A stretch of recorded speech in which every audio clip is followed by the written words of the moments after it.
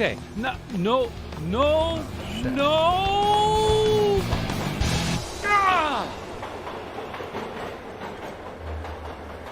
At CoCoTALK, we'd like to thank our Patreon sponsors. A warm thanks go out to Al Hartman, Alan Huffman, Alan Murphy, Blair Ledoux, Brendan Donahue, Brian Joyce, Brian Weasler, Christina Armstrong, D. Bruce Moore, Davey Mitchell, Diego, Disney Saints fan, Eric Canales, Fedor Stamen, Glenn Hewlett, Graham Webkey, Grant Leedy, Jason Bucata, Jason Downs, Jenna Farron, Ken Reichert, Kyle Etter, Malfunct, Michael Pitsley, Paul Fiscarelli, Paul Shoemaker, Richard Lorbieski, Rob Inman, Stephen Wagner, Steve Bjork, Terry Steen, Terry Steggy, The Backyard Shed Gang, Tom C., Tom S., and Tim Lindner. Thank you ever so much, patrons.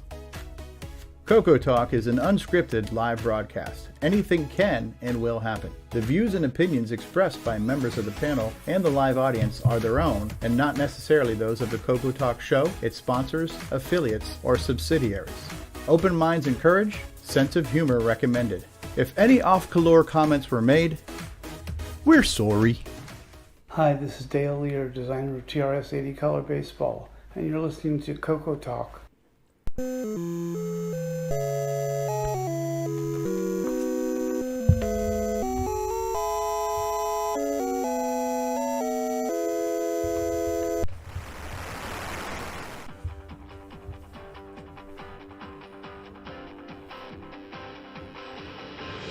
This is CoCoTALK, the world's leading live talk show featuring the Tandy Color computer. It's time to drop your socks, grab your real-time clocks, and let's rock.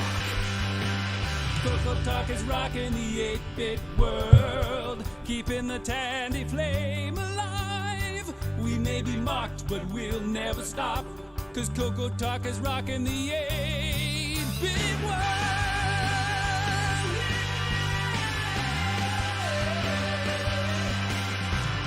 Good afternoon, everybody. Welcome to another exciting episode of CoCoTALK. This week, we bring you a very special guest, none other than the multi-talented Glen Dahlgren, everybody. CoCoTALK is rocking the 8-bit world, keeping the Tandy flame alive. We may be mocked, but we'll never stop, 'cause CoCoTALK is rocking the 8-bit world.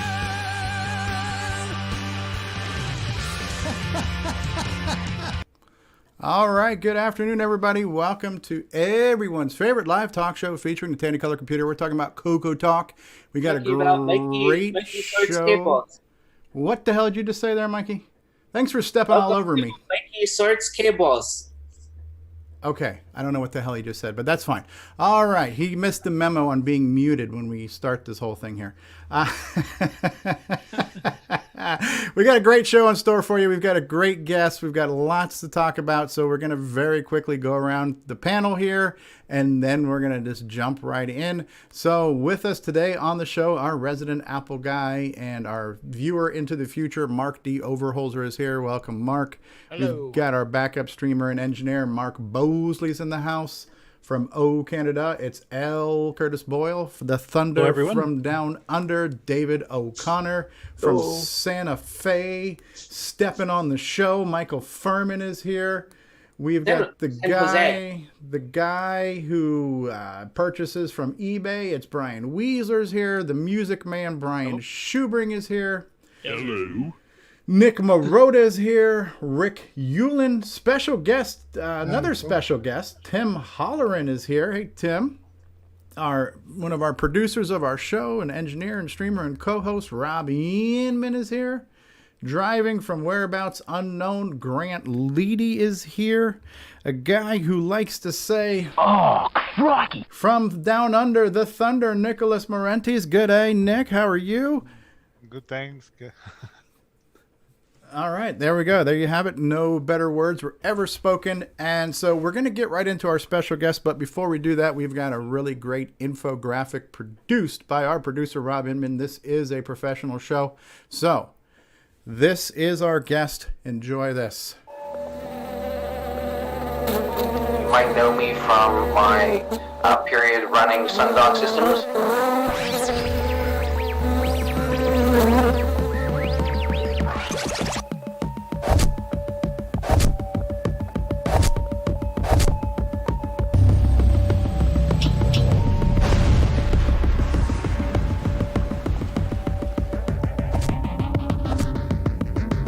might know me from the PC games that I've done, like Wheel of Time, Deathgate, even Star Trek Online.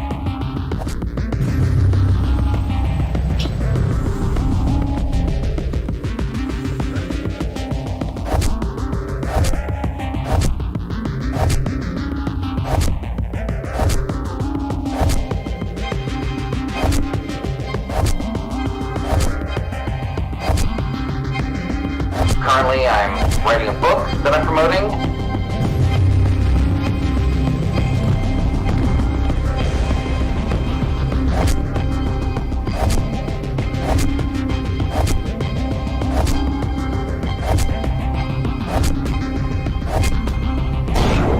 And I'd love to talk about all this and more on CoCoTALK this Saturday.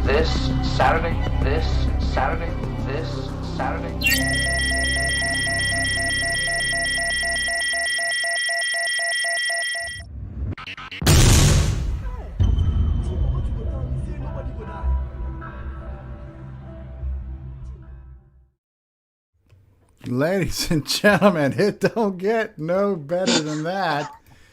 Thanks for that production there, Rob Inman. Excellent job. Now I want to talk to me after that.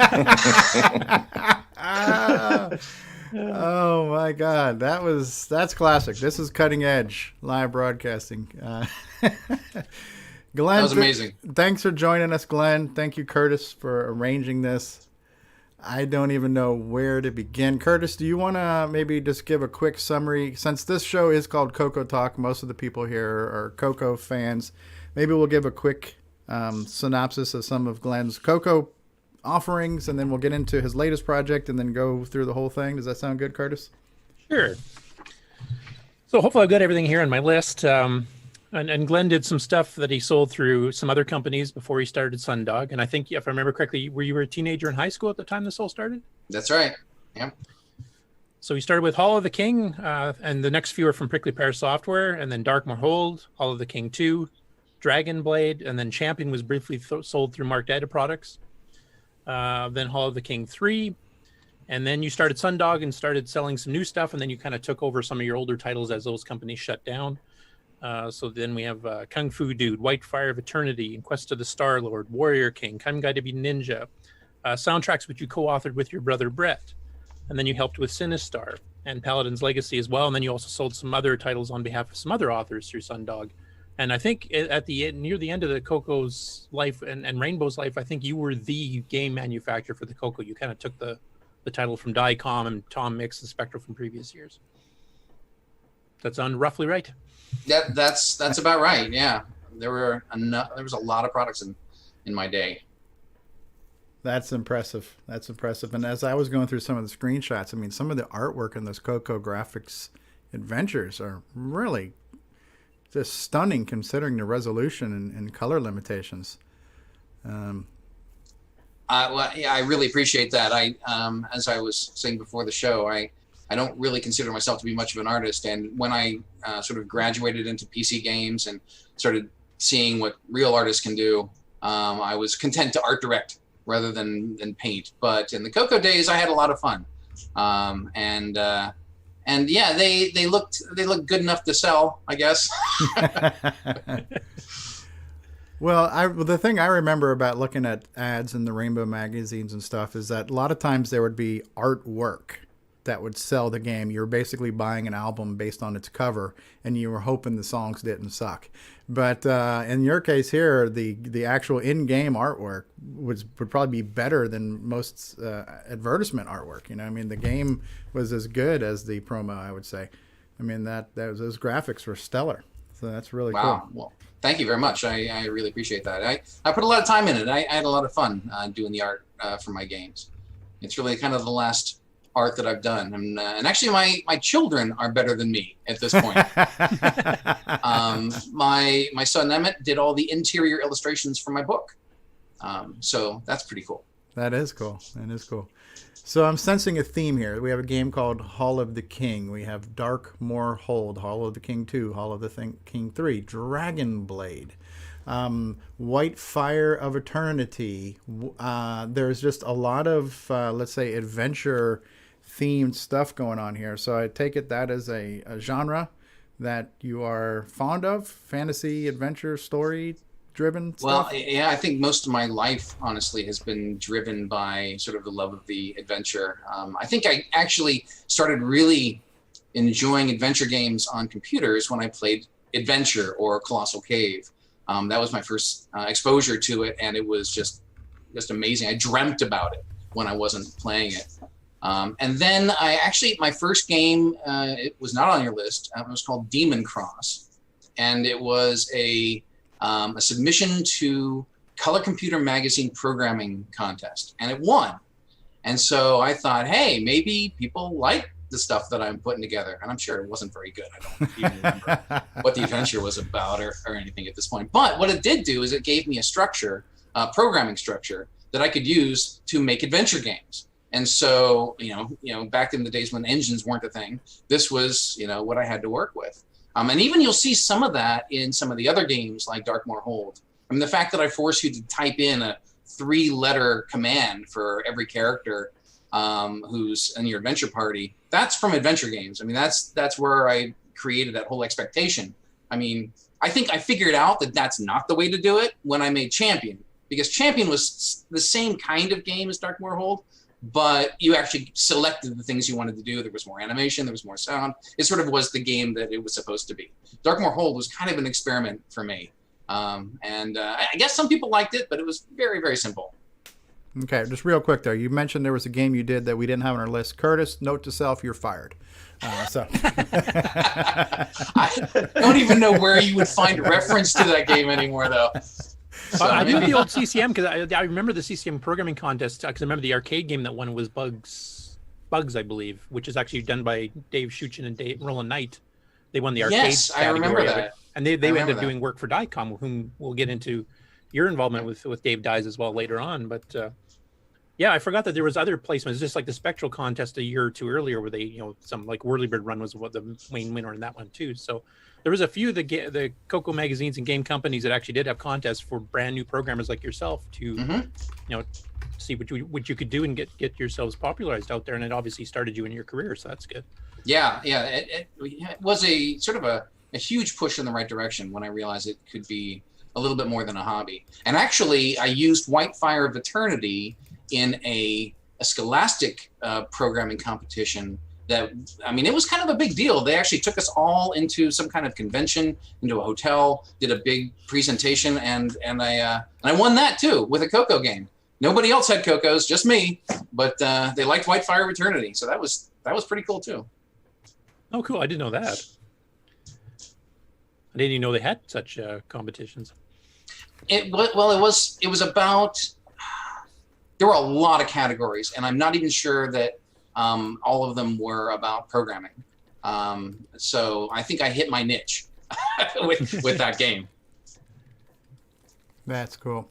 Well, I think maybe we should start off by talking about your latest project first, which is a book, which I think the culmination of everything you've done probably has led up to this based on some of the themes that you work with. And then we can then go back to the days of the Coco and then fast forward from there. So let me real quick, I queued up your cover work here. So this is your latest book, which is called The Child of Chaos. And so it's looking like this is going to be part of a series of books.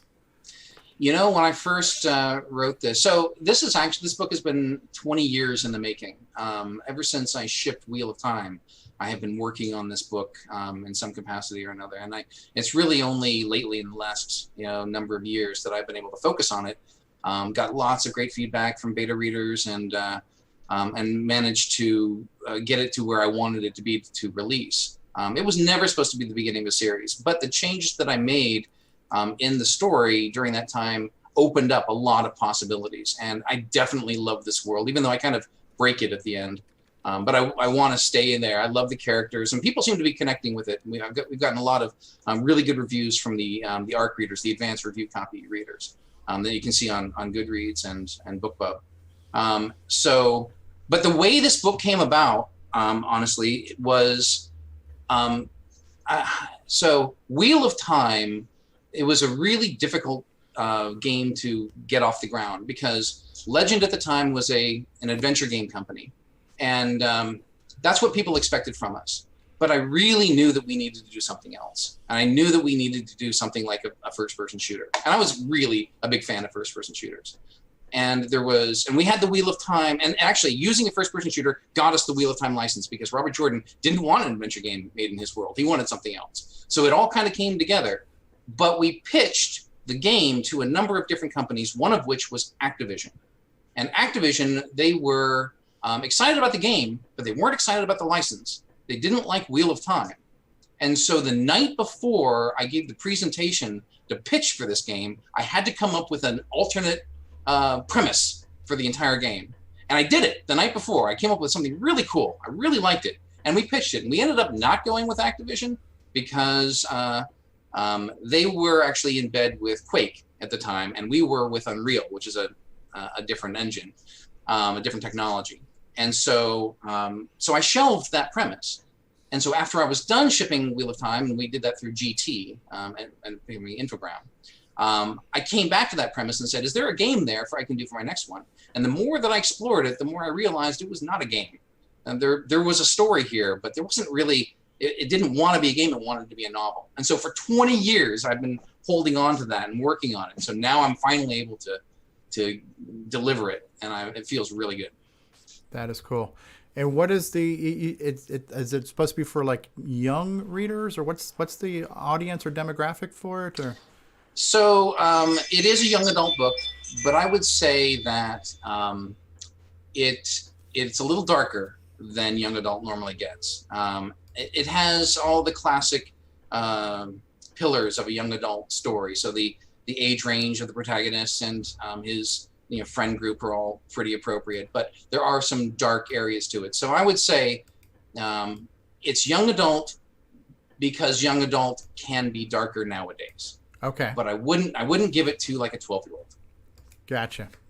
And adults really enjoy it. So just because I'm shooting for that young adult demographic doesn't mean that adults should avoid it. Right. It's not a kid's book. It is not a kid's book. Yeah, and so kind of like just a great, like a movie example is Goonies. Goonies is a story based on young adults, but adults enjoy watching it too, right? It's kind of like a young Indiana Jones. Is that not that that's a story analogy, but just from an audience appreciation analogy? Does that work? Or? I would say, yes and no. I would say it's more like the Hunger Games. Okay. Which is targeted towards young adult, but it gets dark. Gotcha. Yeah. Now, you've mentioned on the cover that it's book one, so obviously you're Yep. planning sequels. Have you got a whole plot laid out for the future and how many books you're planning on doing, or is that still open-ended? You're still developing it? I know what the sequel is, but actually what I'm doing right now is working on the prequel. There's a character in there that people really, really connected with. And I got a lot of feedback saying that people wanted to know more about it. So I'm writing a book based on that character. And it's called Game of War. It's based on Dantes, the priest of war, inside this book. And it's kind of amazing. I'm actually really enjoying writing that book. And I'm hoping it takes me less than 20 years. There was a quote I became familiar with, and it had to do with the author of Ready Player One, Ernest Cline, I think. And he said something like, you've got your whole life to write your first novel, and then you got a year for each subsequent one, right? So it's almost like people need that. You got to churn them out, and then the pressure goes on, and you have to worry about the quality and all these other things, right? So it's a really interesting ecosystem in self-publishing. It seems like the general consensus is once you start doing this, it's all about quantity. It's all about making sure that you have enough pages out there to read so that you will get compensated on Kindle Unlimited. And I can't buy into that. And maybe it's because I've shipped a lot of product, and I can't ship one unless I know it's what I want it to be. And so I can't imagine doing like a novel a month, which is what some of these people are doing. And they're successful at it. They have an audience for it, and that's great, but it's just not me. I was going to mention too, you've got on your cover there, you've got the mention that Piers Anthony gave you a rave review for it. This is what fantasy fiction should be. So how did that come about? Like, did you contact him? Did he contact you? I know you guys worked together a little bit on some PC games that you'd ported based on some of his Xanth novels, but was there a relationship already there, and that's how that happened? Or so we worked with a number of authors back in my Legend days, and Piers Anthony. We made the Xanth game. That was not my game. I was working on Deathgate at the time, which is based on the Deathgate cycle by Margaret Weiss and Tracy Hickman. So I didn't have a lot to do with that, although I was the person that was really excited about that license, and I made our company go after it. So I was really actually disappointed that I wasn't the one who got that license, even though Deathgate was actually a much better fit for me. So it's interesting. I didn't communicate with Piers Anthony at all during that process or after until recently, when I decided, okay, I'm going to contact some authors and see if I can get them to review my book and get some quotes. And I contacted Piers Anthony, and I think I used the fact that we had made the game in order to sort of get that connection and get him to read something. And he came back and said, I hated the game, and why didn't you guys listen to me? And I had so many good suggestions, and I'm like, oh crap, this is not going to go anywhere. And I said, well, I'm sure the game would have been better with your input. I personally did not write that game. I really wish I would have. Would you be interested in reading my book? And he said, okay. So he got it, and then he said, so I've been reading too many books, and I'm not going to have time to read yours. And I said, okay, well, I totally understand. You have to get back to writing. I mean, he's in his 90s, and he's still writing like crazy. Wow. And I totally got it. And then the next day, he said, I read it, and I just got so enthralled with it. I read the whole thing and wrote a review in one day.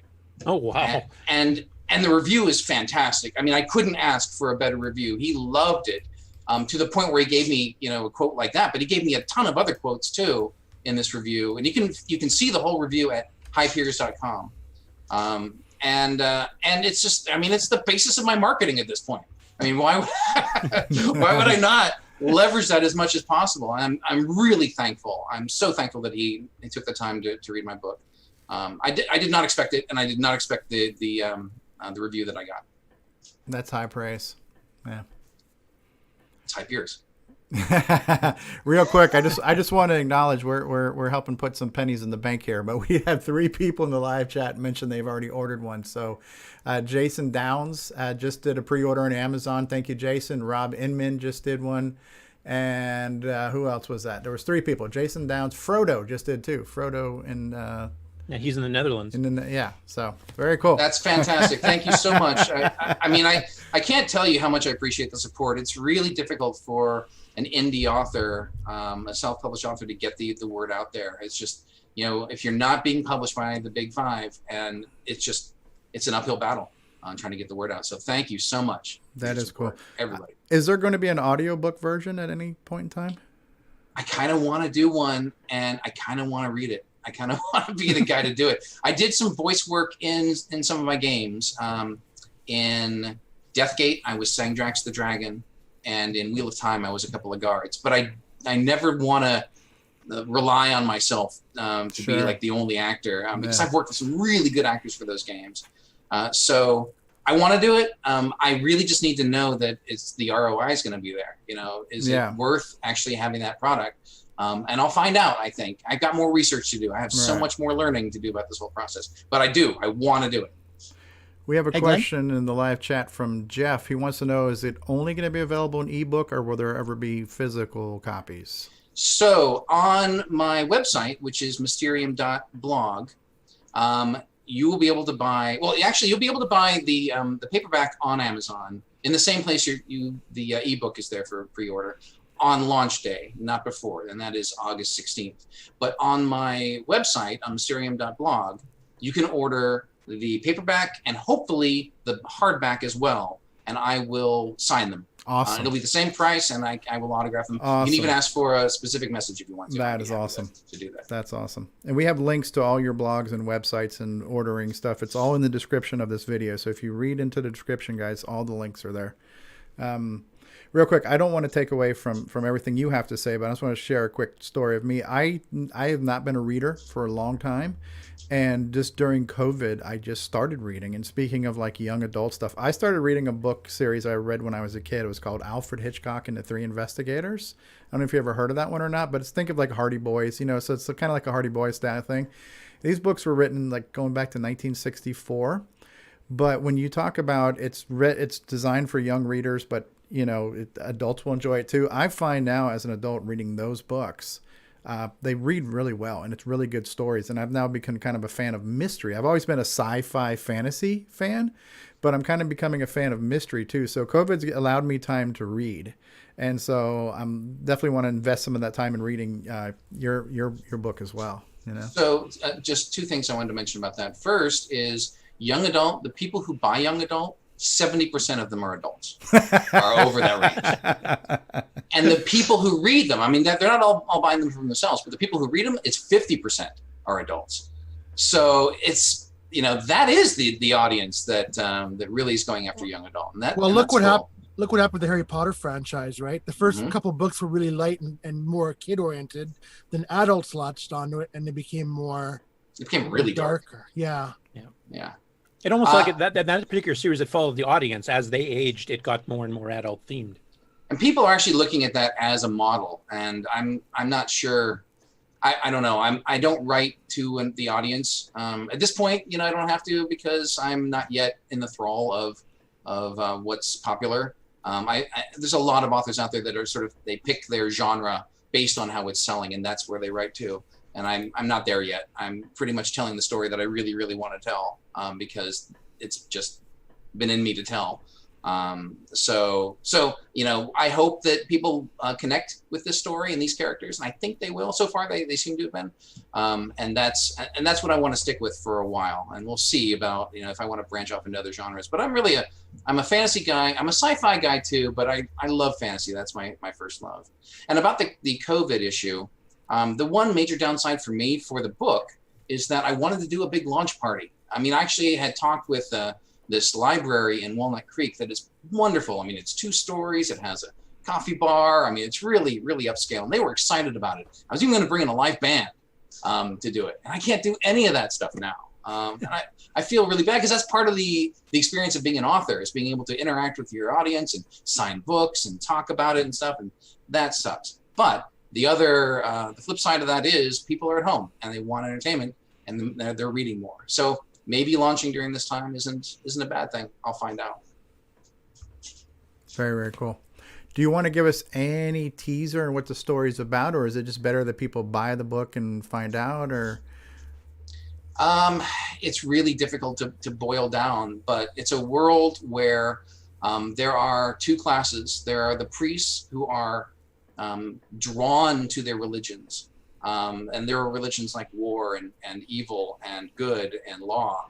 I mean, and it sounds kind of simplistic when I just say it out like that. It's like, not a bunch of crazy, the demon of Mekalabuth or whatever. I don't do that, but it's not because it's not about a bunch of proper nouns. It's about what are they? And they are all aspects of order. And order has shut chaos away a long time ago into this vault. And in the thousands of years that they've been in power, society is pretty much stagnated. They are in power, they love it, but nothing grows, nothing changes, and that's kind of where the main characters come in, and they not only challenge that from both sides. They challenge it from there's someone who's very evil who's challenging it, and there's someone who's just trying to live his life and enjoying his imagination. And both of them are coming after trying to make the world something other than what it is.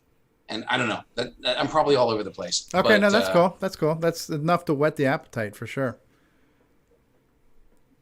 Now, you had mentioned that the cover art, and I'm going to switch back to that real quick too. Tell us the story behind the cover art again for those who weren't talking before the show to you about this. Well, yeah, absolutely. So as I told you before, I'm not an artist, but I do enjoy art directing, and I do enjoy working with people who are way more talented than me. who can actually take some of my ideas and bring them to life and actually, make them into magic. And I've worked with a lot of fantastic artists in my career doing that. And there was one artist that I worked with on a number of games, Wheel of Time and Deathgate, and most of the games that I created at Legend. And her name is Cindy Wenzel. And she had actually been out of art for a while. And she was my first call. I called her and said, listen, do you think it's possible to work again on a project? And I described it, and she read the book, and she was inspired. And I think she was excited to have the opportunity to do another project with me. And it was great. It was a fantastic experience. And we got something, I think, holds itself apart a bit. It's not your standard fantasy cover because it actually sort of invites you into the story. It engages you with those dice, and those dice are really important. In fact, this is a scene from the climax. So as I've heard, somebody told me, the cover to a book makes a promise that the book has to fulfill, and this does. And so far, the reaction to the cover has been fantastic. I mean, I couldn't be in a better position than to have a cover that Cindy made for me. It's wonderful. That is cool. And you mentioned also in the pre-show that there's some inside illustrations too. Do you want to talk a little bit about that and who did that? Yeah, my son Emmett made the interior illustrations, and they're really cool. I didn't expect that to be the case. He was going to give me some temporary shots just to put in there to show to the ARC readers, and they ended up being really wonderful. So I'm happy. There's actually quite a number of illustrations inside. So I don't have one to show you right off the top, but look forward to that. That is cool. I want a hard copy, so I'm gonna reach out to you after the show. That is so cool. That's so neat. It's not every day you get to say, hey, I know the guy who made this book, so even though I haven't met you in person, I can at least say, hey, I know the guy who made this book, man. This is awesome. So I'm really happy for you to know me and for me to know you. Yeah, likewise. Well, listen, the pleasure is all yours. Trust me. So there was, and I'm sorry, I know, Curtis, you're more prepared than I am, but is there a contest we need to talk about or something like that? For the book, yes, there is a giveaway going on right now on Goodreads. I'm giving away 100 ebook copies. And right now, I think it's going on for one more week. Right now, if you join, there are about 300 entries. So, right now it's, you could win one of three chance, of winning the book. So get in there, get your entry in there. All right, I just posted a link to that in the live chat for the Goodreads. What is Goodreads? And I'm sorry, I should know, but I don't know. I've learned a lot of this in just the last few months, so it's fine that you don't know this stuff. So Goodreads, there are really three big sites out there. There's Amazon, Goodreads, and Bookbub. And Amazon, they're the mammoth. They're the huge site. And actually, at this point, they own Goodreads. So Goodreads is kind of their social component, and they have lists. They have people who show what they're reading, what they have on their shelf, what they want to read, and they do these giveaways. So I'd say Bookbub is a better place to go if you're looking for bargains, but they are huge too. They have lots and lots of people there looking for books. Goodreads is a place that you should go if you want to see sort of what people are saying about a book. Okay. As far as the paperback and hopefully the future hardcover, I don't know if that's cemented in stone that you're doing that or not, but we were talking during our sound test a couple days ago about trying to hit the international markets and being able to sell the actual physical copies elsewhere. What stage is that at, and how long would people in, say, the UK or Australia or Europe have to wait for that? Or I already have pre-orders from the UK and from a couple of other places. So I have not publicized, I have not made a universal link, which I probably should, which will take you to the right Amazon store for you if you click on it. But I will say, if you know where Amazon is in your country, go there, and the Child of Chaos pre-order will be there. So you can order it now. The paperback and the hardback, you'll be able to order the paperback in the same place on Amazon, whatever Amazon store is in your country. The hardback, it might be there. I don't yet know. I haven't done the research I need to do to figure out how to get that in there as well. That's why I'm saying, come to my site. I'm definitely going to be putting together a hardback. That's my intention. And I'll be selling it out of Mysterium.blog, and I'll ship anywhere. Very cool. Now, David Lord in the chat is asking, is there any plans on translating for other languages? My wife would really like to translate it into Italian. She is Italian. She comes from Italy. Apart from that, not yet. It depends on if there's a real demand, I'll do it. Part of my words. Part of translating to Italian requires a lot of hands in the air. Right? hey, I got your story right here, right? So that'll be on the YouTube video. That's cool. Well, we definitely wish you a lot of success for that. Feel free to check in at any time if you want to give us updates on how it's going with sales and things like that. And I'm following you on Facebook. I think I'm following you on Twitter now. And so if you're going to do more appearances, we want to know, and so we can stay on top of that. And it's Mysterium.blog is the best place for people to come, and that's your blog, and your body of work on there. I was looking at your catalog today is really impressive. So if people want to see a lot of the things you've done, Mysterium.blog is the place to go, right? Yeah, there's a lot of actually behind the scenes stories about the development of a lot of my games. Unfortunately, I started from pretty much most recent to least recent, so I haven't written up a lot of stuff about the Coco stuff because that's so long ago. Mm-hmm. I even have to remember the things to write up about the Coco. And there wasn't as many sort of, oh my God, it's a complete disaster and we have to figure out how to salvage the game stories about that, because it was me. I was making the game, so I had to solve my own problems. But as the teams got larger, there's more of those kinds of stories. Like, I have this client who has these priorities, and I have this client who has completely different priorities, and how do I make everything work? And there's some of the stories, especially for like Unreal 2. It's a really interesting read. Excellent. One of the things that Curtis was talking to you about too was kind of dealing with Rainbow Magazine and advertising with Rainbow, being on Rainbow. I don't even know where to begin to set this up, but Curtis, you want to help me here, and maybe how do we lead into this here? Well, I'll mention from talking to multiple companies and authors that advertise their games in Rainbow that some of the Rainbow staff definitely had favorites that they played, and they'd give them different discount rates for the exact same advertising. And that became, a bone of contention with quite a few. And I think it's why the market kind of shrunk a little bit faster than it probably would have normally at certain stages during its publication life. And I mean, you've mentioned in the past some, hinting at some stories on that. And I've talked to Dave Dyes about that and a few others as well from other companies. And it's never been really talked about in public. And this is not meant to be a complete mudslinging. Everybody's human, and everybody has their biases and their favorites and stuff. And I mean, some people helped support Rainbow in the very early days when they were literally a line printer on Lonnie Falk's kitchen table type thing. So he probably did play favorites with people that supported him early on.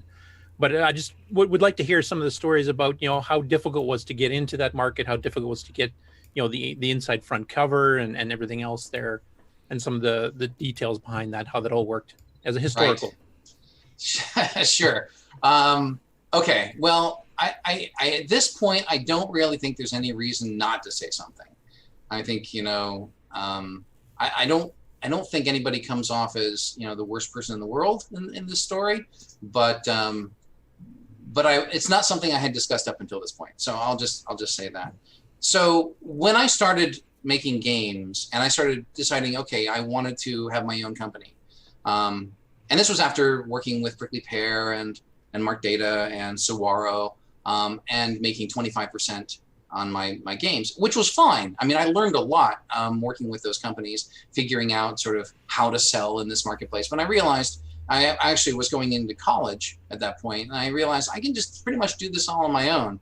And I wanted to sort of make it my own entity, make my own vision, because I wasn't, a cactus. Because Prickly Pear, I mean, Saguaro, they told me they just copied Prickly Pear. That's why they're called Saguaro. They just took Prickly Pear's business plan and made them into Saguaro. So I'm not a cactus. So I worked with Prickly Pear, and Prickly Pear was great. I honestly had the best time working with them. And in fact, when they decided, and they were the second owners of that company, they purchased it from the Prickly Pear people who came before them. And when it came time for them to kind of be done, they actually wanted to sell me the company. And I said, that's great. Honestly, I have a lot of respect for Prickly Pear, but I kind of want to do my own thing at this point. But what they did for me was they created a relationship for me with Rainbow. So they were one of the earlier advertisers in Rainbow. And once you get a rate with them, it kind of locks in. And so by creating that relationship, I got their rate. And it was significantly better. And for a college student, I kind of needed that. In fact, if I didn't have that, I don't know that I would have been able to start my company. So I ended up, I think, with a half-page ad just to start with. And then things went really well. I mean, people seemed to like the games. I was writing all my own stuff at the time, so I only had to pay myself, and I had to pay advertisers and pay for the cost of goods. And then it started, getting bigger. I went to Rainbow Fest, and I started getting full-page ads. And there was one Rainbow Fest was a lot of fun because I think it was at the same Rainbow Fest that I met both Steve Bjork and Dave Dyes. And these were my heroes. I had never realized, these people you could walk up and talk to them, and that was really cool. And both of them were very approachable and really nice. And Dave and I really hit it off. He was a nice guy, and he loved the idea that he could kind of come in and help me out a little bit, because he saw me not as a competitor, honestly, but as a fellow games maker. And so that relationship helped me a lot. He ended up giving me access to Roland Knight's assembler and some of their DOS routines, which were invaluable in making games later on.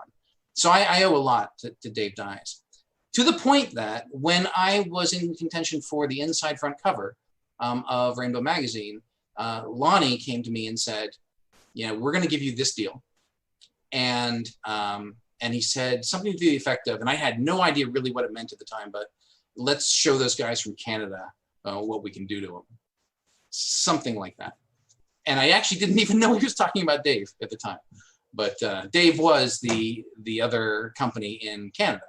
And so this was a big deal for me, because I was a college student with not a lot of money, and he was asking for a significant more for the placement and for a full page there. And so I said, okay, well, I'm going to talk to the one person who can tell me about this. So I went to Dave, and I told him the deal that he was offering me.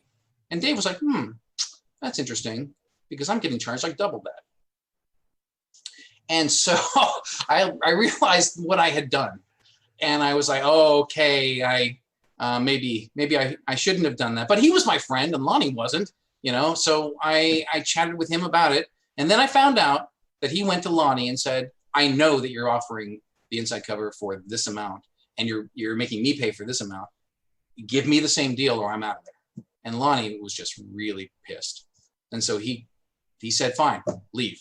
And so that's why for the longest time, there was just nothing on the back cover. There was like a Christmas message or something like that for a number of times. And then I think someone else picked it up. And then he came back to me and said, all right, you can have this deal, but you need to do it right now. And you need to do it with whatever art that you have.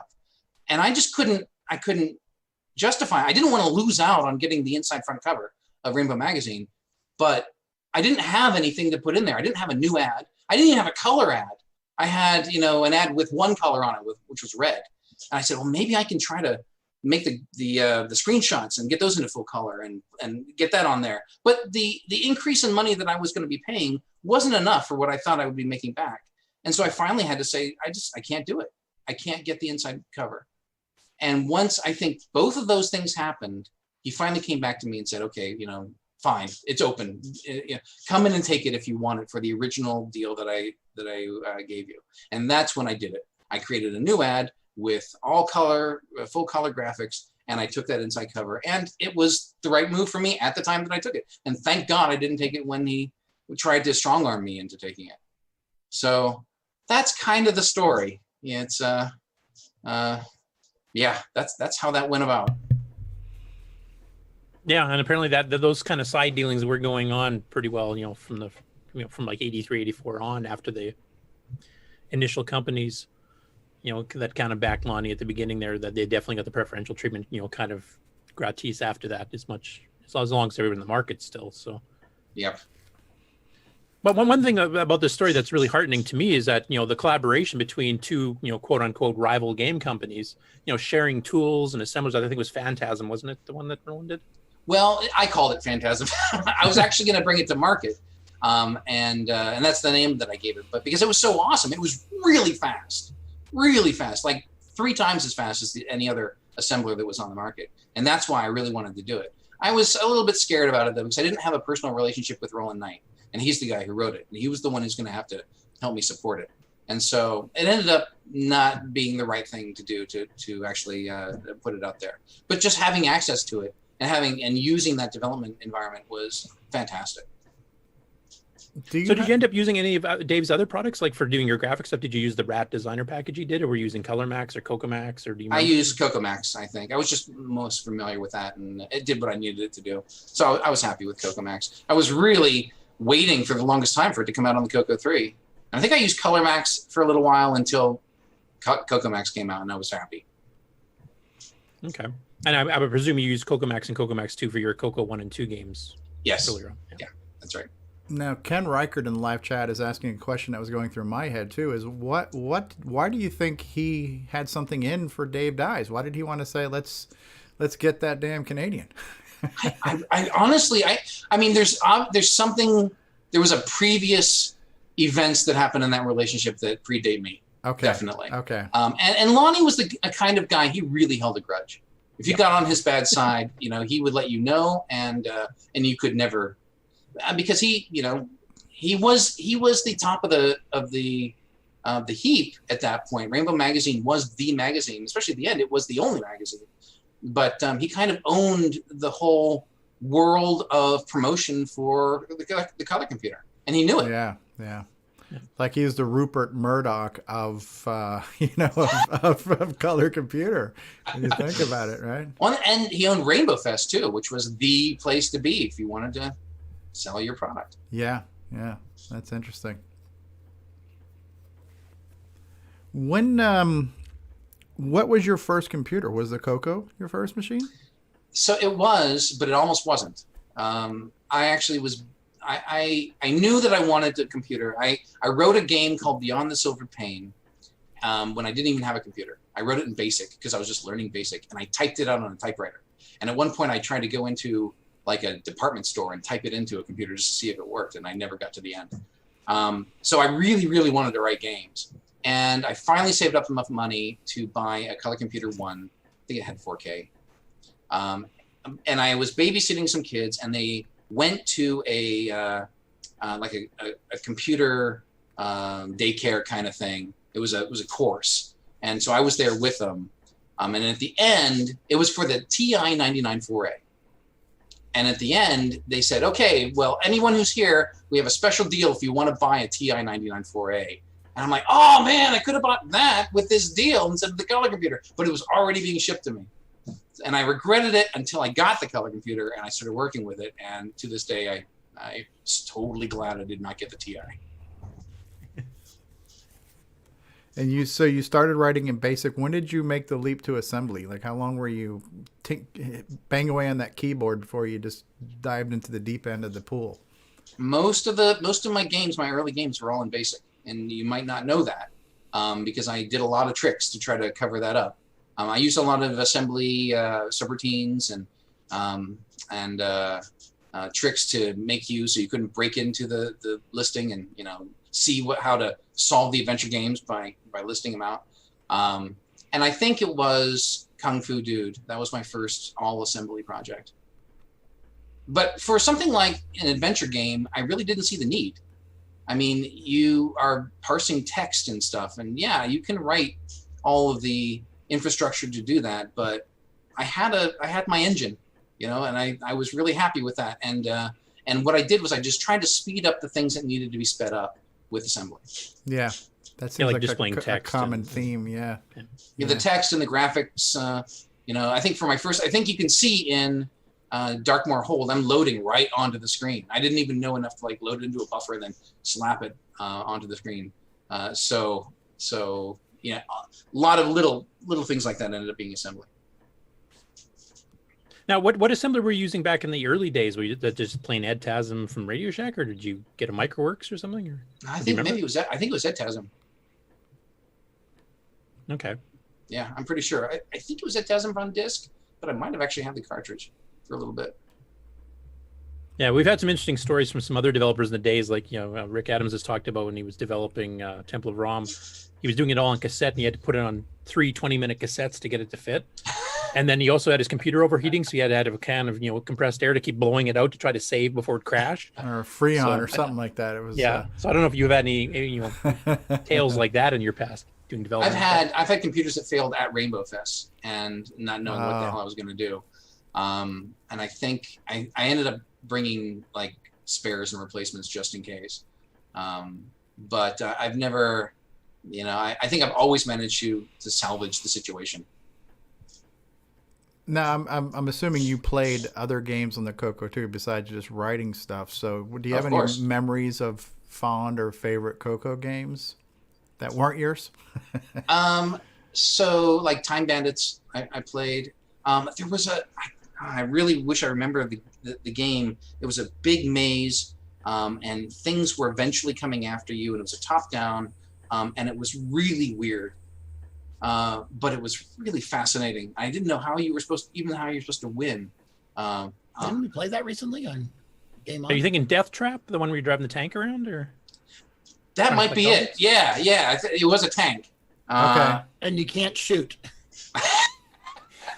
It was really fascinating and it had a really interesting atmosphere. I really loved it, but I couldn't figure out how to win. I mean, could you even win? Yep.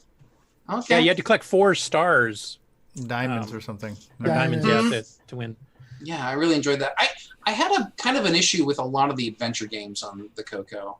And I think it's because, and I have this issue with adventure games in general. If I don't trust the author, then it's very difficult for me to play the game. Because adventure games are very difficult to design. And even my early ones, I don't know that I would trust me either at that point. But it's all about logic.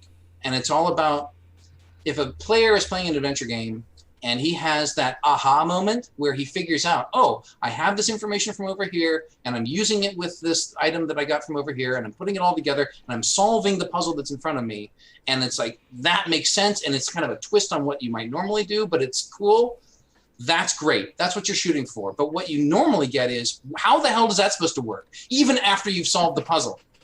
It's like I just tried every item on everything, and then suddenly something worked. And that's, I really didn't like that. And I think there were a number of adventure games that were just unplayable in the Coco world early on. I would even say like Sierra produced a bunch of games that had restore puzzles, which is you cannot figure out how you're supposed to solve the puzzle until you die. And that's like, I've got a list of like 10 different things that you just cannot do as an adventure game designer. And that's one of them. Yeah, I remember that. Like, if you missed if you didn't pick up a certain object at an earlier stage of the game, and you missed that opportunity, you're stuck. You can't win, and you can't go back, because this was before the whole open world concept happened. So it was very linear, and and you could get into these Kobayashi Marus. That is a bad design. Absolutely. That actually is a different problem. What you're describing is just bad design. Yeah. Because if you don't get the thing that you're supposed to get, and then now you need it and you can't get it, that's just, something like that should have been spotted. What I'm talking about is like you walk into a room and you fall in a pit, and there was nothing to tell you that there was a pit there. But now you know that there's a pit there because you fell in it. Right. That's a restore puzzle. Okay. And so now you have to swing over the pit, even though there's nothing telling you there was one. Okay. Plus, a few of the games, had leaps of logic. Well, I wouldn't even call it logic, just leaps of faith, basically, because you're some random thing that you'd never think of in a million years, is what you have to do to get to this next stage of the game. And there's a few of those too.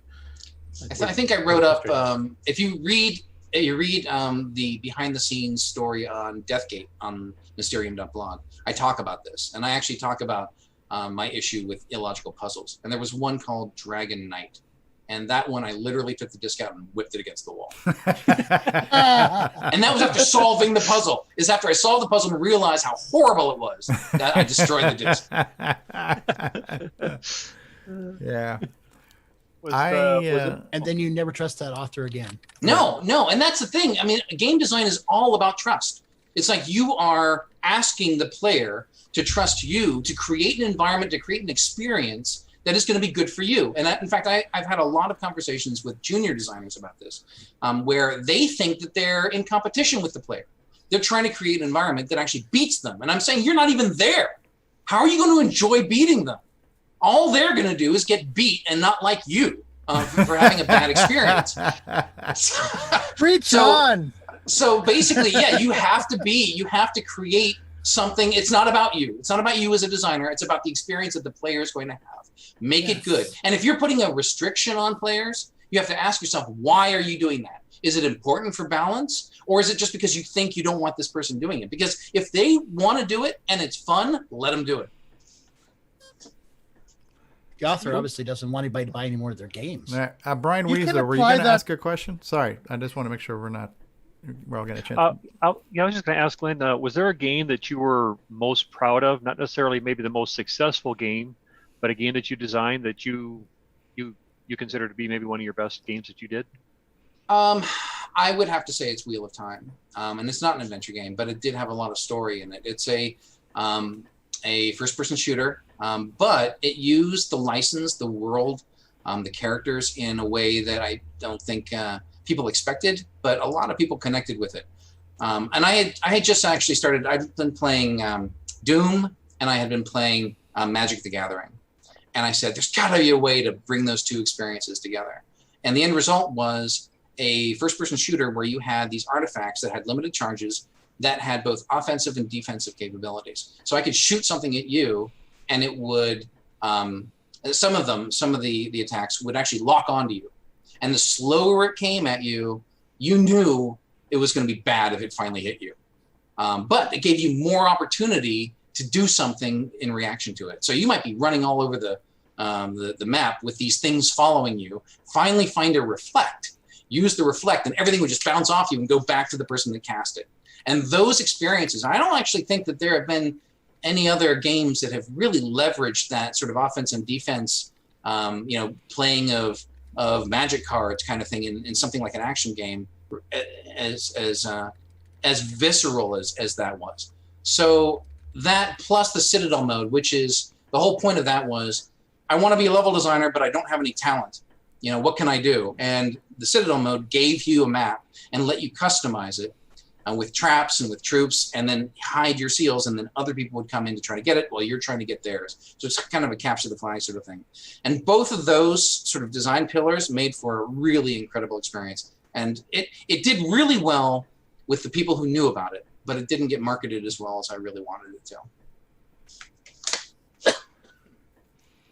So did you have a lot of creative control over things like Wheel of Time yourself? Like, did you really drive the entire thing, or did you have other people that you had to kind of, merge their opinions with yours type thing? So I'm a creative director. And usually what that means is I'm the lead designer. I'm in control of the artistic vision. So I answer to somebody, but it's usually the executive producer. And the executive producer is there to clear problems out of my way. But I'm the one who holds the vision for the game. And so it gets, I'm responsible for a lot in that case. But the more creative people, the more talented people you have working for you in a situation like that, the more you want it to be a collaborative experience. And I learned that kind of early on. I was coming out of the Coco world. I was an auteur. I was the guy in the basement making my game, and nobody else was going to tell me the way that game should be, and nobody else was really influencing the game. But when I got into PC game design, I realized, I started out with that mentality, and then I slowly understood, no. There are lots of people here with really good perspectives on things that I need to incorporate into that vision. There were people there with ideas that you didn't want to incorporate into that vision. That happens all the time. But I learned that the way to deal with that is to listen to everybody, respect what they're saying, because there may be something that you really need to hear in that. And then if you can't do it, if you can't do what they think is a good idea, explain why. Walk them through the process. Here the design is this way, and it will break if we do something like that. I had executive producers, honestly, that tried to do that. They would come and identify a problem and try to solve it. And I'm like, okay, well, I've lived with this design for years now. I'm kind of familiar with what's going to happen if we try to solve it that way. And then I'd have to walk them through the process and say, go ahead, throw the problem over the fence at me. I'll catch it and I'll figure out how to solve it, because that's my job. So there's a lot of responsibility, but it's a lot about people issues too. Making sure that you have a talented team that's invested in the final product that you're making. That is interesting. I think modern video games now, when you look at some of these big productions like the Assassin's Creed franchise, for example, it is so big, and it's such a big game, such a big story. It makes you wonder, what are the teams? And you're talking about some of the administrative parts of this that I think most game players don't even think about. I mean, what do you think a studio like Ubisoft has to deal with when dealing with one of these major AAA titles? I can't even imagine. I'm sure you've got a reasonably good idea. Yeah, I actually there was an opportunity to work at Ubisoft for me. I was thinking about working on the Rainbow Six franchise, and I ended up not wanting to go to Canada. So I stayed here. I actually started working on Star Trek Online at that point. But what's with all the Canadian hate today? I have nothing against Canada, but I did not want to go to Montreal. It's just too damn cold. Oh, okay. Well, that makes sense. Yeah. That's where Ubisoft was. Yeah. Should have asked for Vancouver, BC. I really I've worked with the huge teams. Unreal 2 was a big team. I had a lot of people who were not all in the same place, and that creates all kinds of other issues too. Trying to direct people who are off-site. And people problems are a huge part of that. I mean, people have real egos. Like on Unreal 2, we had the level design team and we had the artist team. And the artist team, they figured, hey, we should own the final look of the game, right? That's what you're paying us for. We're artists. We've been trained to do that. But the level design team came up through sort of the traditional first-person shooter, 3D level design way of doing things. And when they were making maps, they owned the final look. And the thing of it was, from a practical point of view, they were the last ones to touch the level. So it was hard to tell them, no, you can't own the look of your level, even if what you're doing looks good to you, because the artists are there to provide that expertise. And so for a while on Unreal 2, even before I actually joined the project, there was kind of a civil war forming about who actually owned the look of that game.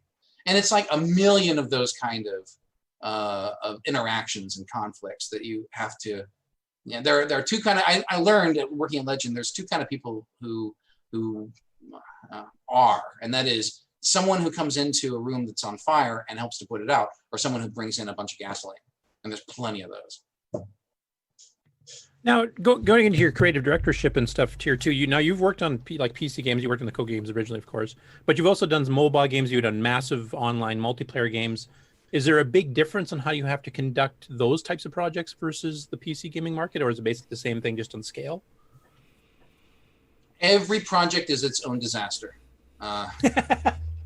I mean, so you learn something from every single game you work on, and you hope you don't make the same mistakes twice. But I mean, the fact that every project has its own team means it's got its own challenges, because every team has its own individual quirks and talents and, things that you want to capitalize on in order to make the best possible product. And it could be that this team, shouldn't make the game that they've been assigned. At Legend, we were lucky in that we could kind of choose. I would pitch product, and I would do so based on the people that I knew I had in my pocket. What were their talents, and how could they be best applied? Wheel of Time was kind of, sort of launching off into the deep end, and we didn't have any of those people. I had to figure out how to build the team for that game without knowing how I was going to do it. Luckily, I had some artists. I had some incredible artists, and I used that to create some shots that sold the game before it ever existed. And if I hadn't had those, no way anyone would have taken me seriously. So luckily, I had enough expertise in one area that I was able to sort of bluff my way through and get expertise in another. That's how we got the Unreal Engine. Is we showed those shots to Mark Rain, and he said, "God damn it, we need to make that in our engine." And Tim Sweeney, the same thing. As soon as I took the shots and I showed him, we went to his house. We were the first licensee of Unreal, And I showed him the shots, and he didn't even really listen to much after that. I mean, Tim's a really, really interesting guy. He just started recreating some of the shots in his engine as we were talking.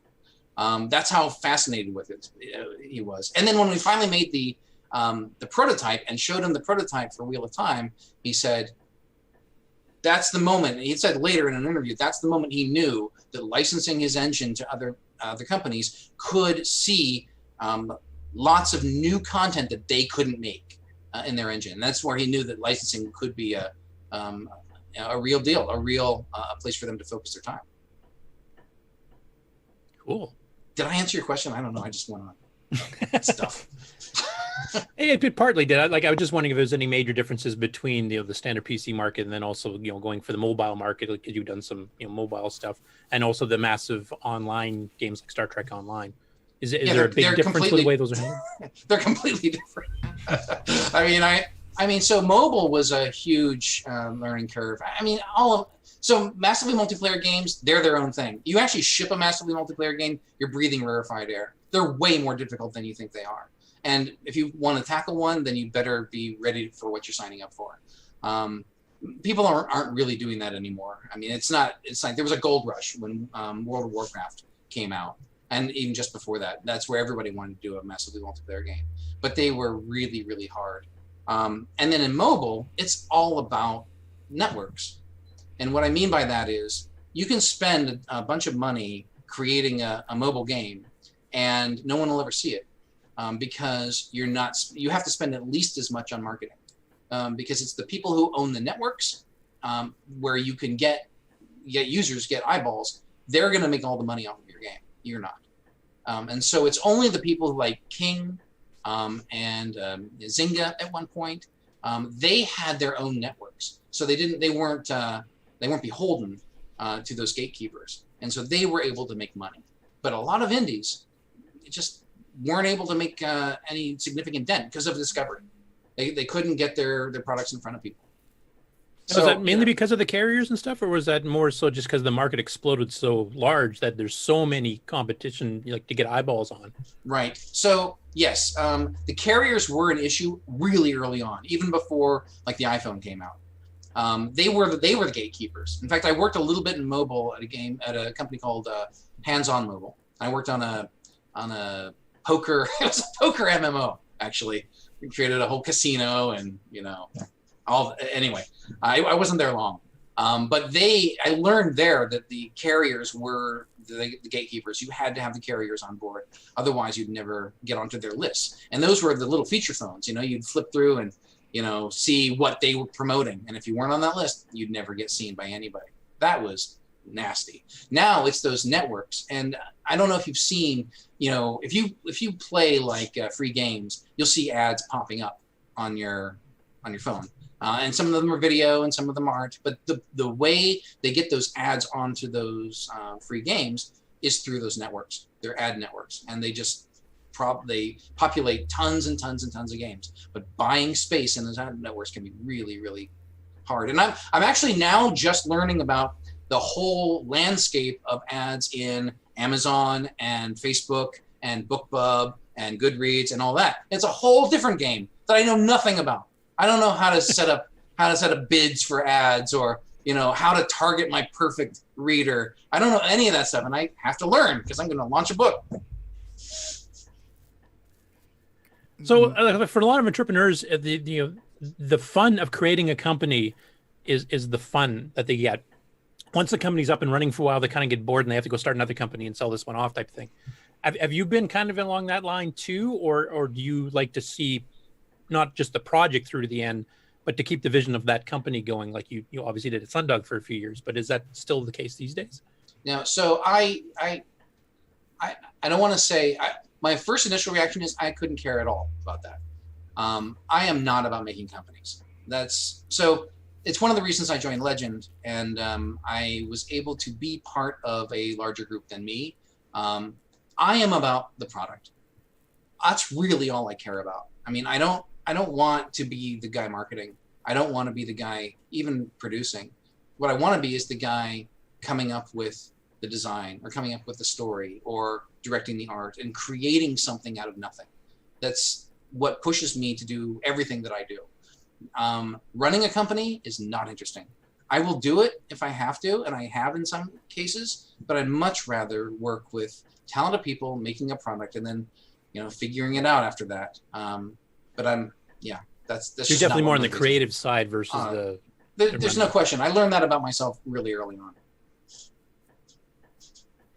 And then I just wanted to ask, this is going back to the Coco days there, like I was taking a look through the ads in Rainbow, and you mentioned like you did the original 5-page ads and stuff.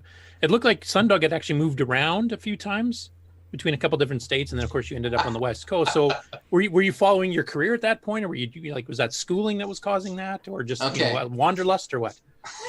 Yeah. So when I first started, I think Sundog always was out of my dorm room in Penn State. That's where, and I actually used that address in my first ad, but the dorm room wouldn't take mail addressed to Sundog Systems, so they returned everything they got sent there. And I didn't know it for the longest time. I just thought I wasn't getting any orders. And so I finally confronted them about it, and because somebody complained that they got their order returned to them, and they said, you can't run a business out of your dorm room. You can't accept mail to Sundog Systems. So I said, fine, all right. I changed the ad to my mother's house, to my parents' house, and that's the address that I used. And then I created for her a stamp, a rubber stamp that said forward to, and then my address in college. And so everything she got, she stamped and sent on, and that they allowed through because it was addressed to me.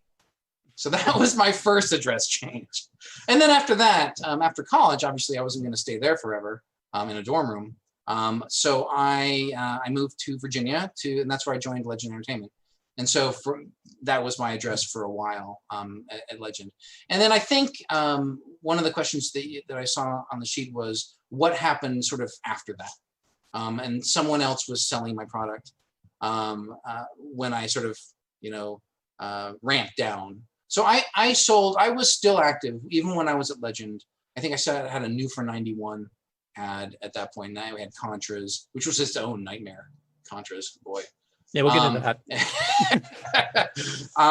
And I did it for a while, but I mean, Legend was, they didn't use the term back then, but it was a startup. It was a fairly new company, new products, and people were working really long hours. And so that's kind of what was expected of me, especially as a new guy coming right out of college. And so I worked a lot of hours there. I really didn't have time for Sundog Systems. And at that point, the market was declining so much that it really didn't make sense. I couldn't really program. I didn't have time to program in it anymore. And I wasn't even really doing a lot of that at that point. I was mostly selling other people's games through Sundog. And so when it got to the point where I just really couldn't spend the time on it anymore, this offer came to buy a non-exclusive license to sell the product, to sell my games. And at that point, what I really cared about, honestly, was getting all of my authors paid.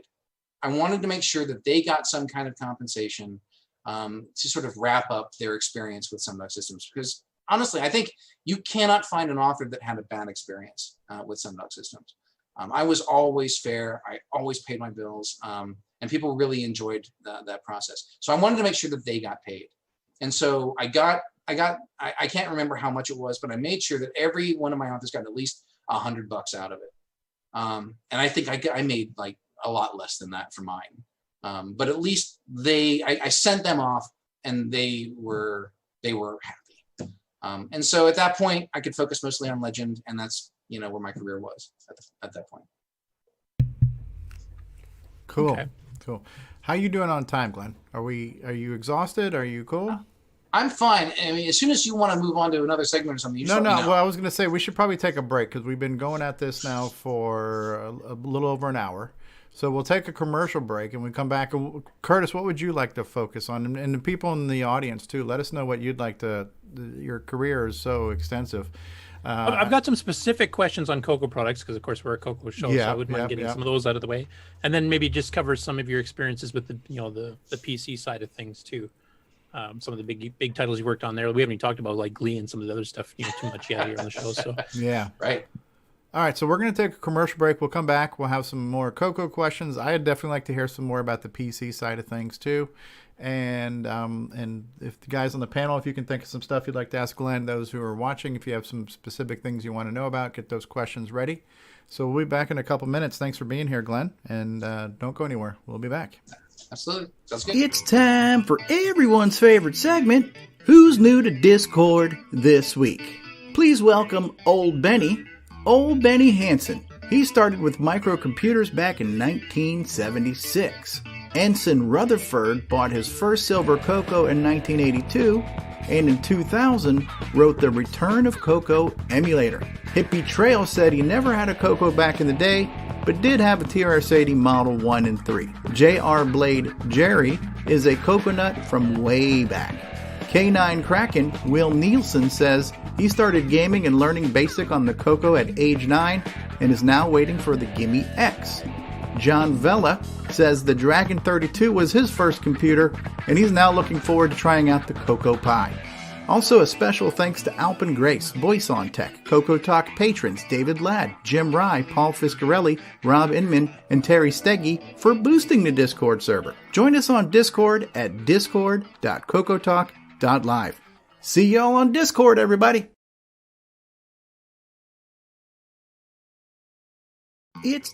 And now these messages. It's a Radio Shack Merry Christmas. This year, I needed to give a real family pleaser. Honey, please help me with this budget. How about a new game, Dad? Please. And I found it. Radio Shack's Color Computer 2. On sale for just $99.95. It entertains, educates, manages. It's expandable and affordable. Now that really pleases me. The Color Computer 2. Sale priced for Christmas. Only at Radio Shack. Hi, I'm Kieran Anscombe, author of XRAW, and your brain is resolving sensory input into CoCoTALK. At GSoft, we make games for the TRS-80 Color Computer, TRS-80 MC10, and Dragon computers. Our basic games cover the range of genres from arcade, to text adventures, to simulations, to 3D dungeon crawls. This is our latest puzzle game from Japan, Fruit Panic. So come on and drop by our website and download our latest games. Tired of switching your joystick between the left and right port? Want to change between different controllers? Well, Joey has got you covered. The Joey Controller Switch. Take control of your controllers with the flip of 2 switches. Order today at cocoman.biz.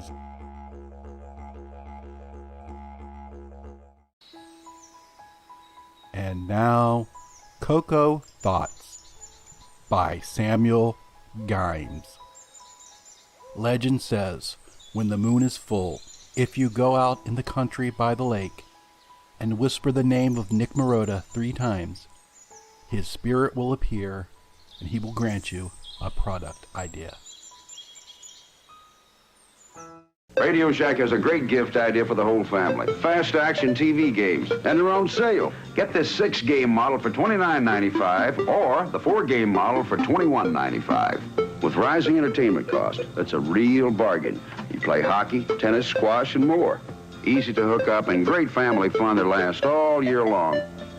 The sale price TV games. Only at Radio Shack, a Tandy company. Hi, I'm Terry Steen, author of Balloon Fire and other amazing games on the color computer. And you're listening to Stevie Stroh on CoCoTALK.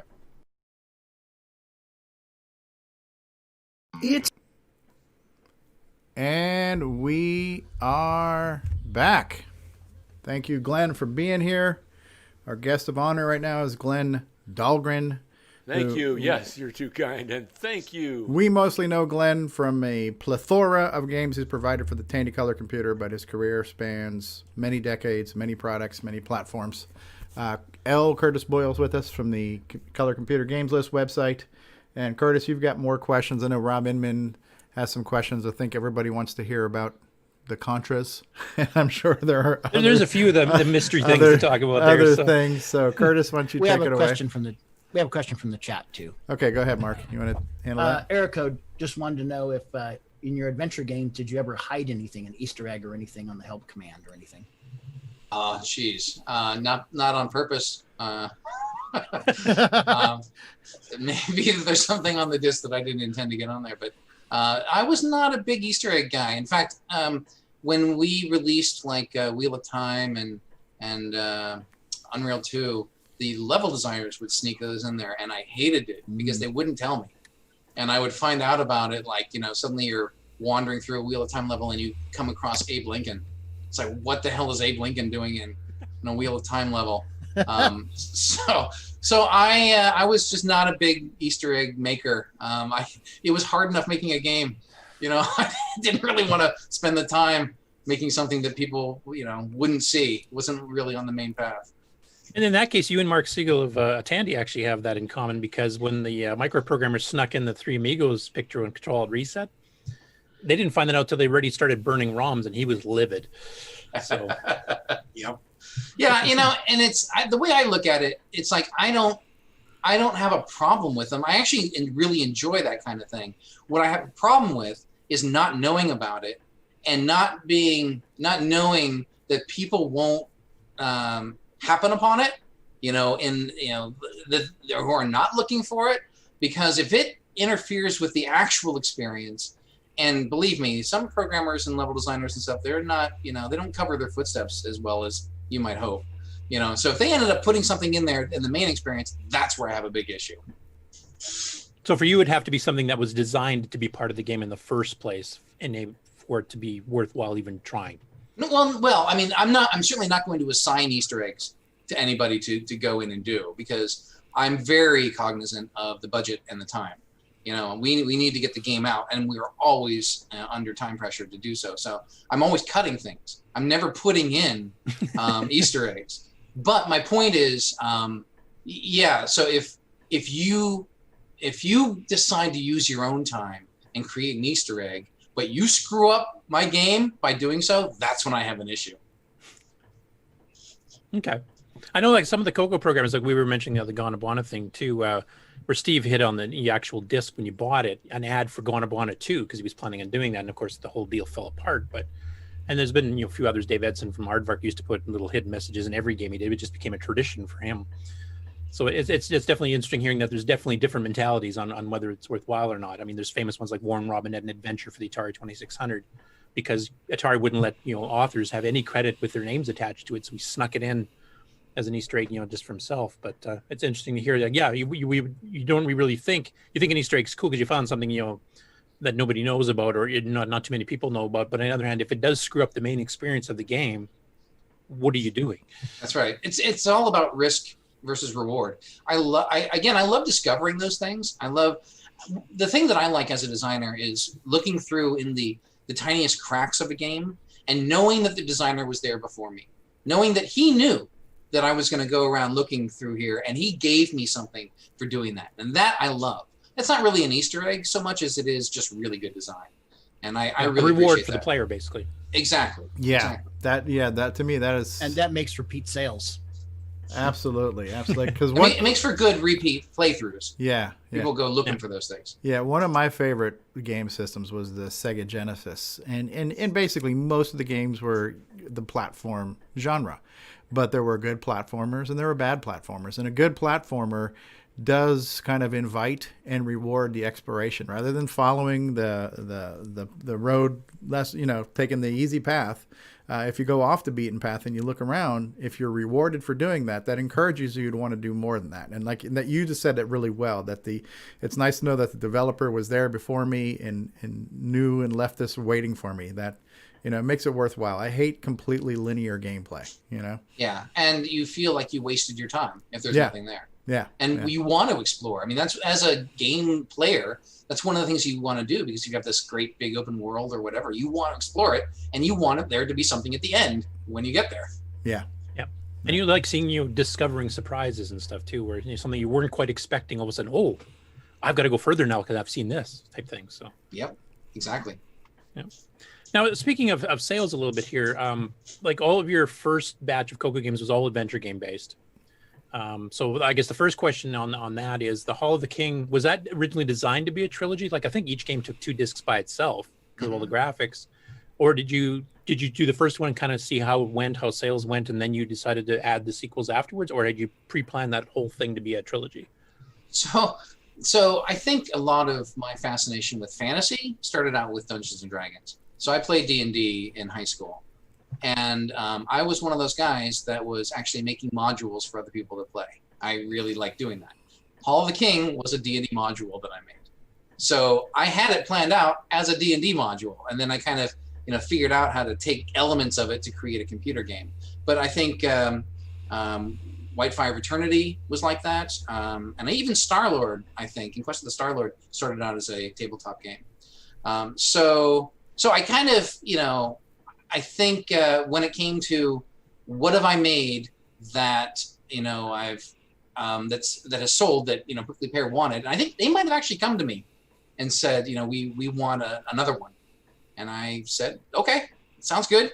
And each one I got a little bit more content in there, and even on the third one I started getting some machine language in there and some animation, so each one started getting a little bit better.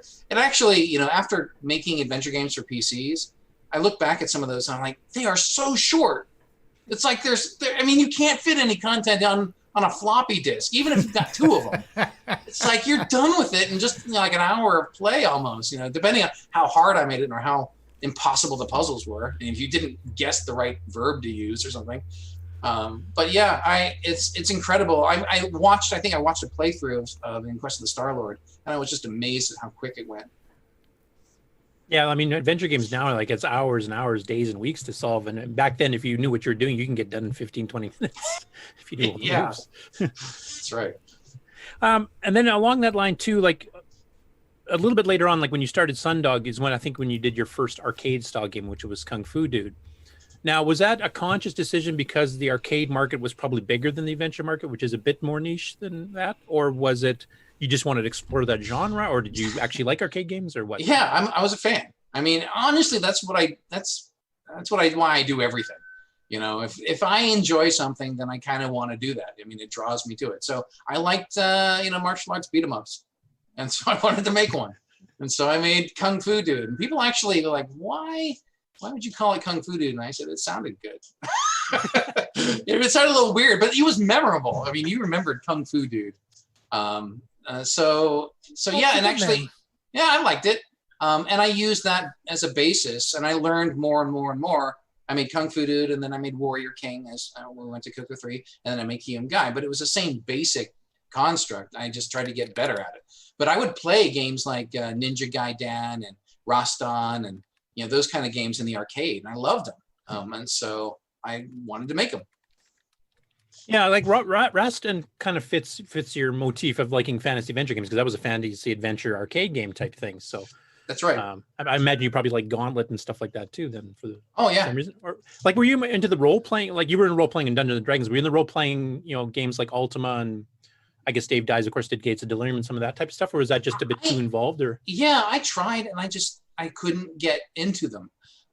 They were probably too demanding in terms of the time required. So I was never a real RPG computer guy.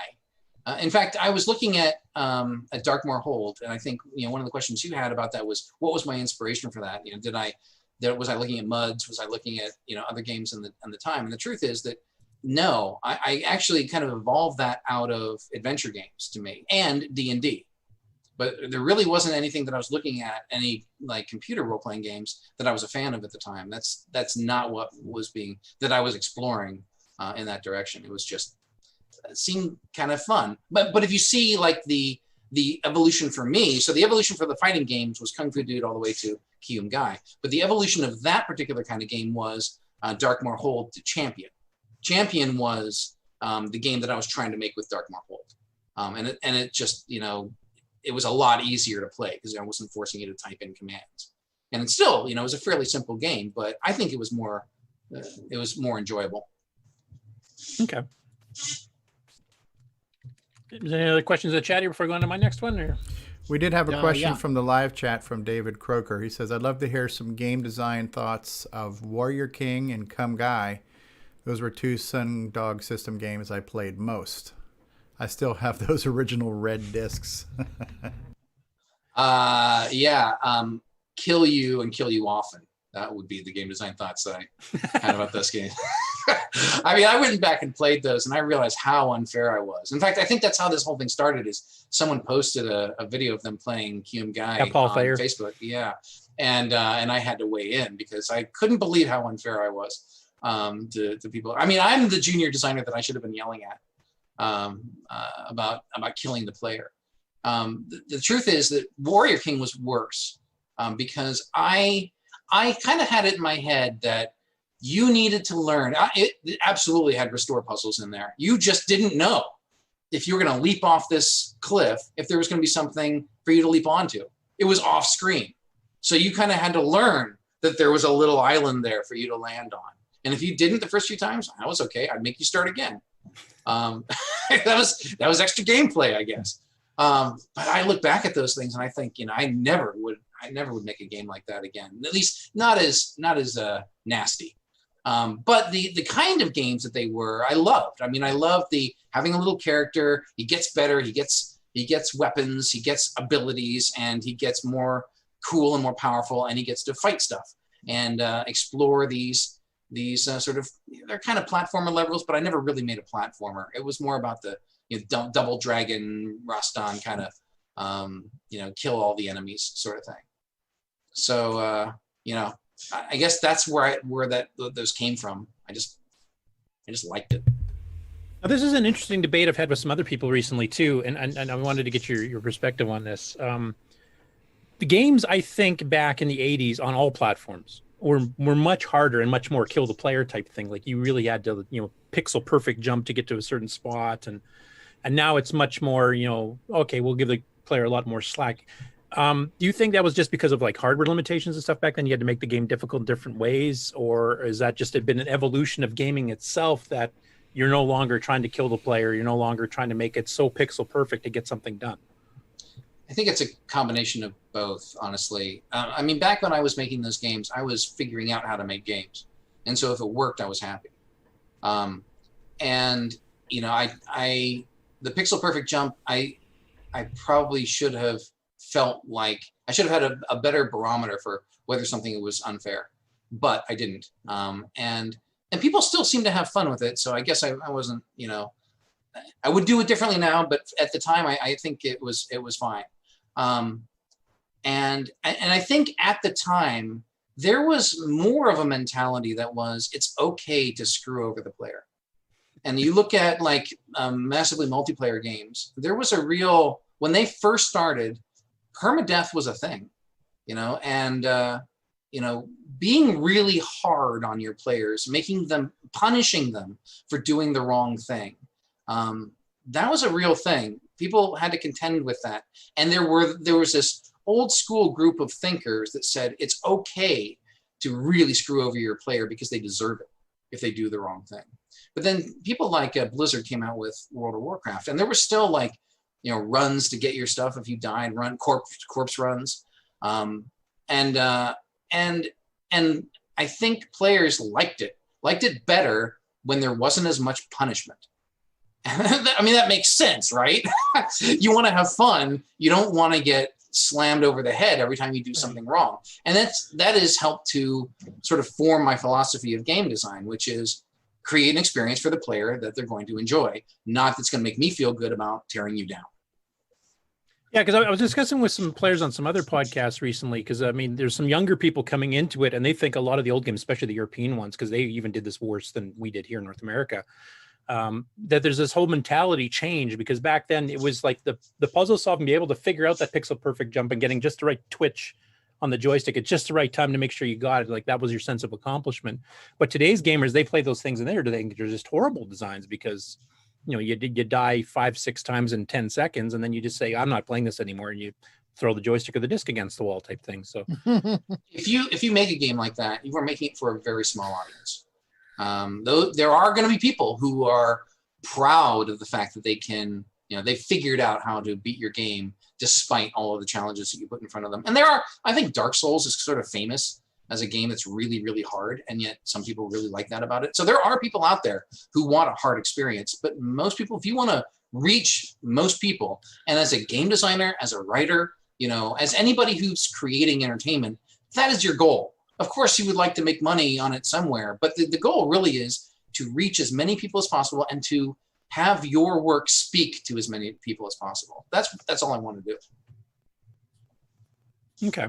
So basically, from what I'm hearing there is that basically the mentality of the developers now has changed over the years, that you want to engage more players, I guess more casual players, it would be one way to put it, because we're getting people that you want to jump into a game 15 minutes because they got a little bit of free time type thing, then jump back out and come back to it later, as opposed to I have to make it through every single level to hit this one pixel perfect jump I missed, you know, last time 3 hours ago before I had to run through all these levels again.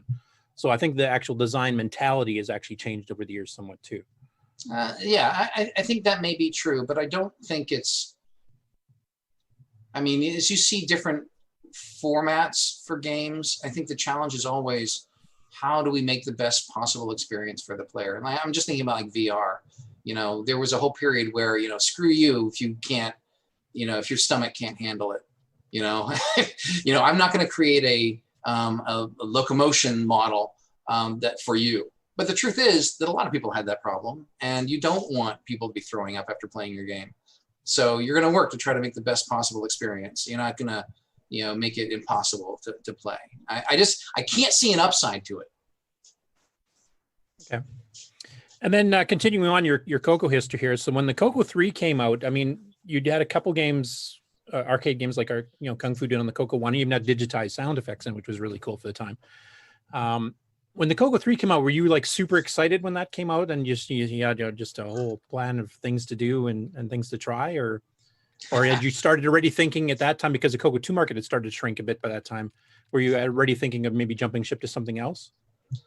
No, I was still definitely, I was all in for the Coco. I think when it came out, I mean, I probably had the same reaction that a lot of people did in developing, which is, number one, wow, it's going to be faster. That's cool. I really wanted more speed out of a Coco. It's going to have more colors. That's cool. But also, I know how to develop for the Coco 1 and 2. I don't know how to develop for the Coco 3. And, you know, I'm a full-time student at a college, and I'm trying to make my way. Am I really going to be able to take this on? And but I think everybody has that reaction when they're faced with something completely new. And the truth is that I loved the capabilities. You know, that it opened up. I mean, it's hard for me even to look at my Coco 1 and 2 games now, because the Coco 3 games are, you know, they're in color for effectively. And so it was a big shift, and I loved the jump. Yeah, like you mentioned before on your Mysterium blog post there, you had the whole stack blasting thing when you're doing Warrior King, because you're trying to get the graphics going as fast. Because one thing people didn't realize at the time, we've got this new screen, it's got 16 colors, it's got more pixels, it's 4 times or 5 times the size of the original one, and I've got to double the clock speed CPU. So you giveth and you taketh away type thing. Like, now I've got to move 5 times as many pixels with only twice as much speed. I mean, you can do palette animation tricks and a few things to help, you know, leverage that a little bit. But I think a lot of people didn't realize, you know, with all this extra graphics, they actually would slow down. So you had to discover new techniques to get the game speed back up using the higher graphics. And I won't ever purport to be like the graphics master. I mean, there are people, I'm sure there are people in the audience who are way better at moving pixels than I am. I know some of the tricks that we did back then was like, you'll see on a Warrior King or Kyum-Gai screen, there's a huge border around them. You know, I'm not moving those. I'm not redrawing those because I don't have to. And if I did, it would be really a lot slower, unless I was doing some hardware tricks, which people do, and it's fantastic. The Contras did, yeah. Yeah, Contras did.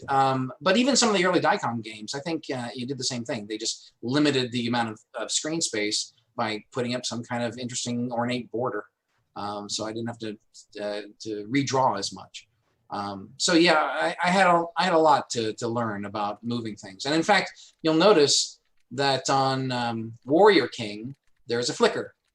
And that's because I am redrawing it, but I'm not syncing it to the refresh rate. And Dave Dice told me, why aren't you doing that? And I said, do what? And so he told me how to do that. And I'm like, oh, geez, I can't believe that I shipped a game with that. And I had no idea why I was flickering. Well, And the funny thing is, so on Warrior King as well, you'll notice his heart is beating.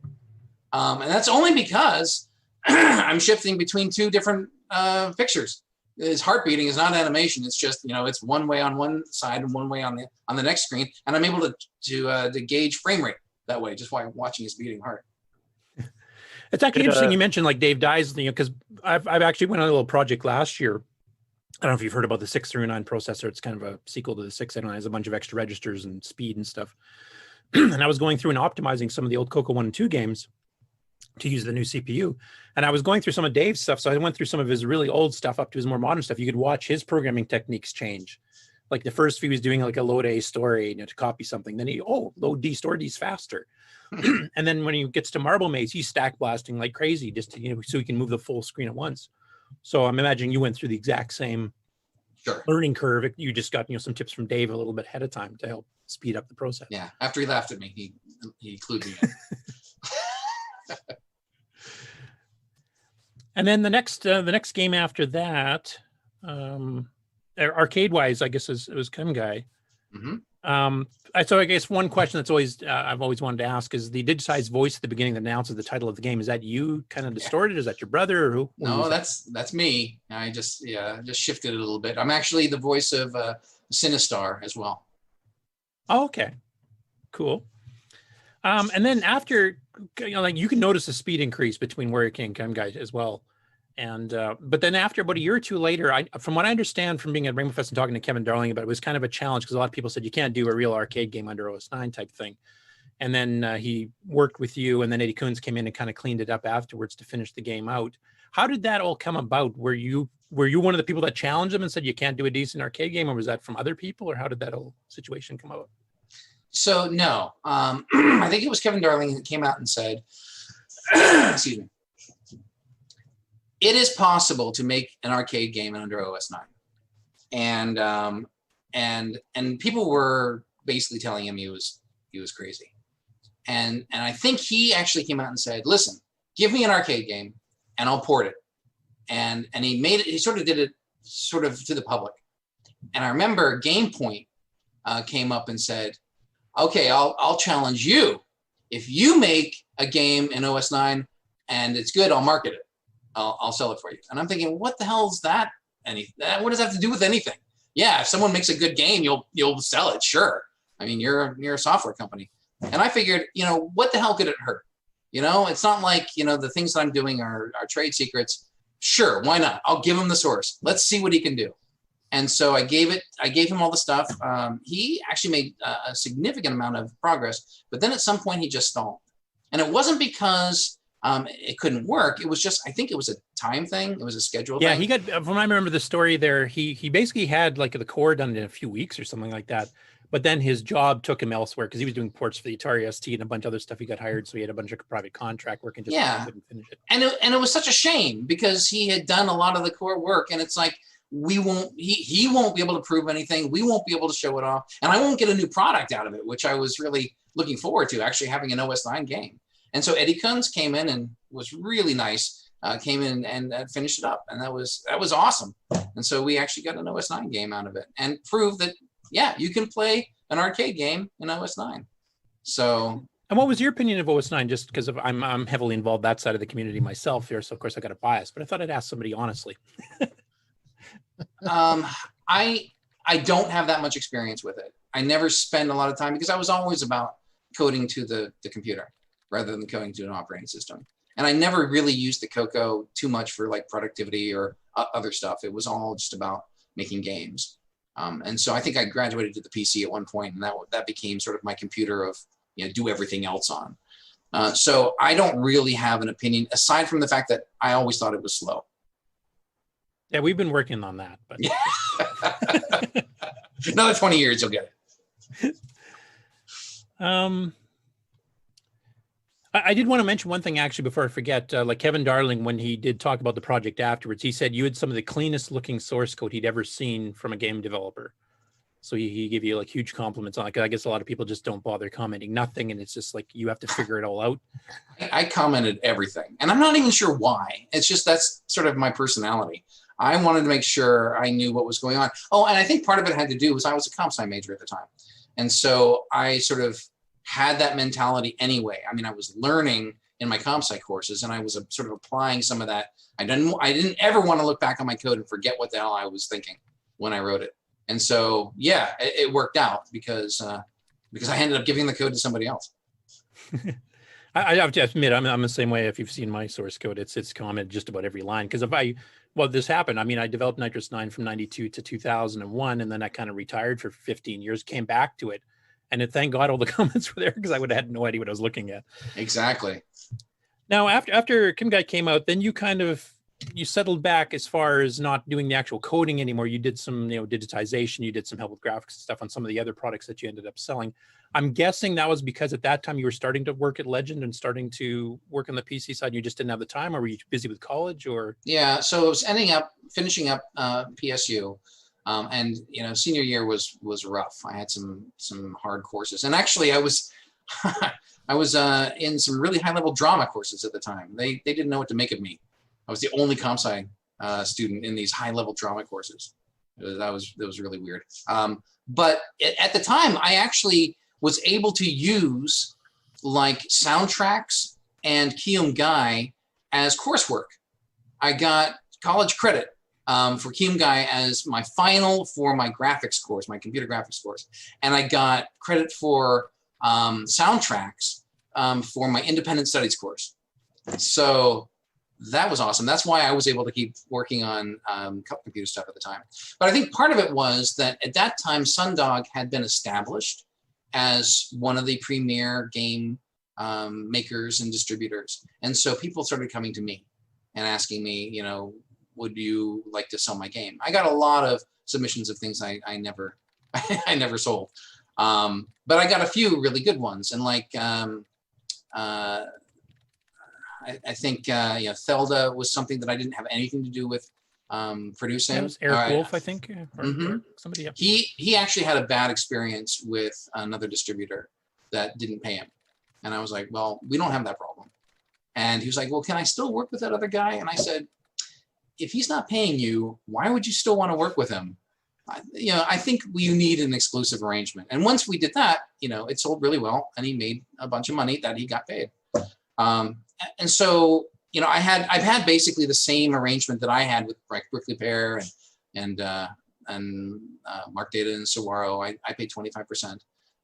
And I just had a program that just, calculated every sale, 25% of it went to the author. And so it worked out because people were looking at Sundog and they knew that the stuff coming out of the company was quality. And so, and Sinistaar came out of that too. Do you want to talk about that? Yeah, the whole story of the Phantom software. Yeah, that's nice to get that on the record. Real quick, because this just occurred to me, and maybe answer it later. But the name Sundog, at some point in time, it'd be interesting to know where did you come up with that name? Yeah, sure. Actually, it's fairly straightforward. I wanted a colorful name, and so I just looked up synonyms for rainbow. And Sundog is an atmospheric effect that happens on the side of the sun if certain conditions are correct. And I just thought that was kind of cool, the idea of sort of a legendary creature called the Sundog. And so that's why I made the logo into sort of a rainbow ending in a dog. That's how Sundog came to be. But as far as Sinistaar goes, this was a little bit after the whole blow up with Lonnie and Rainbow and Dave Dies. Dave Dies was still very interested in the color computer, still wanted to be involved, but wanted nothing to do with Rainbow. And actually, there was a time when I was selling Dicom products through Sundog because he was not selling them anymore through Rainbow. But he still, wanted to, he said basically, I kind of want to make a game, but I kind of don't. And I said, you should do it. Why not? And he said, well, if I do it, I don't want it to be 128K. I said, fine, make it for 512. And I think it was actually one of the first 512K games that was released because he just didn't want to try to squeeze it into 128. That's it. And so, but when he worked on it, he said, like, nobody can know it's me, especially not Lonnie, because then he might have an issue with it actually being in the magazine. But that was his deal. And so he created the whole idea of Phantom software. And until I think it was about, I don't know, maybe a year ago, I never revealed the fact that Dave Dies wrote that product. But at that point, I figured, I think enough time has passed. It's kind of okay. Statute of limitations is up. So he made it. I helped him a little bit with it, just like on some production and the audio and some of the graphics. I think I actually made the graphics for the Sinistaar face. But he did it all, and it was great. It was a really fun experience. Yeah, like I interviewed him by email, like, oh God, must be 15, 20 years ago, and he gave me permission to put all the Diacom games up for download. And he kind of hinted that he might have been involved with it, but he would never say anything officially. So I hope probably because it was still too new. Yeah, I hope I didn't let any cat out of the bag. But at this point, I think it's okay. Yeah, I think he'd be okay with it. I haven't talked to him in a while there, but I mean, he told me he was telling me the whole Lonnie story even back then. And he said, I don't want that to come out because there's a lot of people from Rainbow still around that might take personal offense to it and stuff. But now to me, it's history. It is something you don't want to lose. And we've seen tell-all books of all the other major computer companies and software companies. So this is not unique to the Coco world. This happened everywhere. Absolutely.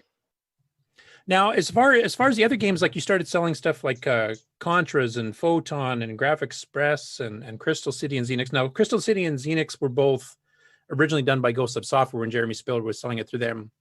And then they came to you. So did all of these people come to you to get distribution, or did you pursue any of these after seeing the games in action? Because you thought, this is really good, I'd like to sell it?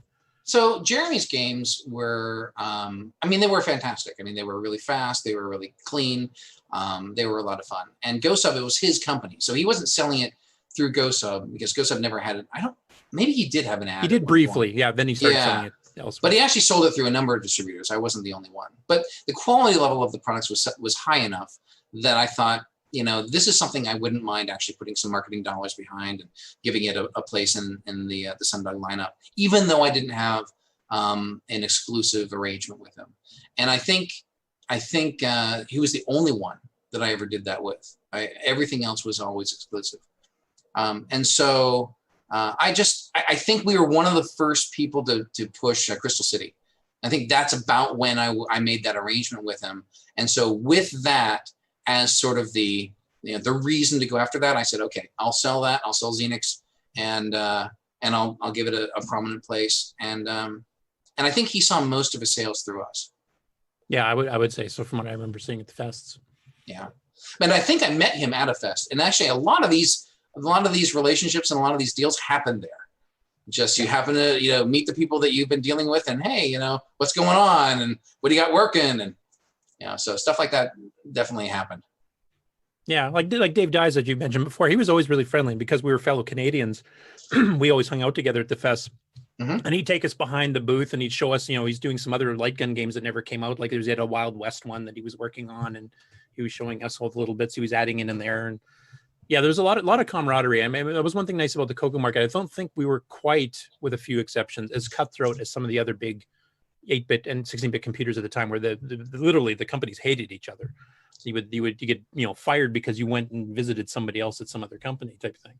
Yeah, I mean, maybe they were bigger business, like the Apple II or Commodore. Maybe they were slightly larger markets than us, and maybe that fostered more of a demand for the slices of pie. But plus we were always the underdog computer, so we helped defend each other. Like no, we are a decent platform type thing. So, but you're right. It was always a really good community. I really, it's one of the reasons I think I stuck with it is because I really enjoyed the people so much.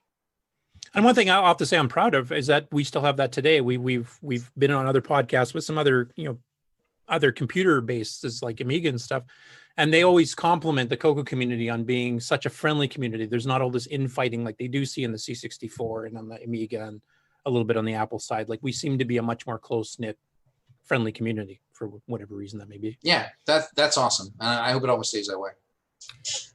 Ben Drake's had a quick question. Buzzard bait or Lancer? Oh, you went there. I can't believe you did that.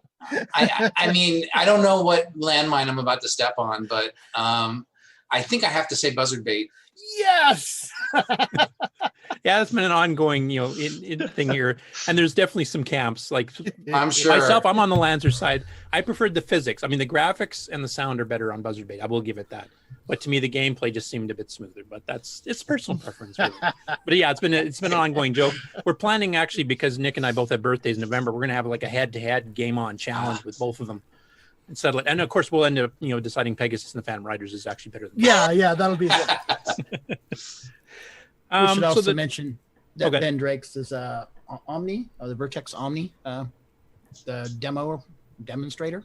So he has a real appreciation of this sort of stuff. Yeah, he's working with a company that does live demos of a VR rig. It's kind of got a treadmill base, and you got a helmet and the whole 9 yards. But what he's actually done is he's done a number of videos where he has taken color computer games through an emulator and run them through VR. So I can't even imagine that. He's done the Phantom Slayer, the Ken Callis Phantom Slayer, where you're actually walking on the platform, you turn, you shoot the whole bit. Yeah. So Ben has kind of pioneered taking Coco and Dragon games and doing videos of him on YouTube doing them in VR, which is really cool. Kind of like the past and the future. I never would have called that. Yeah.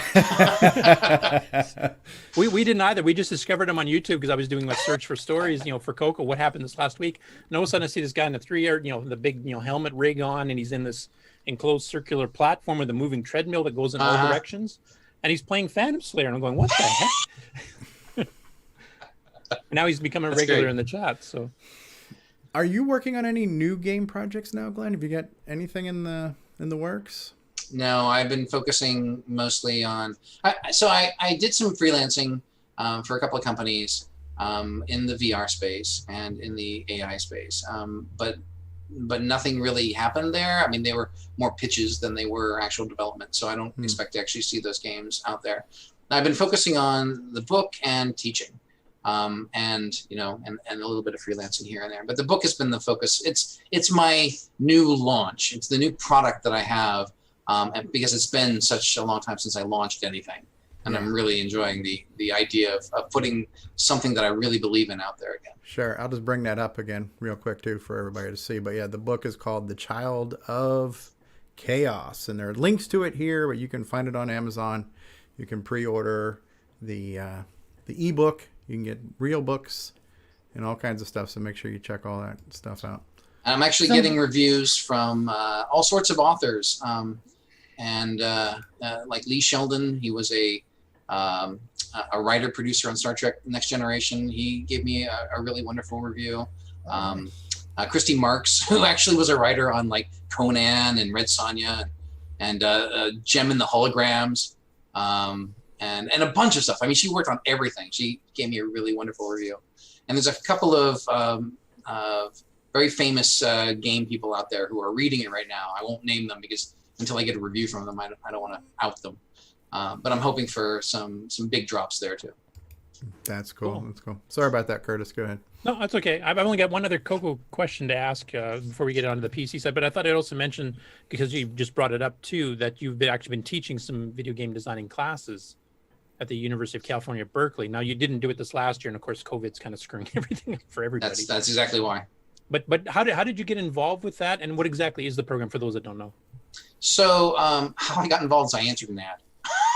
It looked interesting, and I just wrote to them. And it's really weird because I'd never taught before, so I really didn't have any teaching experience. So I was a little wary even just going in and seeing if that was something I wanted to do. I was kind of scared of the process. But the place that I work is called Summer Fuel, and what they do is they create an experience for high school kids that are coming from usually internationally. There are some Americans, but it's from all over the world. It's kind of really cool how they come from everywhere. And every summer there is it's a month-long course it's kind of like it's a summer camp for those people who go to the University of California, Berkeley, and they get to live in a dorm for this period of time. They get to sort of explore San Francisco, but they have courses. They have their morning and evening classes, and they have workshops. So it kind of gives them a taste of what college is going to be like without, while still making it just, kind of like summer camp. It's still really just a lot of fun. And one of those courses was computer game design. And the person that did it before me kind of came at it from a more like, hey, let's play with an editor and sort of make a game. And so, and see what comes out after all that time. And that's, I know I come from a programming background, but that's not what I wanted to do. What I wanted to do, I didn't want my course to be bug fixing. And that's effectively what it would end up being, I thought. So I made it all about design, discovering the sort of fundamentals of design and working through, how do you take an idea? How do you examine that idea? How do you fix problems in that idea? What are the things you need to know? What are the games that you need to be aware of? And then at the end, they all present. They come up with their own idea. They figure out how to create a pitch deck out of it. They tell me what their inner loop is. They tell me what their monetization method is. They figure all that stuff out, and then they present to the whole class. And actually on my website on mysterium.blog, I put a couple of, I don't think the whole presentations there, but I took a few of my favorites and I put the title page up there from those people. I talk about the whole course there. But I take that and I add it to a bunch of labs where we're just playing games. Usually they're tabletop. I mean, it's a computer game course, but game design is really universal. Just learning the fundamentals of what makes good game design. You can tell that from playing like Liar's Dice and Dixit, things like that. And then I also take them on field trips. So I take them to MADE, which is the Museum of Digital Entertainment in Oakland. And that's great. They've got every game ever made. I don't know if they have a color computer in there. I told them they had to get one. I don't think they did. But they have everything else. And it's great. And they're all playable. They have systems for all of them. So you're able to just point at a game on the wall and then go and play it. And so the kids have a great time there. And I take them to the Art Institute, San Francisco, which they have a whole game design wing where they actually have like scholarships for people who play Fortnite and some of the other big games out there. They have teams, but they have whole sections where it's just 3D art and game design, and the walls are plastered with it. It's fantastic. And then I also take them to an actual developer. So I think the last couple of years I went to Glue. They're a mobile game developer, and they're usually the whole experience is a lot of fun. Do the companies that you take them on the tour, like this mobile developer you're talking about, do they get something out of it too? Like, do they get a? I think it's just community outreach. I mean, they really enjoy showing off a little bit. I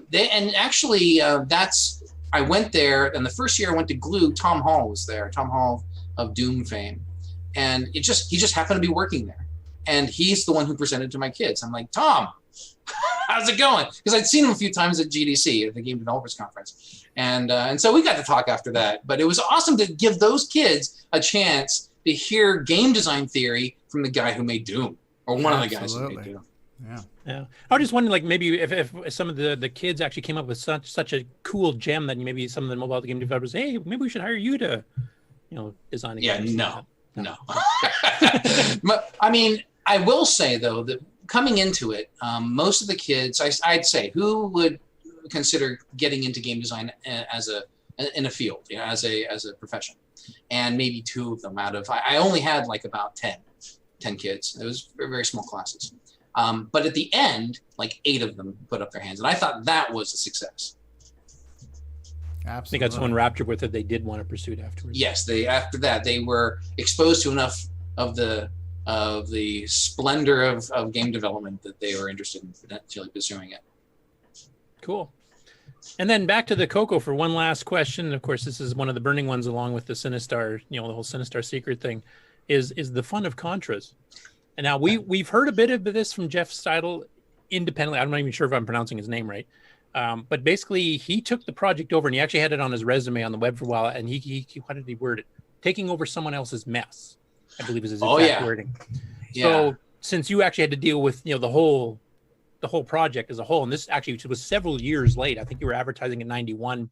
It finally came out in 93 or something like that. Yeah. So what is the whole story? What happened there? Was Doug just overwhelmed, or just beyond his abilities, or what happened? To be honest with you, I don't think this is going to be the story you want it to be. I don't even remember a lot of what was happening there, but I will say that, I mean, there was Doug who started it, and he had a lot done, but he just wasn't really that focused on it. And I mean, it kind of worked, and it looked really promising, but he just couldn't bring it to completion. And I would say, you know, any programmer coming into somebody else's program that they have to fix is going to not think much of it. I will say, you know, Doug had a lot of the basics down, but his style was never going to match Jeff's. But I swear there was somebody else. I swear somebody else came in between those two that tried to fix it, and I cannot remember who it was, but I think they gave up. They tried for a little bit. No, I didn't know that. Yeah. I could be wrong, but anyway, Jeff and I started working together, and it's been a while, so I'm not entirely sure I think I was working with him on Photon and GraphXpress at the time. And I said, you know, now that we have this relationship, it's clear you know what you're doing. What would you think of finishing up the Contras? And he was like, well, I don't think I would really like to do that. But he took a look at it, and I guess he viewed it as a challenge, and he finished it out. And thank God, because I think, you know, I don't know that I had been advertising it at that point, but it's very possible I had, and just got flaked on. So, you know, thank God he finished it up, because I would not have been able to get in there and finish that up. I know it. It just was not in my wheelhouse. Yeah, it's actually a very good game, and actually there's a totally un-Coco related channel that was actually covering all the versions of Contras for every single home system and the arcade games, and they actually found the Coco version, and they actually played it all the way through and won it, you know, right through to the end. But they discovered a bug that even Jeff had mentioned in his resume, because Jeff, when he was doing the finishing of it, I guess he was kind of by himself. I don't know where he was based at the time, but he had said that he could not test two-player because he had nobody else to play the game with. So some bugs, if you have two players, are actually it'll lock up in a loop, and you'll keep hearing sound effects and stuff going, but you can't do anything. So yeah, I was a little worried because I never got to the end. I'm like, I hope you can. I hope it's possible. Yeah, no, they actually have the video of it doing it. I've had a couple other people like just writing to my website that said they've won it. They sent me screenshots of the winning with the scrolling credits and stuff like that at the end. And I think Paul Thayer's actually completed it too, if I remember correctly. The guy who was playing Kyum-Gai when we started this whole conversation to get you on. So yeah, it's a very good game, and it's actually one of the top. It's also a 512K game, and it's one of the top 5 arcade clones I think I've seen. And it was definitely based on the Nintendo version, not the arcade version, which actually have fairly different gameplay. There's none of that 3D stuff where you're running the hallways and stuff. But. Right. Yeah. It came. The end result was great, but it was so late in the lifespan of the Coco that it never saw the success it really should have. I mean, if it had come out, even 6 months before that, it would have done so much more. Yeah, it was at the very, very tail end. But I remember you guys were advertising it like a good year or two before it actually came out, and it just kept getting extended. Yep. I remember. One ambitious project. Like one thing that really impressed me about that game was the sound routines. And I don't know if that was Doug's work or Jeff's work or a combination of, but they actually had digitized samples, almost like a mod file playing in the background. It wasn't just the normal 4-voice music like Xenix or something used. It was, drum sounds and chords and everything else while you're getting your simultaneous sound effects playing at the same time. So you're actually having 3-4 voices at once. And that's one of the very few games that has gone that far out to have a running real soundtrack on a Coco, as well as all your explosion sound effects while doing hardware scrolling and everything else at the same time. It does lag later on when you're getting into busy parts of the game, but very ambitious project. Yeah, and well, Jeff, I don't remember if it had that early on. I suspect it might have tried to do that, but Jeff, that was sort of his wheelhouse. I mean, he was a graphics programmer, and he made GraphXpress was kind of amazing for what it was, and he was the perfect guy to go in and finish that game, and I'm really grateful that he did. And Photon, I mean, it's an original game.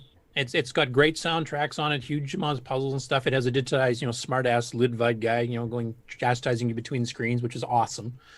And it's got a typo on the cover. Yeah. It actually says addicting, something like that. Yeah, I remember that. Yeah. I think I still have that manual actually for that. But that one, actually, I did see, I think you guys had actually talked about doing an official PC port at some point. And I saw an unofficial PC port. I actually had a copy of. Had none of the music, none of the speech. The gameplay was there. The controls sucked, but it was basically a poor man's version of it. Did the PC version ever actually come out? No, and the reason that I was considering it is because I was at Legend at that point, and occasionally we'd have like brainstorming sessions of what game we wanted to work on. And I said, well, listen, there's this really cool original game that I made. Well, I mean, that Sundog Systems produced. And I thought it would be kind of cool to release that on the PC. And I talked with Jeff about it, and I talked with Legend about it. But I think Legend was an adventure game company, and it wasn't really in the business of making games like that. It was interested enough to start those talks, but not really enough to take a completion. Okay, so the only port the PC saw was this unofficial one that somebody had done. Yeah, and I had it in the 90s. I played it for a while, but I've lost it, and it seems to have disappeared from the web. So I don't even Good. know it anymore. And I think that's about the only questions. Obviously you Sundog shut down and shutting down. They were already in newspaper format, I think, when you guys finally quit advertising, and obviously you were busy at Legend, etc. Yeah, and starting into your PC career. So I do have some questions on the PC side. Is there anything else in chat? Curtis, yeah, I think Brian Weasler did. Just a quick question related to the Coco. Do you still own a Coco? Oh yeah. Or do you? Okay. Sure. Yeah, I actually started going through storage not that long ago, like within the last couple of years, and brought out all the Coco stuff and set them up, and managed to get one of the systems actually working. Because a lot of like a disk drive on one didn't work, and another one wouldn't power up. So I have a number of non-working units, but at least I got one piece, one element to make a whole working system. Well, if you need upgrades, we've got many people in the community that can get you like 2 meg and a 609 and get you right back up and running. So. Actually, I guess that's one last question I would ask on the Coco side of things. When you get to the point where you're kind of retired from being a full-blown game designer, and I'm assuming you'll want to keep doing your novels if they're successful, would you ever consider going back and just doing a retro game? I mean, we've got cross-development tools. You can assemble a program in half a second these days. Was that something you'd ever consider doing just for a fun project? You'd probably make a tiny bit of money. I wouldn't expect to make a mint on it. But yeah, well, if I ever did it, it wouldn't be to make money. I mean, the thing about it is, I mean, if you look at the progression of my career, I really enjoyed programming early on, but that's something I actually gave up, like 20 years ago. So diving back into that I'd have to be really motivated to get back into that. I have to relearn a lot in order to be successful there. And I sort of shifted into sort of a different mode, which was I really enjoy the design. I really enjoy creating stories and worlds and experiences. And I really like working with people who are better than me to bring those to life. And the idea of going back to sort of one man, one show, it works for a book, but I don't think I'd want to do that again. I don't think I would be happy with what I ended up with. If I did that. I really like working with a team, and I really like pushing boundaries on better and better systems. I think the next game that I would want to make if I did it would be VR. Okay. Sorry. Oh no, that's okay. That's actually a fairly common response. Some of us are just kind of the retro nostalgia type thing, and the fact that as you mentioned, because you're working with huge teams all the time, I think the era of having a single programmer that can crank out a game that actually is admired is pretty rare these days. There's a few indies that manage to do it once in a while, but basically you need Hollywood-sized teams now to do things. Well, that's not true. I actually would dispute that. I mean, first of all, let me just say I have nothing but respect for the people who are making games for the color computer or any other retro systems. I think that it takes a lot of work, it takes a lot of knowledge, and a lot of dedication, and I really do respect that. And the fact that stuff is still coming out for the color computer gives me a lot of hope and joy, knowing that that's the case. But I will say that with the advent of smaller development systems like phones and even maybe not the Quest VR system, but like tablets and things like that, team sizes have it ballooned up to the point where you had to be like a major studio in order to make a game. But then it came back down again. Smaller teams were making games, and honestly, that's I think where the sweet spot is for a lot of experiences, because you know, you go in, you play a small game on your phone. You know, EA didn't make that, you know, or chances are EA didn't make that. You know, it was a small team, and you see some of the storytelling games that are out there. They're all small teams, but some of them are fantastic. Some of them, you know, create an atmosphere and tell a story that you wouldn't find a major studio willing to take the chance to do a game like that. So I would not say that we have sort of launched off the cliff and now only major studios can make these massive Hollywood budget style games. There's lots of indie games and there's lots of smaller teams out there making some really fantastic stuff. And do you think that's limited to mobile at this point, like tablets and phones? No. I think PC as well. I mean, you get on Steam and you'll see a ton of indie games on there too.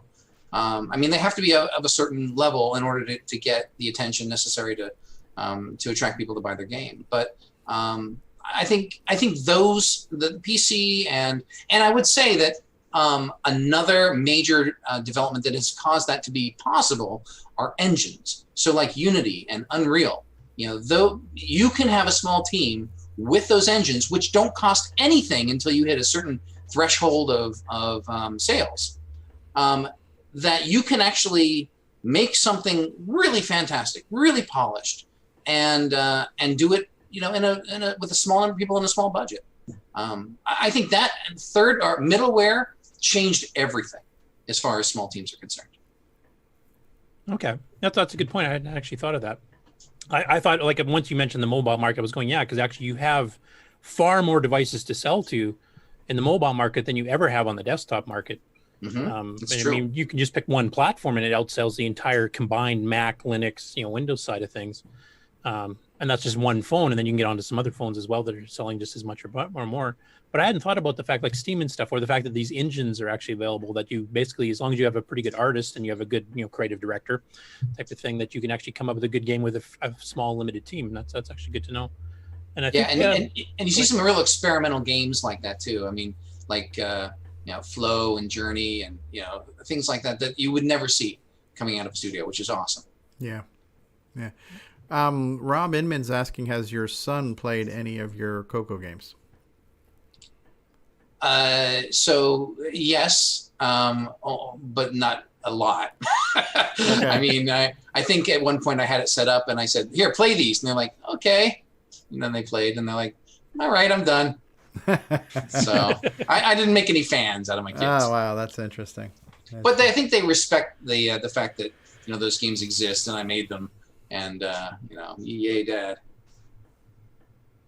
Yeah. I'd like to see... I'm a big fan now of... Are you familiar with a game called Terraria?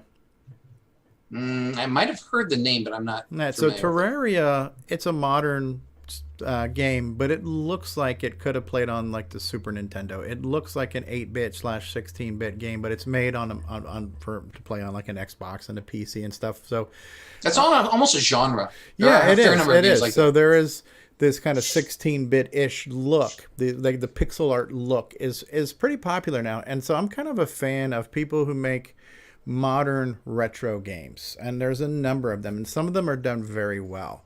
And I just thought, for myself, if I ever got to the point where I was making a halfway decent game, or if I was going to make a game, you know, I'm going to throw out some stuff on the Coco because that was my first love. But I would love to do a Coco-ish game that you play on a modern game system, like a PC or an Xbox or something like that. So I'm a fan of that genre of game, but I'm also a fan of playing it on current hardware. You know, and I'd love to see more of that. I would love to see more adventure games for modern systems. I think they call it now interactive fiction. And maybe taking something like the point-and-click interface with interactive fiction, so you could play it on your Xbox with your thumb pads and just, like, you know, do things. But I would love to see some of those games that had heart and soul, but brought to a new audience on a current platform.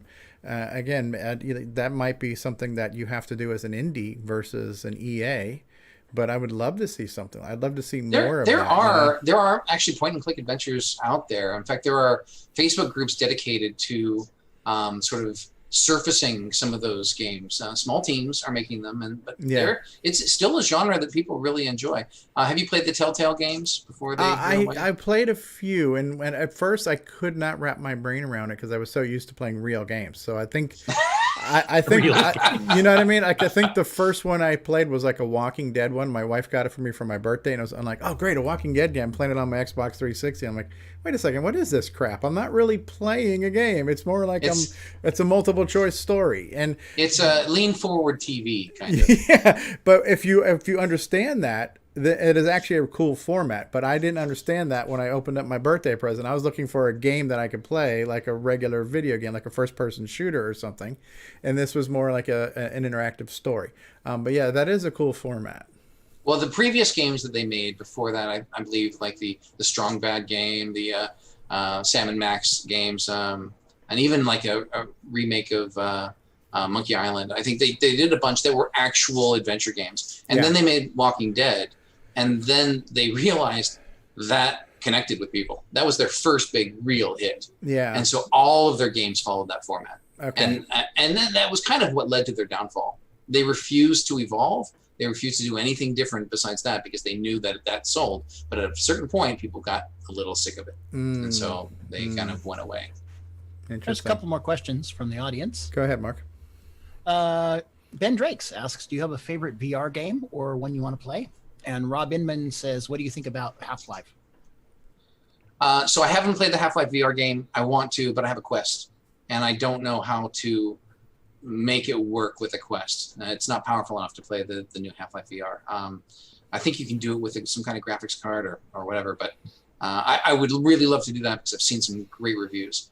I think the game that I played on my Quest that I liked the most was the... I don't remember the name of it, but it's the Star Wars one with Darth Vader. And Beat Saber's fun. But I think the Star Wars game was the one where I sort of, and I think I was not alone in this, I realized how much presence made a difference in VR. Because you're there. I don't know if any of you have ever played the game that I'm talking about. But as soon as Darth Vader walks up to you and you realize he's like 7 feet tall, or he's like more than 6 feet tall compared to where you are there, and he's there, he's right in front of you. That moment that you are facing down Darth Vader is really powerful, and you realize how powerful the experience is that where you are there with somebody, and the idea of bringing people together in VR spaces is really fascinating for me. I'd love to make some multiplayer games in VR. Ben says you can hook up the Quest to your PC if it's VR capable. Sounds like maybe your hardware though needs a little upgrade. My PC's pretty good. I have to think about that. Very cool. Curtis, did you have more? Just a few bits on the PC side of things. So while you're at Legend, Glenn, you're still good with us, I'm monopolizing good. your time. I can't imagine that people want to hear that much more out of me, but I'm happy to be here. Okay, excellent. Yeah, I don't have a ton of questions left myself, so if the chat wants to come up with a couple last ones too, they can queue those up while I ask these few. You'd be surprised. So while you're at Legend, you got more and more licensed titles from various science fiction and fantasy authors, and we've mentioned like Piers Anthony, Margaret Weiss, Tracy Hickman, Frederick Pohl, Robert Jordan for Wheel of Time. Were you the main person kind of driving to get those relationships going, or was it the company itself, or was it the authors coming to you guys after you'd had a couple out that were popular, or how did that all work? So I was not part of that when we first started the effort. That was Gateway, Frederick Pohl's Gateway. So that was all Mike Verdu. He was looking for a way to get an established audience to play our game. So we had done nothing but original titles up until that point. And so Frederick Pohl was our first kind of exploration into licensing. And it just happened to be a literary license because not a ton of people were chasing those licenses back then. And so we did Gateway, and I was actually a designer on Gateway. That's where I started sort of my PC design experience. But then it became like, okay, that did pretty well. And it landed and was really well received.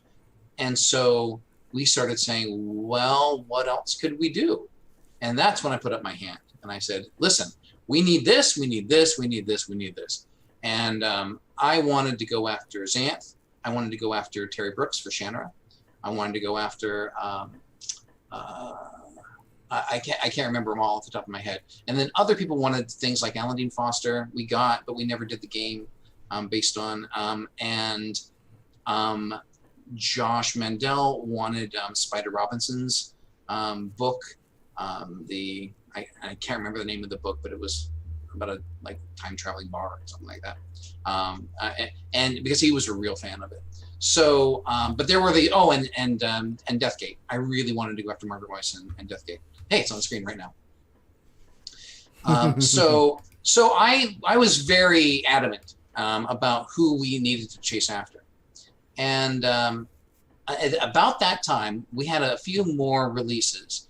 We were acquired by Random House. And they acquired us because, hey, here's a company that does adventure games based on literary licenses. And we're a book company, and so let's buy them to keep doing that. So they opened us up to the opportunity to chase after some of these licenses. And they gave me a list. After we had I'd done Deathgate, we'd done Xanth and all that, they gave me a list of people that they represented, and they said, choose out of one of these. And I looked at it and I said, I hate all of them. And so I said, you know what? Someone just actually gifted me with this book called Eye of the World. And it was the first book of the Wheel of Time series. And I said, I want to do this. And they said, we don't represent him. He's with Tor. I said, wouldn't this be a good opportunity to have a chat with him? Maybe he might want to come over to Random House. And they said, that's a good idea. And so they used me as a way to get into his door. And that's when we pitched him all of this, by the way, I've written up all this whole thing on my website at mysterium.blog and the story behind Wheel of Time, because it's a real journey. But we went there and we pitched him with this adventure game based on his world, and he wanted nothing to do with it. Oh my God. And so, and I was like, I had actually designed like a quarter of the game at that point. I'm like, oh, geez, what am I going to do? He doesn't like anything. But then I pitched him this idea that I kind of had in the back of my mind that was Doom meets Magic the Gathering. And he loved that. He thought that was really cool. Because I think he thought adventure games were kind of going out. And they were at the time. They were not where you're going to make a lot of money. But he really liked this idea of a first-person shooter, and he thought there was a market there. And so at that point, Random House said, what? That's not what we're paying you to do. Actually, they weren't paying us anything to do it at the time. They weren't giving us any money. But we're out. We don't want anything to do with you anymore. You're not doing what we asked you to do. So we're gonna, we're just not gonna help you. We'll keep our interest in you, but we're just not gonna do anything for you. So then we started saying, okay, well, if they're not gonna help us, we'll go shopping around. And that's when we went to all of the major publishers out there, including Activision and GT and Maxis and EA and everybody. I went on a road show with Wheel of Time in my back pocket, showing everybody. And when we pitched to GT, they liked it. They liked it so much that they acquired us. They acquired the company, and thank God, because we needed some money in our pocket to make that game. And so that whole relationship with GT was its own story, but at least we got to make Wheel of Time. And what question was I answering you? I don't know. I've forgotten too, because it's been so fascinating. You asked if he was basically talking about the authors. Yeah, you were asking if he was instrumental in getting them in. Yeah. Yes. So yes, I was instrumental in going after the ones that I really believed in. And again, like Xanth was one that I really kind of wanted to work on, but didn't get the chance to. But I think that making Deathgate was better for my career. I learned a lot in that process. And Deathgate was actually the first game that I made that was all me. It was my baby from the beginning to end, and I was really proud of that. Just out of quick. There's one that was on your LinkedIn too. There's a PS3 game called Rat Race, which you were listed as a design director on, which was described as a game that was story-driven, character-focused, episodic content. So I'm imagining it would have kept putting new updates out constantly. And then Wikipedia mentioned that it had been canceled before release. So I'm just wondering what happened. How far along did the project get along? So it was a really unique situation. The company's name was Super Ego, And I joined because they had two groups. One was in San Francisco and one was in New York. And the people in New York were the artists and the writers. They had stand-up comedy writers on staff. They were really funny. They had some great resumes. And then all the engineers were over here in San Francisco. And so I came on as a designer, and I was really their first designer. They had been kind of putting things together. The writers were suggesting things. They kind of thought they knew what they were talking about, but they had never designed a game before. So I came in and I imposed a lot of structure, and I created the arcs, and I created what the player was actually doing in the game. And we were a first party product through Sony for the PS3, but they were not funding the product. We were just part of their first party, but we were still self-funding, and we were being funded through an angel investor. So we made, I think, 4 episodes of that game, and it was really funny. It was really cute, and I'm so sorry it never made it out. But it was just about that time that the subprime market crash hit, and our investor just said, nope, got no money for you anymore. And Sony, they were happy to publish us when they didn't have to finance anything. But as soon as we came looking for money, they said, nope, that's not going to happen. So it just died. So it was purely an economics money issue. Absolutely. Yeah, absolutely. It was a really cute game. I mean, I have no idea if it would have been a hit or anything, but I think it would have found an audience. It was fun.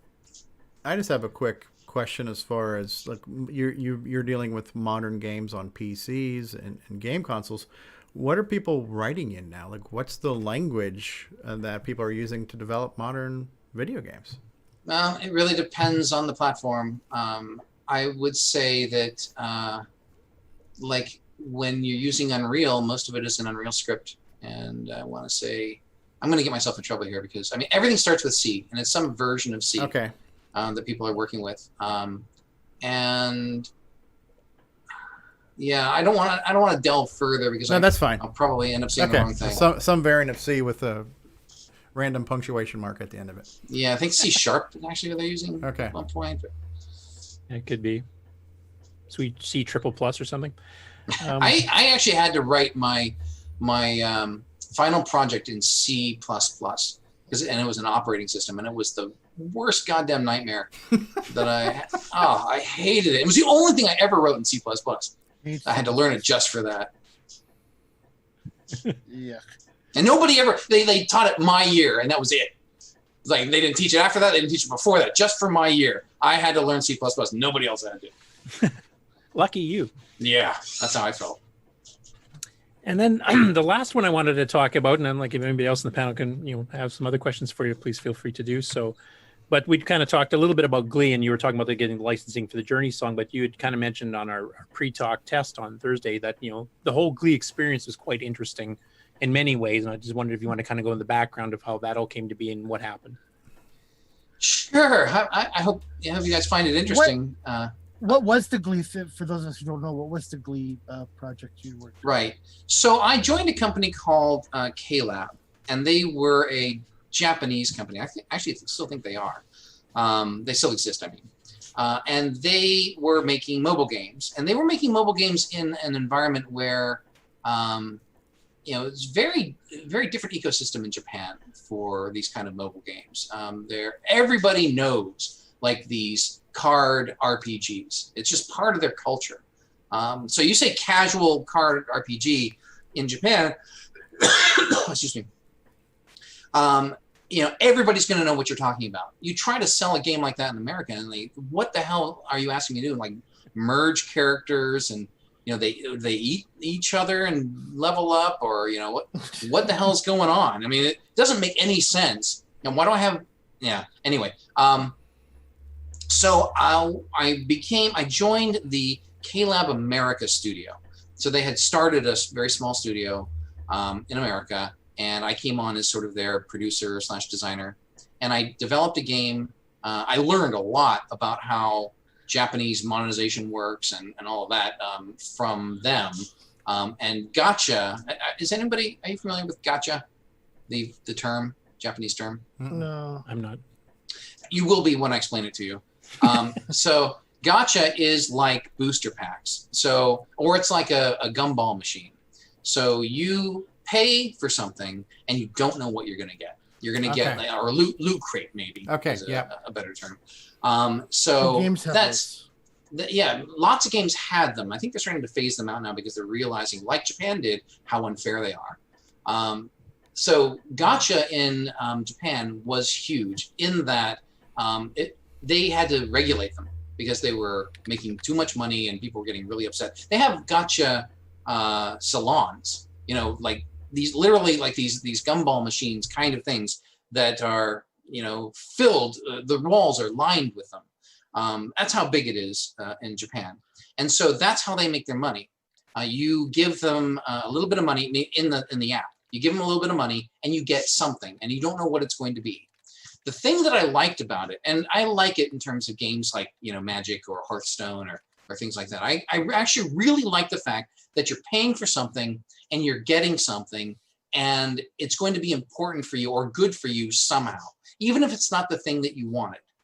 So you get, you know, a card, and even if you can't use the card or it's not good for your deck, you can like use it to, you know, boost another card, make it better.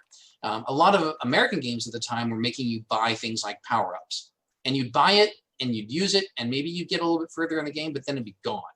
And you'd have that buyer's remorse. Like, if I had just played a little on my own, maybe I could have gotten over it, but now I paid the money and now I'm out the money. I have nothing to show for it. At least with gacha, you'd have something. So I made a game called Crystal Casters, which was kind of a puzzle game. Have you ever heard of Puzzle and Dragons? Probably not. Not me, no. No. So it was huge in Japan, and even a little bit in the States. They had like festivals, you know, with all the characters dressed up, and it was major. I'd done Holiday for Puzzle and Dragons, but a lot of people were copying it, and basically it was kind of a little like a bejeweled game, little core game that fed into a bigger meta game of this collection game where you're getting creatures and you plug those creatures into this bejeweled game and you fight things. You know, it's like a little RPG, but with this puzzle game as at its core. And I made a game kind of like that. It wasn't Puzzle and Dragons, but it was my own kind of core puzzle game. And it was really, really well done. I really enjoyed it. It was original. It's actually one of the first original games I had made in a long time. No license. So I made its own little story. If you go to Mysterium.blog, there's all the cutscenes from that game on there too. It's a lot of fun. And it found an audience, but it was never a big hit. After that, they made a game called Love Live. And Love Live was a bunch of little girls singing in competitions. And it's based on an anime in Japan. And it's huge. It is the reason that they are able to make money is this game called Love Live. And so they said, we need to take this Love Live game and figure out how to make it palatable to the American audience. Because they had done it, they had released it, and it had not really done all that well. People were not connecting with it. They didn't know the anime, and the gameplay was, you know, hard. And so what they said was, what's a title that we can attach to this Love Live game, and hopefully it'll connect to people. And they found Glee. Glee is about a bunch of kids who sing in competitions, and it's attached to a lot of really high-profile music. It was, on paper, it was perfect. It was a great property to attach to this kind of game. And so it became my challenge to figure out, how do I take this Love Live game and meld it with Glee, which are not hardcore RPG players, and figure out how can I attract those fans into playing this kind of game. And so I did that. And I'm actually really proud of the work that I did there. I simplified things. I made it so that people would understand what's happening, and no vampirism going on or weird, you know, card maneuvers. And I was able to tell a lot of the story from Glee. I started out, I had no idea. I'd never seen the show. And I was like, what, you know, I don't think I'm going to enjoy working on this game. But my rule as a game designer is find something about the property that you're going to love, because if you don't, the people who do love that property are going to smell it from a mile away.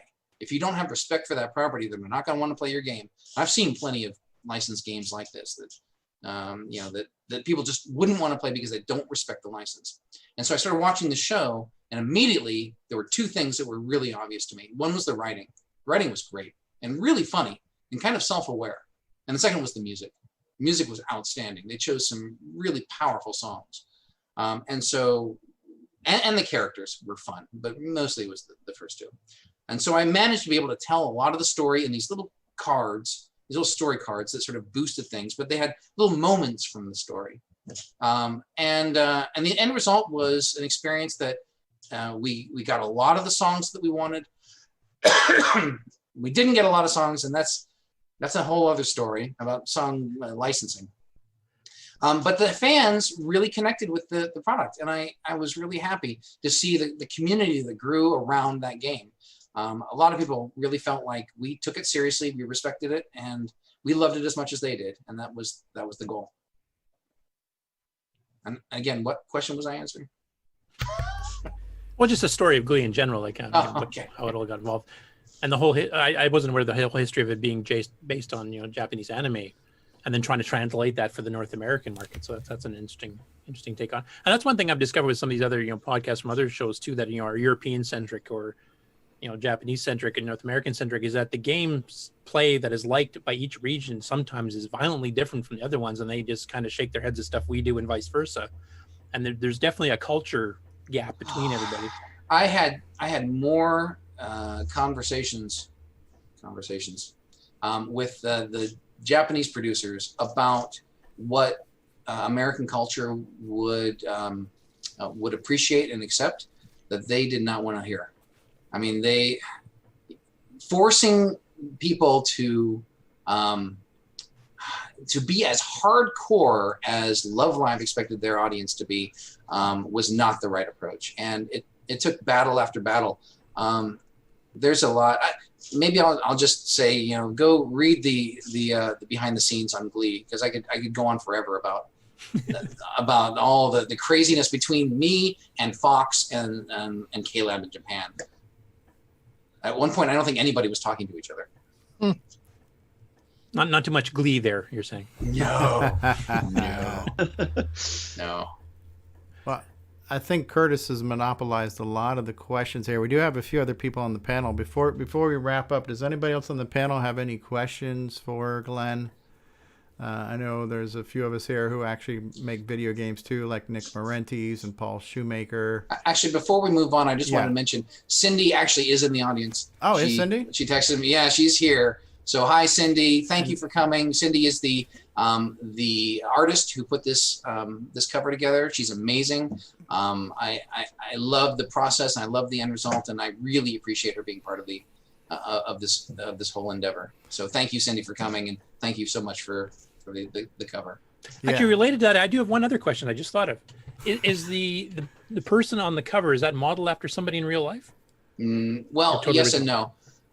We looked everywhere for a photo of somebody that was in sort of that position with the right expression, and we ended up finding a stock photo that looks nothing like this. Okay. So she started with something, but the end result is very different from where she started. Yes. Thank you, Cindy. Thank you. Yeah, this is a great artwork. Tell us the line again that you said about a cover, how the cover has to sell the vision. How did that go again? Yeah, there's a lot of rules for a good cover, but the one thing that stuck with me is the cover makes a promise that the book needs to fulfill, and this one definitely does that. And the reason that I bring that up is because there's a lot of ways to go about making a cover for your book in this new ecosystem I find myself in, and one of those is pre-made covers, and those covers can be beautiful. They can be fantastic. I've seen some that that hold their own against the best covers you've ever seen. The problem is they don't actually speak to the story. Those characters that they're showing, maybe if an author buys the cover before they ever write the story, then maybe it does. But even so, there's probably nothing particularly special about it. Now, I really wanted this cover to tell this story. I wanted to use the dice to bring the reader, the viewer, into the story, to make it as dynamic and as interactive as a cover can be. And you'll never see this cover on any other book. you know, because they won't have that character, they don't want to have that dice, it won't mean anything. But for this book, it does. Yeah, and that's something actually I remember, like some of the old Ace science fiction books from the 60s and 70s that I used to buy and read a lot there. I mean, they'd have a cover that had nothing to do with the story at all. Like, it's not even a character that appears in it. It's got a scene that doesn't appear in the book. It's just like, where did you come up with this? Is this just like it's stock paintings or something? You know, somebody found some good Frank Frazetta artwork or something. I don't know. Right. Actually, and now with, you know, everybody and their brother writing a book and releasing it on self-publishing, there's a lot of demand for covers, and so there's a lot of stock imagery out there. And you'll see the same stock imagery on multiple covers. This is something that gets popular, and then you'll see it everywhere. That's good that you were in contact with somebody that you'd worked with before that understood you and how you work and come up with something really good for your first book. I was just grateful that she had the time and the inclination to do it with me. I couldn't be more pleased with how it ended up.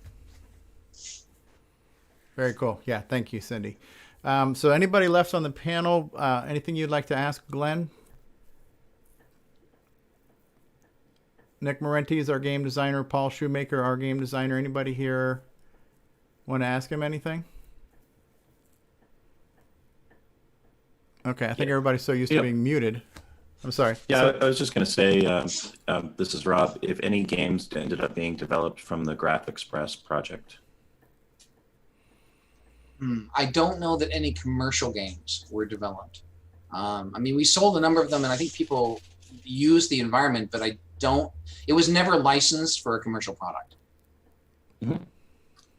I think that was actually something I remember I asked you about this a couple of years ago on Facebook, because I bought in Graph Express, and then the wording to me was a little bit confusing about the whole licensing thing. So I wasn't sure, like, could I release something if I didn't want to sell it, but I just want to release it as a shareware product or a public domain or freeware project. And I was confused by the licensing terms, the way it was worded, as to whether I'd have to still pay you something just for using the engine type thing. So I don't know if that occurred to anybody else, but I remember at the time, I wasn't sure I could do something unless I, came up with some brilliant thing that would be able to sell type thing. I'm sorry, but I actually just saw that Doug Maston showed Yeah, up. I just saw that too. Yeah. Oh, cool! I didn't see that. So Doug, I don't hold anything against you at all. I'm happy that you laid the groundwork that you did. Yeah, at the time it was really rough that we couldn't complete it together. And having Jeff come in, save that project, and I appreciate it. But I still am grateful that you started that project, and I get that it was your first game, and I know how much of a challenge that is. So, don't worry. I appreciate what you did. That is cool. Thanks for being here, Doug. Yeah, we need to get Doug on now. See where this is your life, right? We planned that, by the way, Greg. Just so you know. So yeah, I said Greg, Glenn, because Richard was saying Glenn in the chat earlier. Greg, I'm confused. I'm sorry. It's late. Yeah, thanks for popping by, Doug. And he was also mentioning that Phantasm was amazing and certainly helped to get the project back on track. Yeah, it was. I can't imagine making games without it once I started using it. I'm trying to remember Jeremy Spiller. He had his own assembler. I think he made that. He also tried to optimize the living bejesus out of like Roland's. It wouldn't surprise me. So Graphics Express was I heard about it, I haven't seen it, but this was basically a tool set where you could use all these game engines in BASIC to do hardware scrolling and background music and all that kind of stuff. Yeah, windowing, multi-voice music in the background, all kinds of things, sprites. Yeah, that is pretty cool. And I think somebody recently said they started to use it and they just found that they ran out of memory because the memory left to BASIC wasn't that much, So the I heard that. Yeah. I mean, it was very powerful but very demanding. I remember the manual even mentioned things like you should preload all your graphics and your resources in one program and then chain it to another program to actually run your game because you'd be out of memory by the time you got that far. But yeah. Did you answer David Large's question about would you do it all over again the same way? Which part? Coco? Probably everything. Oh my God. Okay, another half hour. Okay. I will tell you one story that it could have gone very different for me. After leaving college, I interviewed at a number of companies that were they had paid for the opportunity to interview sort of the top students at the school. And at the time, I was like one of the top students in the comp sci major. And so I interviewed with like DuPont and Bell Labs. And Bell Labs at the time, that was a really respectable place to start working. And they gave me an offer. And they gave me an offer of, they were going to send me to grad school. They were going to pay for my grad school. They're going to pay me half salary when I went to grad school. And that was, that was amazing. And I remember going off to Washington State and sitting on the beach, looking out at the water, thinking, I can't do it. I can't write operating systems for the rest of my life. I had just gone through that whole C++ fiasco. There's no way I was going to do that for the rest of my life. I'll go insane.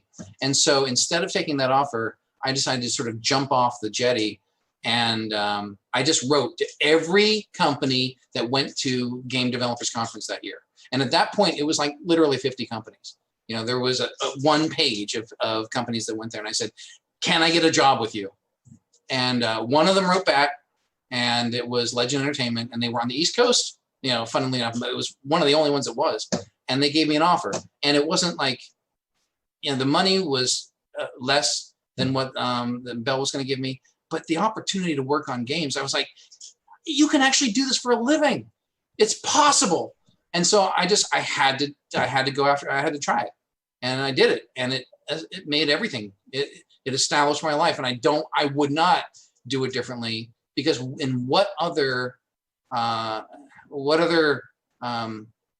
profession, I mean, there are some, but none that I was going to go after. Could you make these stories up, make these worlds up, make these experiences up, and share them with people and get paid for it? So I count myself as very, very lucky, very blessed for doing the things I've been able to do. Wow. I think that's a great way to end the segment on those words. Those are very poignant words there. That is awesome. That is super awesome. Well, Glen, we appreciate you being here. We appreciate you being our guest today, a very, very special guest, and for giving us almost 3 hours now of content. So that's awesome. We got a lot more show to do, so we're going to continue to filibuster here, and you're welcome to hang out, but you probably have more important things to do with your time, but you're welcome to hang. I can't thank you enough for being here on behalf of all of us who've been a fan of your works for the Coco, and I'm looking forward to your book. I'll be going to your blog and pre-ordering. I want a hard copy. I would like an inscription that says, "In loving memory of David Ladd." David hasn't died yet, but I will always all of my memories about David Ladd are loving memories. So that's going to be the inscription that I would like to have. You will do insults too, right, Glen? You will do insults. Hey, I'll write anything you want. Yeah, okay. Biggest jerk I ever met. We'll be happy to write that. Yes. To wind up, please check out the pre-order. If you're interested in the book, please pre-order on Amazon. Right now there's a Goodreads giveaway. We're giving away 100 e-copies for free. It's you have to enter for the chance to win one of those 100 copies, but right now there's actually a pretty good chance you could win. So make sure to check that out. And yes, go to my blog, mysterium.blog, if you want a physical copy and you want it autographed. They will not be available until August 16th. That is launch day. But hopefully everything will be lined up by then and it'll all go perfectly. Cool, thank you. And also, when we do get to one of your games, which probably will be within the next month, as one of our Game On challenges for the week, we'd love to have your feedback and kind of a bit of a story about the game, or maybe you can laugh at all of us trying to play it and tell us how much we suck. I'll laugh at my own game. I think. I don't think I'll laugh at you. Laughing at you. I'll be laughing at my game. But we'll try to get in contact with you. If you have free time to pop in for a few minutes to talk about it, that's great. Or even if you just send us an email with some, hidden stories in the background, or why you did this certain decision in the game or something. Sure. That is awesome. All right, thank you so much, Glen. We are going to take a commercial break, and then we're going to be back with everyone's favorite segment of the show. We're talking about, of course, the Game On segment, where we're going to talk about the game of the week, our star person, Nick Marotta, will be taking us through that. I think we've got a new Coco Thoughts from Samuel Gai. So all this and more after this break. Thank you so much, Glen Dahlgren, for being here. The new book is called The Child of Chaos, available at Amazon and Goodreads. All the links are in the description of this video. I think we've been posting them in the live chat periodically as well for people to grab onto. Thank you, and we'll be back after these words. So now Thanks very much. Yeah. Thanks, Glenn. Thanks, everybody. Bye-bye. Bye.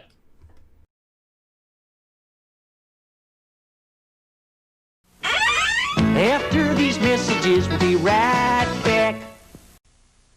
Fletcher, I don't need that report tomorrow. Great, JT. I need it tonight.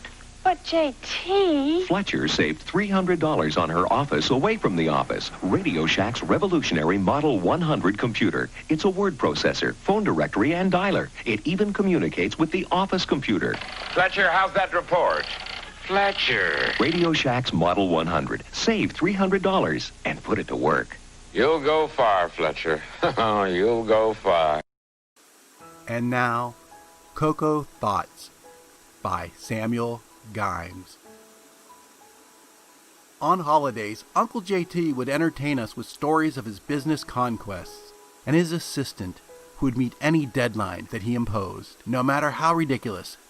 Well, until she shot him in the face, that is.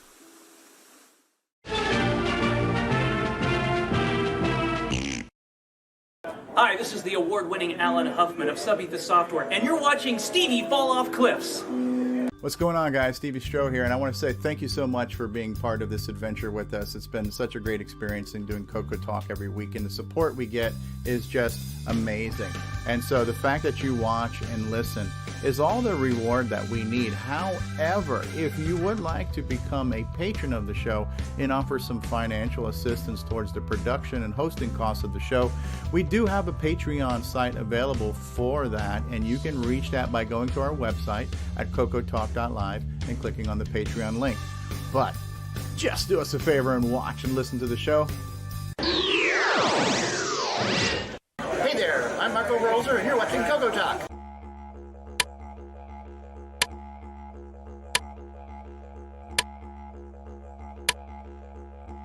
This is not the Joey cereal switch. This is the Joey cereal switch. Control up to 3 cereal devices. Order yours today at cocoman.biz. Radio Shack, America's technology store. Right! This Christmas, Tandy has a very special offer. A family color computer pack to take away at a very special price. This family computer comes complete with software and costs an incredible $449, a saving of $241.69. It's powerful, educational, and ideal for the young and young at heart. The easy way to start computing. The Color Computer Family Pack from Tandy. Get it while it's hot. Tandy, the biggest electronic store in Australia. Yeah. Hi, I'm Tim. Playing Dagger like that idiot from the book. You're watching CoCoTALK.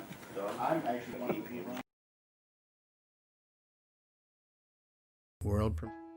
And now, Coco Thoughts by Samuel Gai. Thank you. Yes, you're too kind, and thank you. Color Pete, fight the insects in Color Pete. Shoot the bug every time. Go and watch your sport climb. Look out, here's the spider again. Bill, stop, listen, bud. That scorpion is out for blood. Watch the flea overhead. You know it wants you dead. Hey there, it's that spider again. It attacks in the night, and you know it's a crime. With a beam of light, you kill it just in time. Color Pete, you've got no friends in Color Pete. Your healthcare, they ignore. Killing is their reward to you. The insects all ganged up. The button got all banged up. Not the spider again. Oh, that's awesome. Oh my goodness. That's a Samuel classic. Do you think Guy. the younger audience would even know what that theme song's from? Everybody knows the We have a younger audience? Well, Ben Drake's is kind of younger. Yeah, the younger audience are those 30-year-olds, right? So, So the spider gets some well-deserved love in that video. Never mind the centipede. The spider is the star of that. So for those that don't know, was from the a original little- Krantz cartoon Spider-Man from the 60s. no. That was That was good. That was good. so good. That was. Here comes the spider again. We were thinking, how Again. can we possibly top the last one last week? And no, I think he's equaled it at least. All I can say is that each week these productions are worth the copyright strikes I get from YouTube. That's all I gotta say. So, Oh, by the way, Ben Drake says he does recognize it. There we so- go. There we go. Our younger audience gets He's it. gonna outgrow the show at some point, though. Like they're getting really, really good. Like, does he realize that? Yeah, the he's show not going to making need this us for? anymore. We're holding him Yeah. back at this point. Yeah. So. All right. So as you saw there from Samuel Gimes, the game this week was Colorpede, a great clone of Centipede. Are you ready for us to roll the results, Nick Marotta? I am. All right. Here we go. Rolling results. Hello, welcome to the Game On results for Colorpede. We had 25 scores this week. Our Alan Murphy, 4,107. Cat Lord, 4,901. David Ladd, 5,014. Mikey, 5,250. Joshua, 8,393. Mark Bosley, 8,951. Tim Halloran, 9,385. The Devil Bunny, 10,428. Ken Reichart, 12,674. Damon Beals, 15,187. David Croker, 24,321. Adam Tandy Guy, 25,497. OG Stevie Stroh, 31,936. Canadian Retro Things, 42,370. Brian Weasler, 55,920. Mr. Dave 6309, 56851. Rogelio Pereira, 61,947. Tom C, 66,292. Jim Rice, 78,640. David O'Connor, 87878, nice score. Buck Owens, 109,471.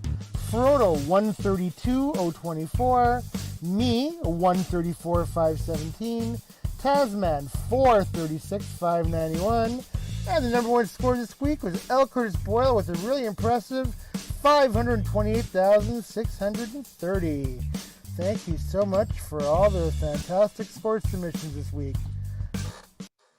Game on! Game on! All right. Great There score. we are. Had a great week with a lot of scores. And it was interesting seeing people, the scores were constantly climbing through the week, either among different people or among the same person. They were leapfrogging themselves. So yeah, it was cool to see people making progress.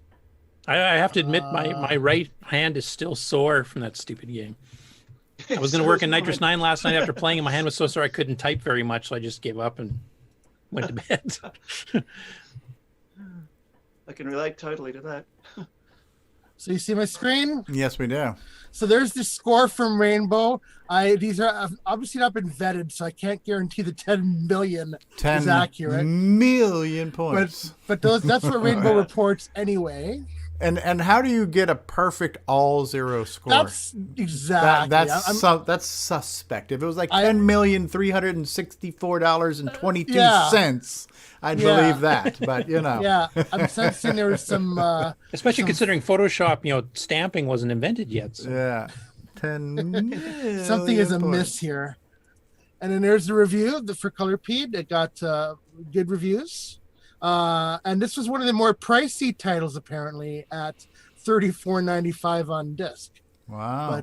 But well worth with the rising cost of entertainment. It was well. Look at this here. It says games for the 80C.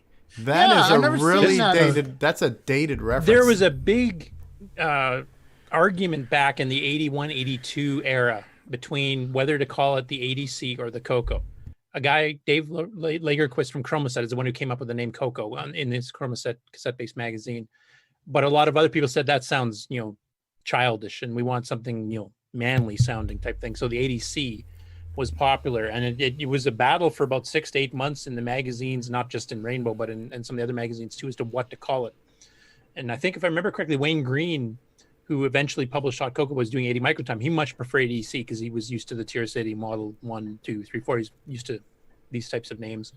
But even he eventually caved in because, of course, when they came out with their own Cocoa magazine the year after, they called it Hot Cocoa. Right. But, I remember the letters pages were filled with people arguing back and forth of this. Less filling tastes great. Less filling tastes great. Oh, wow. And but nostalgia too. Colorpeed itself was the very first game that Intercolor put out, and the advertisements even said engineer designed. Because the person that was actually a fully blown engineer, he wasn't just the kid in the basement type thing. So that was part of their advertising campaign. And of course, they came out with Robotech not too long afterwards. And of course, Colorpeed brought us the game we played a few weeks ago, Candy Company, as well. It was one of their original games. So, yeah, Willie's Warehouse they did a bunch Grand Prix Whiplash Grand Prix game. Now, what is this hogwash you're showing us now? Yeah, I found this loser with a bunch of videos online playing Coco games, and so I thought it was... So I mean, I was going to say that looks like Steve Stroh, but it can't because he's got dark hair. Yeah, well, it's a very young, dashing Stevie Stroh, absolutely. So, I mean, what do you guys think of the game? I mean, I loved it. It was addictive. Yeah. Yeah, like I haven't really played it much since I got my Coco, but I played it a lot this week, obviously, and it just reignited my love for this game. How perfect it is as a clone of Centipede. Yeah. I mean, go ahead. This had to be an Australian game. All the insects are trying to kill you. That's right. And the spider's the one that always got you. That's about accurate over here too. It was definitely the most accurate one, I have to say. I mean, there was a lot of competitors, even other Colorpeed or Centipede clones were out before. I think the closest as far as gameplay to the arcade besides Colorpeed would have been Caterpillar by Aardvark, which had all the elements of Scorpion and everything else too, and played quite close, but the sound was very, very minimal. And Dave Edson admitted he didn't know how to program sound, so he basically just duplicated the sound command from BASIC.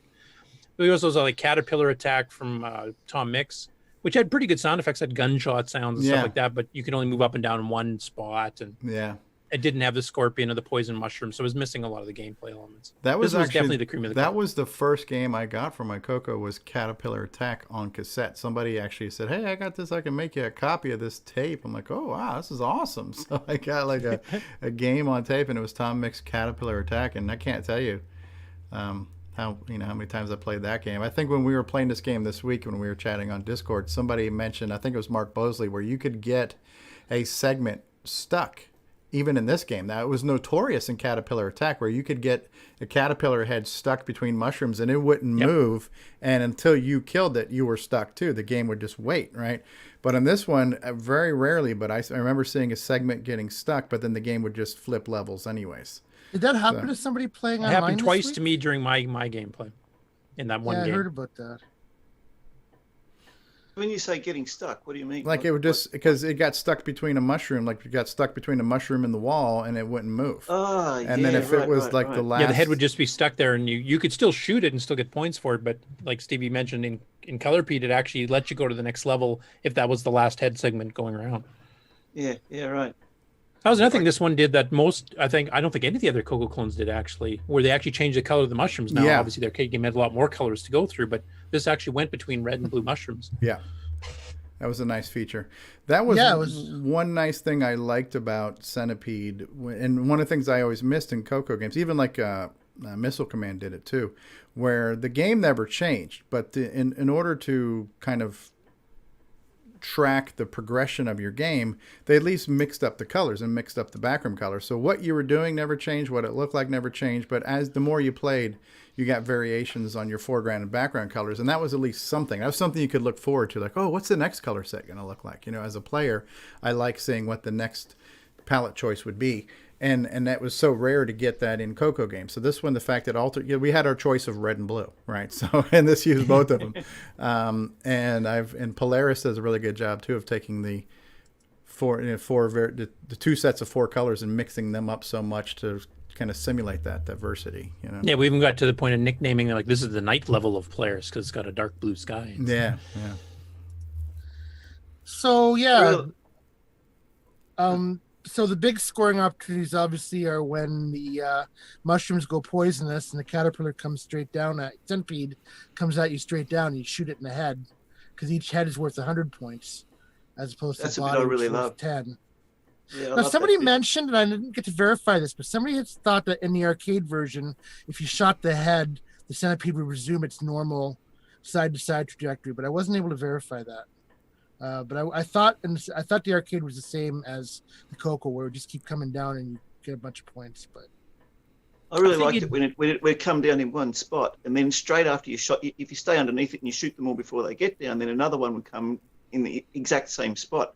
And that happened a number of times, and you could just get massive amounts of points when that happened. Yeah. Though ColorPeed does try to adjust that a bit. It'll let you that happen like about 3 times in a row, and then it'll move where the ColorPeed comes on, so it hits a different trajectory, so you'd have to adjust and move back and forth. Like you couldn't sit there with just one line going over and over and over until the poison mushroom's gone. Yeah. It'd eventually switch it up on you. Yeah. And then when they did do that, and they come down to the bottom, they would go back up again. They wouldn't keep on coming down to the bottom, so they wouldn't kill you if they got down to that low level. And it was a really good opportunity just to shoot as many of them as you possibly could without having to worry about getting killed by them. yes. Yeah, because once it hits the poison mushroom, it comes down, and then it'll work its way back up the quarter of the screen, like basically where the mushrooms have to be for the flea to come out. But if you take too long, then you get little head segments coming in off the sides, and they come down at you right at that point. They don't snake the way up. So you get a head segment for every segment that's in your quarter screen, I believe. Yeah. And then when that happens, and all of a sudden the spider comes in again, and you forget about the spider, and he comes and nabs you. It's like, oh, that damn spider. and the flea mechanic in here is very similar to the arcade, because basically the game checks to see how many mushrooms do you have in the bottom, roughly a quarter of the screen. And if it gets below a certain level, then it starts firing fleas to refill that in. So if you end up shooting all those mushrooms away, the fleas will just keep coming out. But if you keep a certain number of mushrooms on that bottom quarter, then the flea won't come out as often. Yeah, I didn't know the logic behind the flea. I just thought it was something it just did to just because. I didn't realize. No, even the arcade game did that same mechanic. Basically, people used to come up with patterns where you'd build certain mushrooms at one side of the screen on the bottom, so you wouldn't get the flea to constantly come out, and then you'd free up the rest of the game space on the bottom for you to move. If you're still on the video, this is Marin Lee playing. Okay. Yep. Marlon Lee. Cool. Yeah, I got a chance to play. Good clone, though. I played once or twice this week, and definitely enjoyed playing it again. And this kind of reminds me of like with Galagon. There's a certain games that they have somehow just captured the DNA and the heart and soul of the arcade experience so well. It really makes you wonder, how the hell were they able to do that? You know, we can only guess to some. We just had a game designer on. We should have asked him. Yeah. So, well, you go down to the crossroads and right. But in Georgia, we have heard stories of them just like looking over the shoulders of other players to watch the game forever, just to see what happens as the game progresses and taking lots of notes. Yeah. One nice thing about ColorPeed too is that he tried to do it, because we didn't have sound hardware. Like the original arcade game had that whole thing in the background and that thumping noise, which I think was meant to represent the steps. And he did attempt that. There's that little dun dun dun dun dun in the background as you're playing, even on this one. Good job for considering the sound capabilities of the Coco. Did a good job for sound. Yeah, I would love to see a Coco 3 Centipede clone that could use. I think that could actually be a transcode, because the original is written on a 6502 with a Poke chip.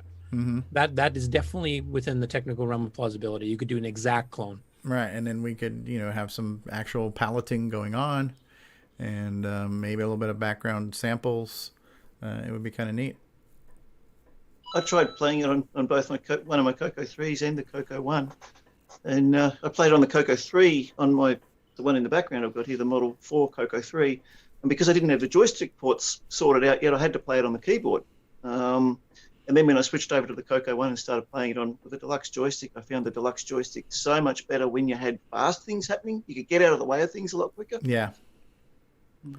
I tried it on an actual trackball too, because in the arcade it used a trackball, and I've got that big Wyco trackball that Brian Weasler sent me, but that thing is literally using like a pull cue ball, so the ball is really heavy. You've got to like swipe that thing like 14 times to move over like 4 mushrooms, so it's not responsive for the game. But I did try it. I thought it'd be kind of cool to play Centipede with a trackball, but it's like, nah, it wasn't happening. So Maybe it's the way the code read the input. Maybe it wasn't optimized. It is, for a and it's also the way the device. Waco trackball worked. It's more meant as a precision device, not a quick move side to side. Yeah.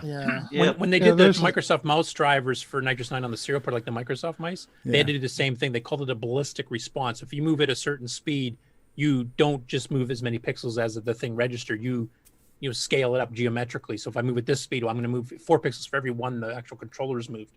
And if you do a slower one, well, then you do 1-to-1. So you kind of adjust the speed that way. And ColorPeed would have to be reprogrammed to take that into consideration for the Waco. Yeah, because the Waco was like a cue ball thing. Yeah. You couldn't make it go fast. Of course, I guess our mouse had a pinball in it. So. Yeah. That's true. Yeah, pinball, cue ball, take your pick, right? So they're deadly weapons no matter which one you pick. Exactly. As far as strategies, obviously wait for once you have the scorpion coming up, poisoning the mushrooms, you wait for the lines, and then you can just peg them all off in a row. One nice thing about that too is if you figured out the patterns, as David was mentioning, where they come down the same line for a few in a row, you can pretty well ignore the spider at that point, because if you let the mushrooms stay after you shoot them all, and the next one comes down, and you hold down the button for rapid fire, because you have mushrooms right near the bottom where you just killed off the previous centipede. Your rapid fire is so fast that if the spider tries to come at you from above, you'll shoot it before it ever gets a chance to hit you. Like I found I almost never got hit by the spider during those circumstances. It was when there was no poison mushrooms. I had more trouble trying to gauge where it was going. And occasionally the spider does that thing where it bounces on the bottom, only like the first 3 squares, up and down, and the zigzag going all the way across. Those were tougher. You had to run around them. Yeah. I got done by that so many times. Very As we cool. saw in our little test we did yesterday. We were all talking about various things, and I was playing along in the background, and the game challenge closed, and I kept playing because it was addictive. Yeah. Every couple of minutes it'd be like, oh, that damn spider. That's right.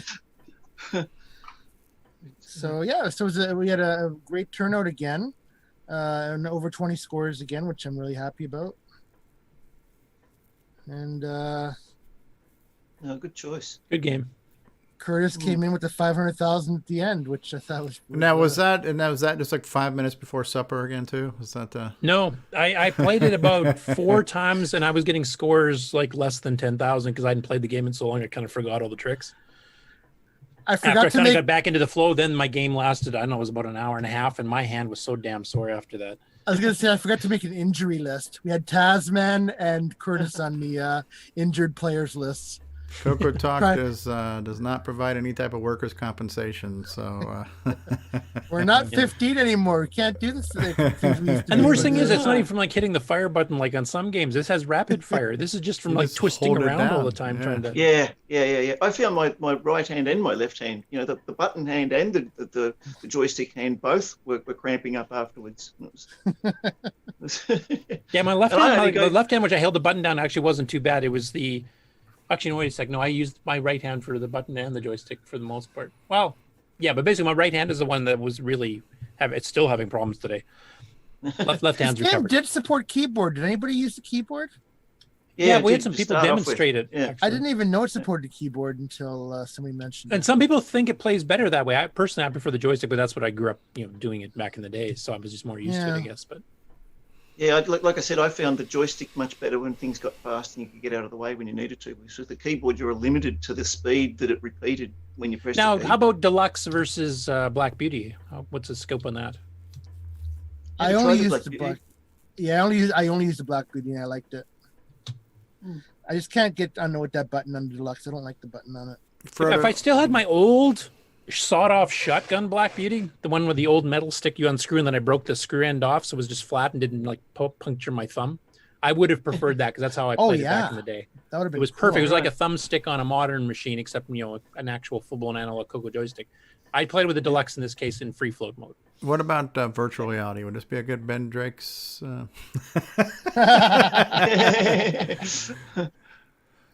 Frodo in the chat there says he played with the keyboard and he preferred the keyboard. I heard that from a couple people actually. Yeah. Yeah, okay. When I first started playing with the keyboard, I didn't know what the fire thing was, and I tried every combination. I didn't think of shift, and then I can't remember why, but I hit the shift button for some reason. It's like, oh, that's the fire button. So that's a load of shift. Uh-huh. And it has a pause key, which is nice because I did need that once. Yeah, spacebar. Yeah, I needed it once too. I actually got a knock on the door and had to go and do something, and I was in the middle of a really good game. Yeah, it was good times. Good game. Yeah, good game. Does anybody have anything else they want to add on the Color Pete experience they had this past week, or do you think we've beat it well enough? Anyone? I'm good. Nick Marotta, would you like to inform us all what game we'll be playing for next week's challenge? I know you're all in huge suspense for next week's game. The suspense is killing me. Next week's game, if I can get rid of this menu, will be Color Description. Yes. Oh, it's a top 10 title if I've ever heard one. I love this game. Work on my 1982 bird report. Oh man! Did I do on my summer vacation? Highest words per minute wins. You'll go far, Fletcher. I have watched all the long plays and walkthroughs of this game. It's incredible. It's amazing. It's fantastic. I know this game better than all of the other ones. And the ending always changes. That would rank right up This there game with was a Phantasm. real challenge with 4K, I have to say. Okay, you guys know next week's game is Bomb Threat. Ooh, Bomb Threat. So again, for those of you who don't know, this is a commercial game, and so if you don't have a copy, unfortunately, you're not going to be able to play it. But we had a lot of people who ordered the game on cartridge and or CD over the last couple of weeks. So now you can pull them out, plug them in, and have some fun. Yeah, and if you're just tuning in today saying, wait a second, I can't play, we promoted this 4 weeks ago. So we gave everyone like 4 weeks to order your digital copy, your virtual copy, or your physical cartridge, which was just released recently by Neil Blanchard, and I have my yellow cartridge, which looks fabulous. Yeah, re-released actually, because I did sell it in cartridge format a couple years ago too. So unfortunately for those of us in Australia, it wasn't an option because it's at the moment with all the craziness with deliveries over the world, it's at least 8 weeks wait before we get anything from the States to here. Well, I thought somebody from Australia did order the cartridge. From Neil Blanchard?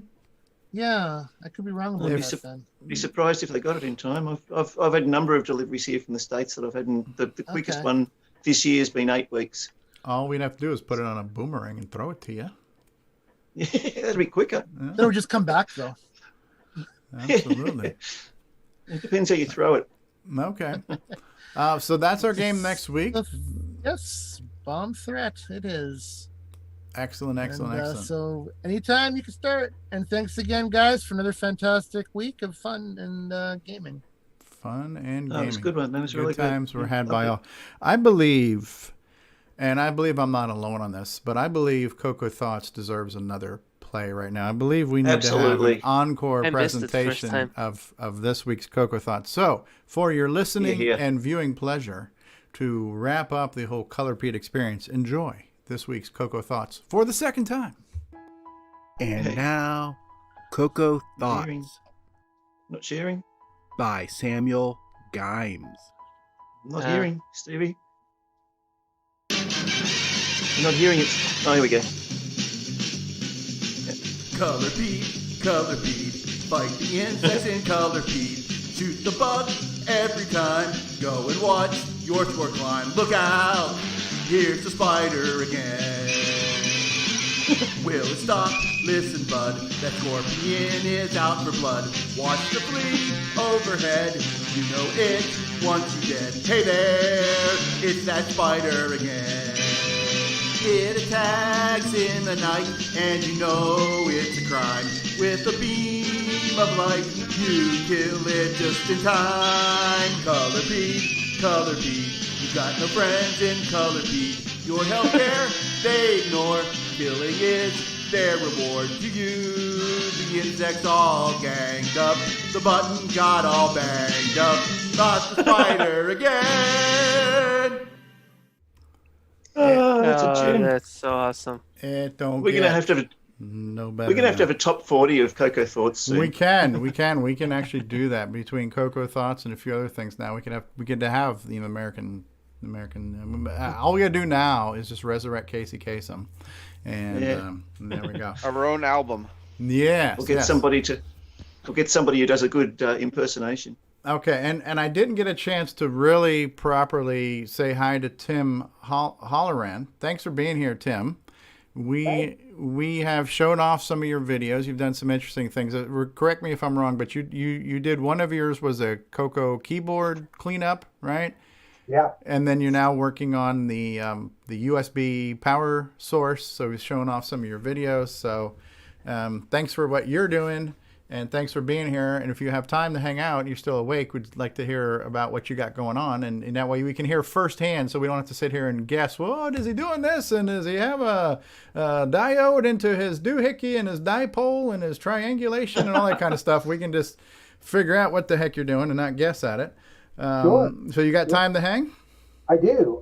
So just let me know when you want to chat about it. Yep. So I don't know how much news we have. Do we maybe want to hear from Tim before we get into news, or what do you think, Curtis? Do you want to do projects and updates first, and then we can just do news, and then you guys can just tell me when to cut it off? Well, we have some Game On news. There's too, right? lots of news. There's 30 plus stories. All right. So how about we'll do updates and acquisitions, and we'll start with Tim first because he's new to the show, and then we'll do Game On news. And then we'll cover some Coco news until we all just to clean it up a little bit. We won't get into all of those. Well, because we're already at 3.5 hours, and yeah. I'll be brief. I wanted to show off. I've kind of moved on. I don't know if the camera will catch this, but I have a permanent Coco 2 converted. I'll try to center it here to USB power, completely working. Okay. This is a pretty aggressive mod. You have to remove the Q1 transistor, but Discord's great. The server you guys run is wonderful, and lots of folks helped me. The salt chip's a little bit of a mystery, but if you realize that you can look at the Coco 1 schematics, and there's lots of folks who are pretty knowledgeable, gave a lot of help. But this computer completely works.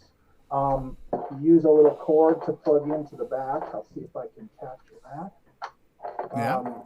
Disconnected power, and then of course your USB power goes right into a power strip, and you could not tell the difference between this and another one, other than it's extremely cool. The hottest thing here is the CPU. The entire left-hand side of the computer is just cold. Runs for hundreds of hours, and really just plug it into a power strip and it works great. So making some progress, and please reach out to me. I'm trying to recruit some hardware savvy folks to try this out. So if folks are interested on Discord or Facebook, please reach out to me and I'll get you info on how to try this out.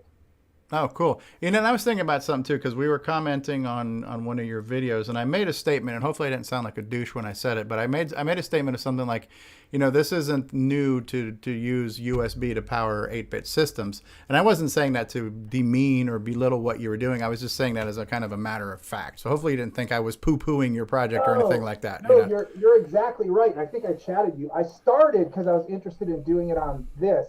I'm mostly a Z80 collector, as you can probably guess by looking around. These are not like David's cool Coco conversion. These are all real. But the Model 1's really hard. But my motivation was actually the Atari 800, which comes with a brick the size of a real brick. Yeah. And you can simply wire this up to a USB-A, like cut the cord off, take 2 wires and wire it up and plug it into the Atari, and it completely works better than it ever did. It's amazing. And I think most of the other communities have this. So trying to get a challenge where, none of these transformers and other parts are getting any younger, but having an option to pull this out and be able to use USB seems like a great thing in the Tandy, both the Z80 and the Coco. Absolutely. Because there's a few things that are not going to be over-the-counter, just replaceable parts. Like we can get some of the chips, we can get capacitors, but certain things like power supplies and custom chips are going to be harder to replace. So to have a source for an alternative is great. Yeah, and I took out the transistor, the Q1, but you could also do this by bending salt pins, but salts are rare and not replaceable. Right. That would seem like a terrible way to go. This this little power transistor, you can get these for $10 or less somewhere and put a new one in if you wanted to undo everything. But this is a huge source of heat in a Coco, this thing. Yeah. Oh, there is okay. somebody else that actually is working on doing a replacement for the salt chip. That's may have seen a video. Terry Trapp, yeah. By the way, Retro Innovations wants to know, Jim Brain wants to know how to get a hold of you. He does Coco hardware stuff too. Discord or Facebook. What is your name? What is your name on Discord? Tim Halloran, I think. Tim Halloran. He's on our Discord server, Jim, and so he's on Discord and he's on Facebook. Be interesting to work on an extension of that to make it work with the Coco One. Of course, a Coco One power supply is more difficult because you've got plus 12 volt rails and things that are not native 5 volt. So you'd have to have DC to DC converters and things like that. But it could be quite easily done. Yeah, I think so. I haven't tried that. I have a couple Coco Ones. One of them works. The other one doesn't. That you might also remember. Yeah. I posted that I melted the keys on one of my Coco Ones doing a retro brighting experiment.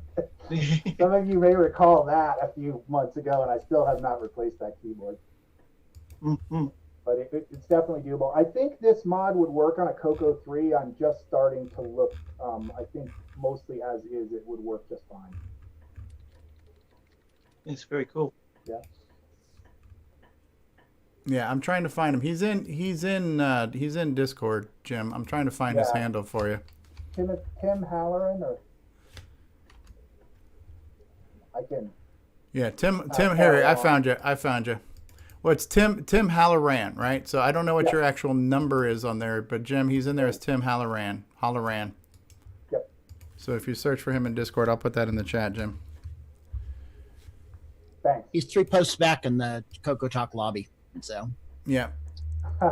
Yeah, I just did a search. I was trying to find out. Yeah. I thought I was actually joining the chat, but it's kind of like being backstage at a Met Gala here. This is really amazing. The things you guys do, awesome. Yeah, well, listen, we like seeing people doing projects for the Coco, and especially doing things that are different, a little bit outside of the box. It's definitely pretty literally. Cool. Yeah, outside of the box. Yeah, literally, right. Yeah, so it's Terry Trapp is working on a salt replacement. I think he's calling it Mr. Dash or something like that. So he's got a handful of videos that he's been doing to figure that out and doing the schematics and stuff. So that's pretty cool. He had he helped a lot. Okay. The salt is very tricky to guess, and once he wrapped his head around what I was doing, he was very helpful. There's something that we may be able to. I'll contact you on Discord too, Terry, because I'm planning a what do you call it? A reboot switch on for Coco 1, 2, and 3 that basically leaves the power supply running but disconnects the rest of the circuit for half a second or something, and does a cold boot without having to power cycle the power supply. So we may be able to incorporate our projects together and make one that does the lot. Sure, yeah. And with the USB mod, you could just put a like instant, a contact switch, just like the reboot in the powertrain will probably be fine. Otherwise, you'd have to be careful about all the bounce, the AC bounce. But I think as long as you kept it off long enough, it would probably be okay. Cool. Yeah, and the whole thing of making sure you don't get any spikes when you connect the power rails back up when we're fully powered. That's something that's really important to a project like this. So I'm designing a soft start reboot thing that'll do it softly, so it won't put any extra stress on the components. And the whole point of that is, like you were saying there, the power supply components are not getting any younger. Exactly. And the less stress that we can put on them, the longer they're going to last. Yeah, and I do think the heat is pretty bad. I started the project because my Coco 2 just ran so hot. It was unbelievable. I couldn't believe that was how it was supposed to work. Many people have told me that's how it behaves, but it was unbelievably hot. And one of the last mods I did when I went permanent was actually wiring it into the power switch. Prior to that, now it works like a regular Coco. You used to just shove it in plug it into the power strip, and the computer came on. You don't have a can of Freon just laying around, because Rick Adams used Freon quite frequently back during the. No need for that.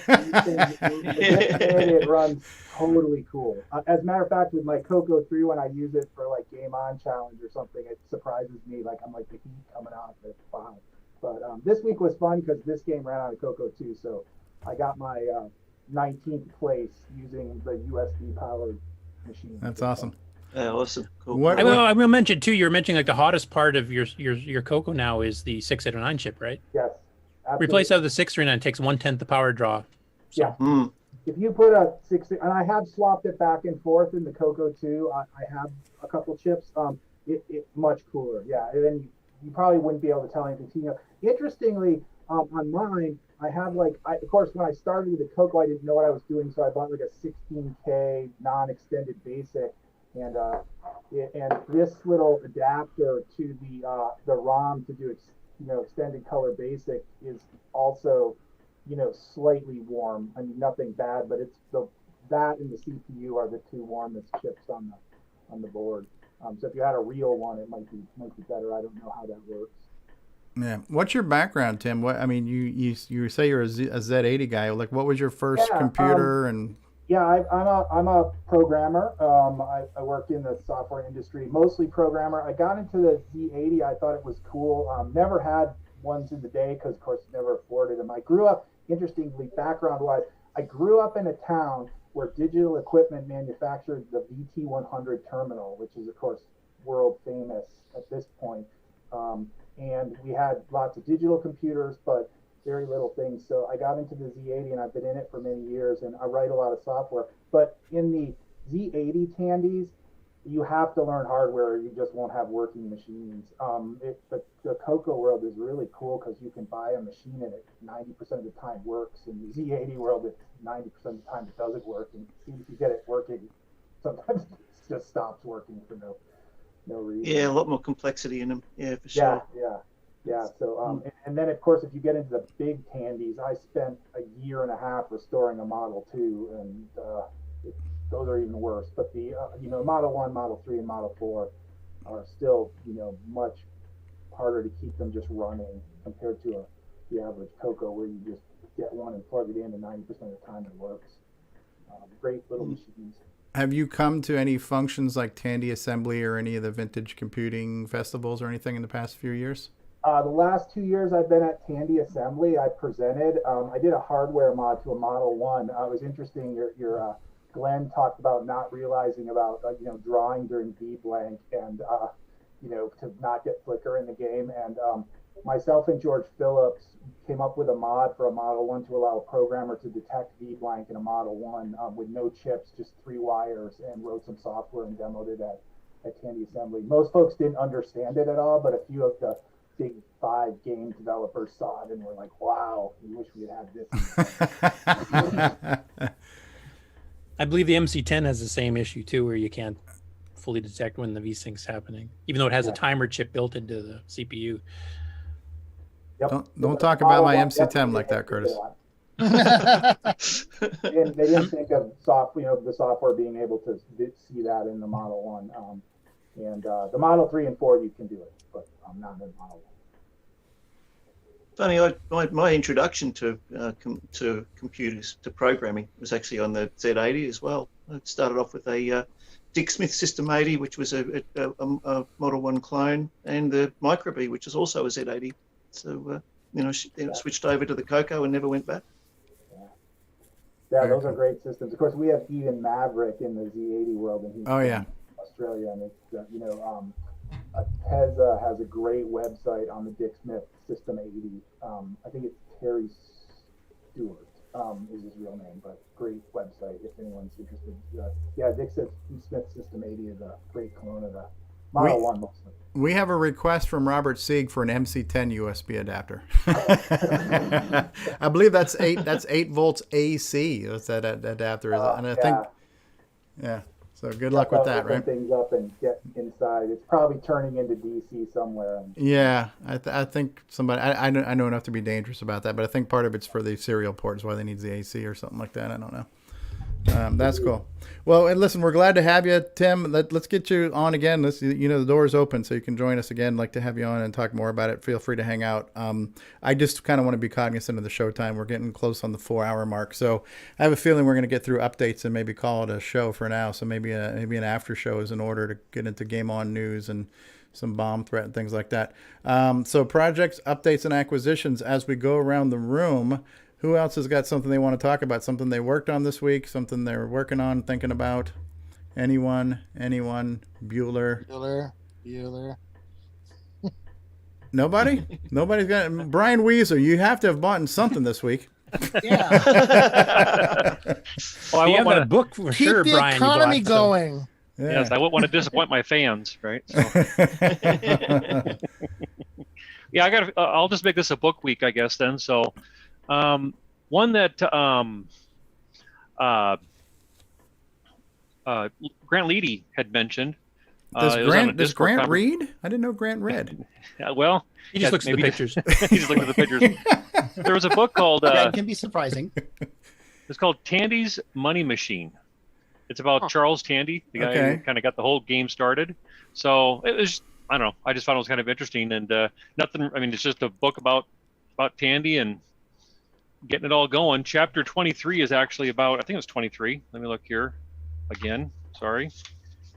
Chapter 20. Where is it at? 26 is on the birth of the TRS-80. Oh wow! So, but I thought I was able to pick it up. It's only 99 cents. I picked it up for, so it wasn't, but it was kind of interesting little find. It's a hardcover book. When did they write that book? When did they write this book? I thought Grant was in the Oprah book club. 1992. Wow. Interesting. Okay. Yeah. So, and then another book here. What? Go ahead. Oh, I was just curious what that keyboard is beside you there. Oh, don't get too excited there. That's a $20 Goodwill find that I'm just using to pipe MIDI songs to. So nothing too fancy, just an old Radio Shack one, realistic one. So for $20. Oh, cool. For $20, yeah. But so I'm trying to get the Coco MIDI working with that, and I'm just gonna use that to play my music through. So I don't know how to play music. I can do chopsticks, and that's about it. So. Another one here that doesn't seem to be too common. It's called the working TRS-80. Yeah, that one I'd never seen before you posted the pictures on Facebook. Well, according to Tim Holleran, 90% of Cocos are working when you get them. So there you go. So here's the proof, right? Yes. I was going to say, is that book the follow up to the broken? And then another book here. I've been kind of on a book kick again. So here's one. It's the TRS-80 color computer nice. graphics. Who's the author of that one? Oh, cool. This one here is Don Inman. Yeah. Don Inman. So, yes. So. And who is Dymax? Because the Don and Kurt Inman Assembly book is also with Dymax. Is Dymax a person, place, or thing? What is... It was a technical publishing company from what I remember. They did not just Coco stuff, but... With Dymax. Okay. Yeah, it's a weird way to say it, though. I wonder if the same thing if it was like with Dymax, like a DJ or something. It's like some celebrity that has one name, like Bono, right. Prince, Dymax. We're doing a collab with Dymax. And then another book is the top-down basic for the TRS-80 color computer. I usually top down basic. I don't even know what that means. Yeah, I usually do all my programming from the bottom up. So this is reverse engineering basic code, apparently. So, kind of from what I picked up on it, they just kind of go through, basic, from top to bottom type of thing. I guess cool. That's another way of saying it. So, yeah. And that's for the Coco. It's not a generic basic one. Nope. For the TRS-80 color. Yeah, and that's a third party book, right? Yes. It's not a Tandy publication or anything. So. Nope. Looks like it's a pretty solid, got a lot of content in it too. Yeah, Ken Skyer. I've never heard of that. I mean, to me, these legitimize the platform when you have third-party publications that are not just fluff pieces. They're kind of deep dives into stuff. So yeah, that's very cool. Yeah, I like the artwork. Nimble's saying that book cover reminds me of those covers that you could shake the blue lines and would wobble with some kind of eye trick or something. All right, so. That might actually be all the magic mushrooms from Color Beat. I'm not sure. No, that is really neat. Those are neat. And then one more that I know is part of a Radio Shack series. I know I've seen this. There's that wizard on the front of it, and I wanted to start. I think there's like 3 different ones. But this is the basic, faster, and better with other mysteries. I think there's like 3 3 different. Yeah, that ones whole of other those here. mysteries was a whole series. There's stuff on the Model 1 and 3 going through the ROMs. Is that and all kinds of Coco? stuff. Because that looks more like a Z80 one to me. I'm not I think sure. it might be. I think they're mostly for the Model 1, 3, and 4. But I'm sure a lot of it would still be applicable because it's basic and was based on Microsoft. I'm Basic, trying to remember. Didn't Dennis Bathory Kits? Didn't he do one of those? Yeah, in that series. It was mostly hardware mods and things. It's a classic for the Model 1. Okay. I have a copy of that. I'm trying to remember the title, but it's a great book. Yeah. So I just I know I've seen pictures before, and I kind of passed them up a little bit, but I thought, well, let's start adding to the collection there. So that's cool. That's all I have, sir. Well, we're disdisappointed. You usually bring us so much more. I could show one more thing if you want me to. No, please do. Just please do here. I did pick up this game as part of a lot that I got. I haven't quite finished sorting through it all yet. Let me try to grab the pile here without throwing it. From 1997, I think I got them almost all of them through 1982. It's the microcomputer newsletter. Oh wow! So they started out as kind of a paper, and then they slowly transitioned into more of a magazine, more of a glossy magazine. Now, who is the publisher of this? Radio Shack. Okay. Shack, TRS-80 Microcomputer News. Yep. So I got almost the whole lot. Here's one. Well, here's January of 1982, and there's two children that seem to be having an awful lot of fun with their Coco in here. So they're looking at each other. They're not even looking at the game. Number one. And look at the palette on the game. Yeah, look at I love the pink and sky blues that never existed on the Coco in that picture there. So yeah, that's beautiful. I have a copy of that here, a different one of it. So what was the photographer saying? Okay, kids, if you could do me a favor and look really creepily at each other and skeeve us out, that's what we're going for here. I would just love to get that monitor. Yeah. Radio Shack monitor. Oh yeah, the silver TV. Yeah, that would be awesome. Hold it up a little higher. We want to focus on these creepy kids. These kids are creepy. I'm sorry. They are scaring the F out of me right now. This is a movie waiting to happen where they move into a house and people die. This is what I'm this is like Children of the Corn, I think, or something. Oh, wow. Seriously. It's funny you should say that, Curtis. The Children of the Corn is actually filmed just about 10 miles away from me here. Oh wow! In cornfields. So, but yeah, still see alive. The kids on yours, David. Okay, yeah, mine's got the Model 100 on it. Oh, okay. So, where are the creepy kids? Oh yeah, there's no inside the Model 100. Oh look, Rick Euland's got one of the wizard books there. I found the Bathory Kits book. Oh, that's That's Dennis one. So is that for the Coco? No, that was Model 1 and 3. Yeah, I think. 1 and 3. Same guy, different Model computer. 1. Okay. Cool. It's full of Model 1. But it must not have been a very long publication. Like I said, it went from 1997, and at least what I have goes up through 82. So I don't know how. It does go earlier than that.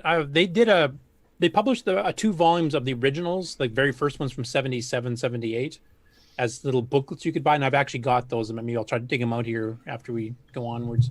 But they published that, and basically when you bought a new computer from Radio Shack, they actually had a little card there, and you could order it, and you can get it for free from Tandy for I think 6 months or a year or something like that. They give you a free subscription. Then after that, you had to pay for it. How many advertisements for third-party products were we finding in this Tandy publication? 0. Well, actually, that's not quite true. If you were buying like Model 2, word processing or accounting software from Ashton Tate or something like that, they'd advertise that because they actually carried that in the stores. But as far as Coco stuff, no. Okay. Is this what you're talking about, Curtis? Here, yep, that's exactly what I'm talking about. There's 2 of those. Yeah, the reprint, and this has like issues, all issues, 20 of them, all in one book. It's kind of they're kind of all bound together. There's 2 volumes of that. So there's the very first run of 20. There's the next run of 20 as well.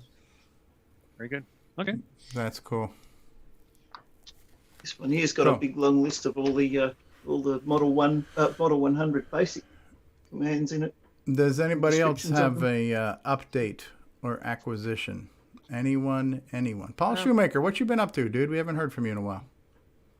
I've been working quite a bit on that Poker Squares Yeah, game yeah. that I've been developing, and That's in the Game On News stuff too. So if you want to do it now, go ahead. Sure. I can show a quick demo of it if that would be good. Take just a second. Sure. Yeah, absolutely. I'll shrink my news down by 1. That'll help. You guys let me know when you can see what I'm sharing. I see you. Okay. Yep, seeing it there. So right now I've got it mostly working. So the first thing that I had to do was write a separate program, and I haven't quite figured out how to put it together yet. A separate program, and it didn't look like it did anything, but what it actually did was it drew the play screen in the background. And then I'm going to, of course, merge those together at some point, but it's doing something weird right now, and I can't figure out why it's doing it. Well, board can call cards, right? You can chain them. Yeah, maybe I'll do something like that and see if that works. Save on memory. Man, this looks really good. Thank you. So now I've got an issue where it always starts with exactly the same deal every single time. So I need to seed the random number generator, but I haven't quite got that figured out yet. Minus timer. X I tried that, and it's not working for me. So I have to noodle on it a little bit more. But so I've got it mostly working. And if you guys have ever played Poker Squares before, and I was posting on Discord maybe a couple of months ago. There's a Coco 2 version that I just started playing, one of the handful of card games that the fellow did. And remember, Curtis, you and I were talking about whether or not the sort of marquise aspect of it was done in BASIC or if it was done in assembly. It sort of has the different color blocks going around the outside of it. Anyways, it was playing that game, and I thought, see if I can upgrade it or update it to a Coco 3. So it's the game basically works where you just try to build poker hands, both horizontally and vertically. Oh, that's neat.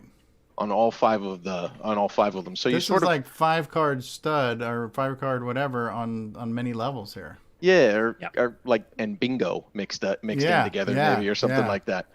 So you decide where you want to play the next card, and if you want to try to get a flush, or you want to try to get a straight, or you want to try to get 2 pair or something like that. And then every once in a while, kind of surprised it hasn't done it yet, it will randomly allow you, right there, to pick one of these 5 face cards to flip over. Okay. And so now it adds a little bit of randomness as well as a little bit of, poker playing. Hopefully that's not too loud. And then I have it pretty much working. The cards look really, really good. Yeah, I still want to get a copy of your cards because I'm actually going to build them as actual graphical images for Nitroston, include the entire deck as get put buffers. Sure. Rather than, I think you said you just have the face cards, the backs, and then you have everything else drawn manually. Right. I'm actually, just to make it easier for the program, I'm just going to make, here's 52 cards plus the back, and then you can just make whatever card game you want. Oh, that's cool. That's what I'd love to be able to make. Okay, when you're done, it calculates. It calculates each hand. Okay. And will give you the score. And this is the piece that I still need to work on a little bit. Is it doesn't calculate all the hands exactly right yet. I haven't quite got that logic all worked out. But it calculates all of each of the hands on each of the columns and rows, and then it'll put up a little. I think I saw a version of this that does diagonals as well, but I guess the diagonals are randomly generated for you. So. Well, one of them is, but the other one's not. That's interesting to add maybe a diagonal. I used to play a game. I used to play Poker Squares on a Coco back in the day. There's a Coco 2 version, and it generated it did the diagonals as well, I believe. Oh, okay. Yeah, so it's coming along. It's coming along pretty well. And that's awesome. Cards are nice. Yeah, the cards are based off of an 8-bit deck that if you just Google cards 8-bit deck, and the guy's name is Michael, and I can't remember his last name. So you got permission this time? I didn't. This one I'm not selling it. I'm giving it away. Okay. I'm giving it away. So it's a labor of love, and everybody cards Yeah. But I modified it a little bit because the size of his cards were too big to fit. Basically 5 cards north to south on the screen. So I modified it a little bit. So they're a tiny bit different, but the rest of it is all something that I've designed. Based off. And you're of using that patch that game. Nick and Nick Moretti's did to do the by 225 graphics in BASIC too, right? Yes. So I got his patch, and that's how I'm able to in BASIC. So this is all in BASIC with a couple of assembly language subroutines. One is that draws the card, and the second one that actually pops these little score tiles up as well. And the rest of it's all in basic, and so I used his patch, which allows you to use all of the normal basic commands in the 225 row mode in the H screen too, which is really, really cool. And then I saw someplace else a couple of pokes, one of the Unraveled books or something, that a couple of other pokes I added, which prevents H screen from erasing the screen when you go into it for the first time, and that's how I'm able to draw the background or the play screen first, and then go ahead and execute the second Switch over program. to it. Yeah. So that's where I'm at right now. I'm getting pretty close to done, but I have a little bit of play testing to do, and then quite a lot of code cleanup to do and fix the scoring a little bit, and then I'll be uploading it to the archive for anybody who wants to check it out. How are you writing your code? Are you writing this in the emulator, or are you using an editor outside of an emulator? I use Notepad++ and LW tools to write the assembly language on my PC, and then all of the basic and everything I'm writing on the Coco 3 behind me. Oh, but God help you. The assembly is the assembly you got to do. Well, for me, I have to do it using those third-party sort of tools. But writing in basic on the Coco is the way to do it. Is the way I'm doing it right now. Okay. Yep. That looks really good. Thank you. I do want to steal your card set and put it in Nitrous 9 too. Of course. That's of awesome. course. Yeah. So when you're programming basic on the Coco 3, you use the width 80 mode to do all your typing, I guess. Most of the time, and I do that just so I can see more of the listing at any given point in time, and because especially when you start to go clean up the code and figure out, am I duplicating something? Is there a simpler way to do it? It's much nicer to see 80 columns worth. Do you also have the 28 line text mode enabled too, so you get the full vertical? No, I don't think so. I think because there's folks to do that as well, kind of like the graphics screen where you're doing 225. It does the same thing for the text. You get 3 extra lines. Oh, is that part of Nick's patch, or is that a separate thing? I know Sockmaster had a patch for it. I'm trying to remember if Nick incorporated it. Too bad Nick wasn't here to ask. I can't remember if he incorporated that or not, but it's definitely available. There's a couple pokes you can do to enable that as well. Neat. No, I'm not doing that right now because I notice it does shrink up when I'm go back into the text mode. So, but that's where I'm at right now. Probably hopefully no more than a couple of weeks away from sending out, letting folks noodle around with it and give it a try. That's very cool, Paul. That's very cool. Excellent. Excellent. Thank you. Does anybody else have an update or acquisition they want to share? Brian Schubring, are you raising your hand? Just got to say I got going here. Got to go to dinner. All right. Well, thanks for being here. Thank you. It was a great show. Good job, everybody. Yeah, thank you. And thank you, Curtis, for getting that lined up for us. I do have one thing to show, but I don't want to be greedy. I want everybody. Oh, Mikey. Just a mini update. I'm planning to resume working on PyDrive Wire this coming week, the next 2 weeks, so I can meet my previously published schedule. Very cool. And I've learned never to make those again. That will include. Yeah, I know. Will that include the deload server? Yeah, the deload will be in there. I haven't heard of anybody having any real problems with it, so it's gonna go in. Very, very cool. Did you get your cables sorted out there, Mikey? Yeah, pretty much for the most part. Okay, we gave you plenty of time to do it, I have to say. So. Yeah. Okay, I have a quick show and tell. This is a courtesy of Jason the Coco Man Reichard, and I'll be doing an unwrapping here live on the air. But last week I showed off my Commodore haul, including my Commodore 1084S monitor that happens to have an RGB input. So Jason the Coco Man Reichard came up with a cable, produced the cable, and got me the cable, and it literally came in today. So within a week's time, he designed it and produced it and shipped it to me. And it's got 2 different ends, right? Ooh. So one end is the RGB for the Coco, right? So that's the Coco RGB, 9 out of 10 pins, and then this end here is the 5 or 6 pins? DIN 6 pins. Right? The RGB analog DIN on the Magnavox. Right. So this should go into my Commodore monitor, and then I should be able to look at native RGB and get some decent audio out. So I'll be trying that after the show, and I'll be trying that tonight when I play the Bomb Threat for our game on. The real joy of the Magnavox is you can also hook up the composite cables because there's composite. Well, there's just one switch in the front. You can instantly switch between the two. Right. Nice. Sweet.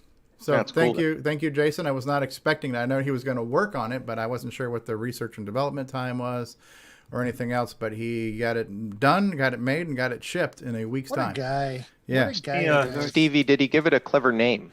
I asked for that. There's no clever name. There's no sticker on here, and there's absolutely 0 toggle switches on here too, which is a little bit disappointing. So, now it sounds like you're bitching. Yeah, I'm bitching. You went from like, thank you, Jason, but I've got some suggestions for you. Yeah. So, no. I have to say, I need to order one of those myself because mine, which I made back in the 80s here, the ribbon cable's gotten pinched a few spots, and sometimes I have to jiggle it or it loses one of the color guns. So I have to get a new one, and I think if Jason's ready making it for you, and if it looks okay when you try it tonight, I'll probably order one from him. How about the Commodore LaRue? I've got all the bits here for my RGB mod. I'm going to try RGB to VGA and see if I can get that to go into my Model 4 Coco 3. So that's in that bag. So okay. Doing a similar thing here. Grant Leedy's asking if I'm hungry. I'm actually thank you for your concern for my personal well-being, Grant. But no, I'm not hungry. I'm just trying to be conscientious. So this is a democracy, though. So we're going to let the panel decide, and we're going to let the audience decide. We're at 4 hours. We actually have a lot more to cover with news and Game On news, and it's really up to the audience. Would the audience like more CoCoTALK? Do you need the snoozy newsy, as Mikey likes to call it? Are you guys ready? Because we probably have another hour left in this show for those who want to do it and those who want to watch it. I'm going to be honest with you and tell you that I'm probably going to walk away and let you guys handle the news so I can go take a break and do a few things, but I'll let the stream keep running. I actually had a thought. You guys can bounce. I'll bounce this off to you guys if you think it's ridiculous, because we were talking about possibly doing an after dark to do bomb threat today. Now, some people like games. Some people, maybe just me, like news. We could actually combine the two. We could actually have somebody playing on the right side of the screen and watch, some people playing it, and I can just rifle through the news tonight at an after dark, just to get it caught up. Because if I wait till next week, we're gonna have like 50 stories, and that'll be the entire damn show. What do you guys think of that wacky idea? I like that idea. You're talking about doing a news after dark? Well, we have 2 votes from the live viewers. David Lord says press on. Frodo says press on. So it's really partially up to the people who are here. Do you guys want to still be here, or are you done? Would you rather take a break? Because Curtis, you've got to anchor this news. Are you good to do it? I could, if everybody wants it. I mean, that's up to them. Okay. Yep. I'm going to have to duck out at some point, but I'll come back. If everyone decides they're going to do it, I'm happy either way. But like I said earlier on, I do have something I've got to do for probably 10 minutes in the middle sometime, some unspecified time. But I'm happy either way. David Ladd and Grant Leedy both like my idea of just having a split screen so you can still have some live gameplay, and then I can just, so we have some of the news, and whoever's playing the game can interject once in a while. We have 2 votes for keep the show going. We've got 2 votes for doing it on a second show later on. Who else on the panel? Second show. I'm getting hungry. Okay, Mark B is getting hungry. Okay, we got another vote for split screen. So it's looking like the votes to do but we need to get it done tonight or this weekend. So it's the news is still news and it's not history. And then next week we have a special guest host and a guest streamer. Robbie Inman will be broadcasting the program for us live from Arizona, home of Ron Delvaux, next week. All right, so we're going to go ahead and then start to wrap things up. So I'm going to go ahead and play the outro, and then we'll come back for parting thoughts. But I really enjoyed today's show. And I'm going to be honest, too. Last week, Floppy Talk, you would think the one person who would have been bored to tears or would have rage quit would have been me. I really enjoyed the Floppy Talk and the Storage Talk. I thought that was just good conversations, and that was good stuff. And this week, to talk to Glenn was a treat. And this show is definitely like a box of chocolates. From one week to the next, we don't know what we're going to get. We pop open that lid, and sometimes it's, sometimes it's sweet, sometimes it's not, right? So But that's the kind of the great thing about this program is that even us who are on it don't know what. Sometimes it's nuts. Yeah, sometimes it's nuts, like almond joy, right? So I got a really quick 30. Oh no, I'll save it for the parting thoughts. It's all right. All right, so we're gonna run the outro, and we have a new patron this week too. So Graham Webke became a new patron. I mentioned him at the beginning of the show, so we definitely want to thank the patrons. And so for the money that we get from our patrons, it covers all of our costs, and we've created expenses that we didn't need to just because we're trying to saturate this show in as many places as possible. So we have audio and video podcast hostings. We live stream to multiple sources, which costs money to do. We are boosting the Discord server. So all the money that we get, it goes back into the show. Nobody's padding their wallet here, but we appreciate the fact that people are, and honestly, like 80 to 90% of the people who are paying to be on the show are already on the show or volunteering their time on top of that. So it's very much appreciated, and it's very humbling and very flattering that you guys do that. And I just want to say a special thanks to Grant's all suggesting maybe some of that money can go towards buying you a razor. Maybe. Or actually, I just got a new contraption here. Let me wind it up for you, Curtis. Pass it on to Grant for you. There you go. That's where all the Patreon money went, right there, Curtis. Special gift just for you. We paid for that fancy ring, did we? That's right. So that's how much he appreciates us. You see that? That's right. So I'm going to play the first part of our intro, which thanks our patrons. No, because then we got the train wreck that starts on that. Never mind. All right, you guys, you're patrons. You know who you are. We love you. We appreciate you. We're going to hit the outro, and then we'll be back for parting thoughts. Thanks, everybody. This concludes another episode of CoCoTALK, the world's leading live talk show featuring the Tandy Color Computer. For all things CoCoTALK, visit us on the web at CoCoTALK.live. We'd love to hear from you. Send feedback, suggestions, even segments via email to CoCoTALK at CoCoTALK.live. CoCoTALK is rocking the 8-bit world, keeping the Tandy flame alive. We may be mocked, but we'll never stop, 'cause CoCoTALK is rocking the 8-bit world.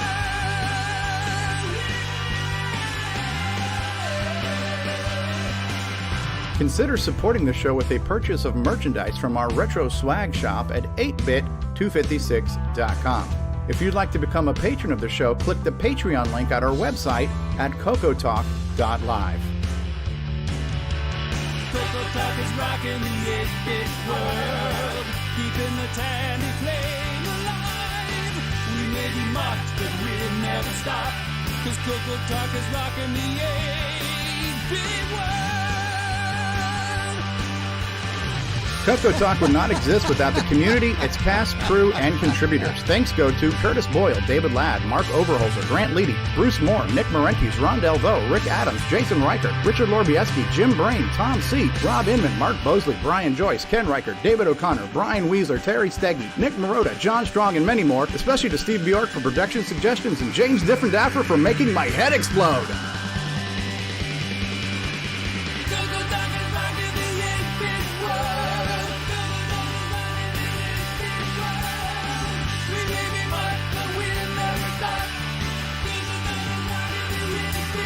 Please help support the Coco community by visiting some of its various contributors. A list of resources is available at imacoconut.com. That's IMACOCONUT.com. The CoCoTALK theme song is copyright 2008 by D. Bruce Moore and Greg Sheeler. Mixed, mastered, and produced by D. Bruce Moore.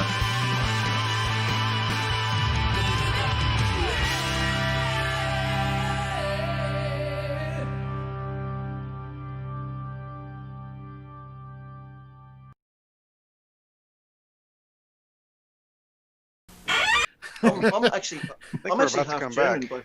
I'm half German by blood. So. Oh, here we go. Yeah, I know. The first time I heard German heavy metal was like scary. Yeah.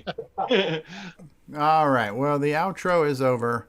It is now time for parting thoughts. Not deep thoughts, but parting thoughts. So I want to thank, number one, I want to thank the people who come together every week to help this show. So Mark Overholzer, who has always been here for us from episode 1, who is our chat moderator, and he gets all the links out and the live feed. So when we're talking about something, he's right on the spot with doing that, and he makes sure that we know when people are chatting. We try not to forget people in the live chat, but sometimes it gets hard to manage the people talking and the people listening and the people chatting. So we try to do the best we can. And thank you, Mark, for what you do there. Curtis Boyle for bringing in great guests and for doing the news for us, Curtis, and God forbid for that. On rare occasions, I actually get to do it. Yep. Yeah, and God forbid that Nitrous 9 shite that you've been working on. Thanks for that. David O'Connor, thank you for bringing Neo to the program, one of the best members of the panel we've had in the past 20 years. Obviously the most intelligent, too. Yes. He's a faithful meower. Absolutely. Everybody who's here. Mark Bosley, our backup streamer and engineer, who's always here. Brian Weasler, who's always buying all the good shit off of eBay. Nick Marotta, who's just here to make us all jealous of his looks, so we appreciate that. And Michael Furman, who likes to. We had multiple discussions about being muted and not stepping on our special guest today. And what does he do? Right out of the freaking box. Mikey's got cables. Yes. Cables and cables and cables and cables. Yes. But Mikey, you do a great job with and I've said this for years, that DriveWire is a fantastic, amazing protocol, incredible product. There's Neo. Neo, saying goodbye. Yeah. PyDriveWire is the best. PyDriveWire is the best. MC10, incredible, right? And I got your message about PyDriveWire, Mikey. I gotta I just send you some stuff. It's been slammed the last couple of weeks, but you can just send me a screenshot or whatever, and I'll help you. We'll start plugging away at it. All right, and so final thoughts. And so Timothy Holloran, thanks for being here for your first time, and please come back. And thanks for what you're doing. And we look forward to. We will follow your career with great interest, sir. We didn't scare him too Any much. parting thoughts for the folks at home? No, it's a great show. Thank you for doing this for the community, and thanks for welcoming a Z80. All right, that's right. Well, being the cultured person that I am, I refer to it as the Z80, but you're welcome to that. Well, we even let Apple people on here. So. Well, actually, it's a Z80. Yeah.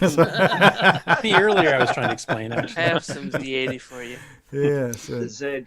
The Z. Is Z here? Zed's not here, man. Zed's not here, man. Paul Shoemaker. Dead, any parting thoughts, Paul? No, just good to be back on the show after taking a bit of time away, but nice to be back. Thanks, guys. Good for having you, and thanks for all the stuff you're working on. It's really cool to see. Rick Hewlin, any parting thoughts? Good get. All right, Like the show. Michael Furman, parting thoughts? Go play some Bumfat. There you go. Mark Bosley, parting thoughts? Nah, I'm done. All right, Brian Weasler, parting thoughts? Coco forever. Coco forever. Nick Marotta, parting thoughts? I just love this show. Thank you so much for doing it. Well, thank you for Game On, the greatest segment, everyone's favorite segment, everyone's favorite part of the show. I believe you. It's incredible. It's an incredible segment, fantastic segment. David O'Connor, parting thoughts? We have a very special guest that's in the pipe works. I won't say anymore. We won't say anymore. No. L. Curtis Boyle, nobody cares. Next. Plancer.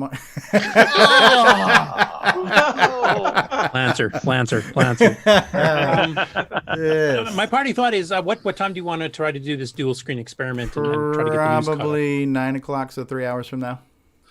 So 9 Eastern, so it'll be 7 my time. Yeah.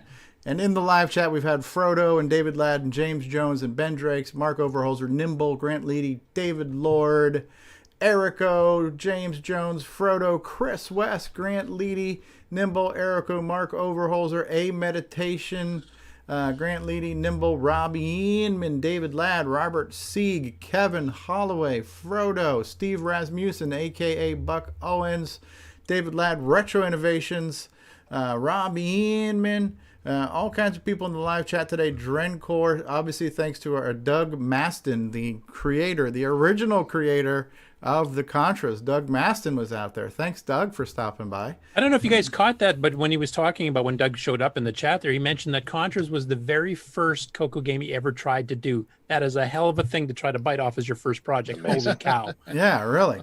Honestly. And it's probably one of the most, like you said, Curtis, it's probably one of the top 5 games that pulls, doesn't pull any every punches. Trick out of the hat. Every trick out of the hat, absolutely. Ben Drakes, our VR guy. David Lord has been out there. Frodo, Ben Drakes. Frodo, with great Richard Lorbieski and his people skills, and Erico and Fedor was out there, Fedor Stamen, and Dave and Sharon. That's Mr. Dave 6309 now. He's upgraded his handle to the winning processor. Richard Lorbieski, Jim Gary was out there. Hey, Jim and Fedor and Nick Marotta. So yeah, we've had a jam-packed audience. Thanks for being here, jam-packed show. Thanks, Glen Dahlgren, for being here. And we're gonna press the button. Say goodbye, everybody. See you in a few hours. Hey, everybody. Goodbye, everybody.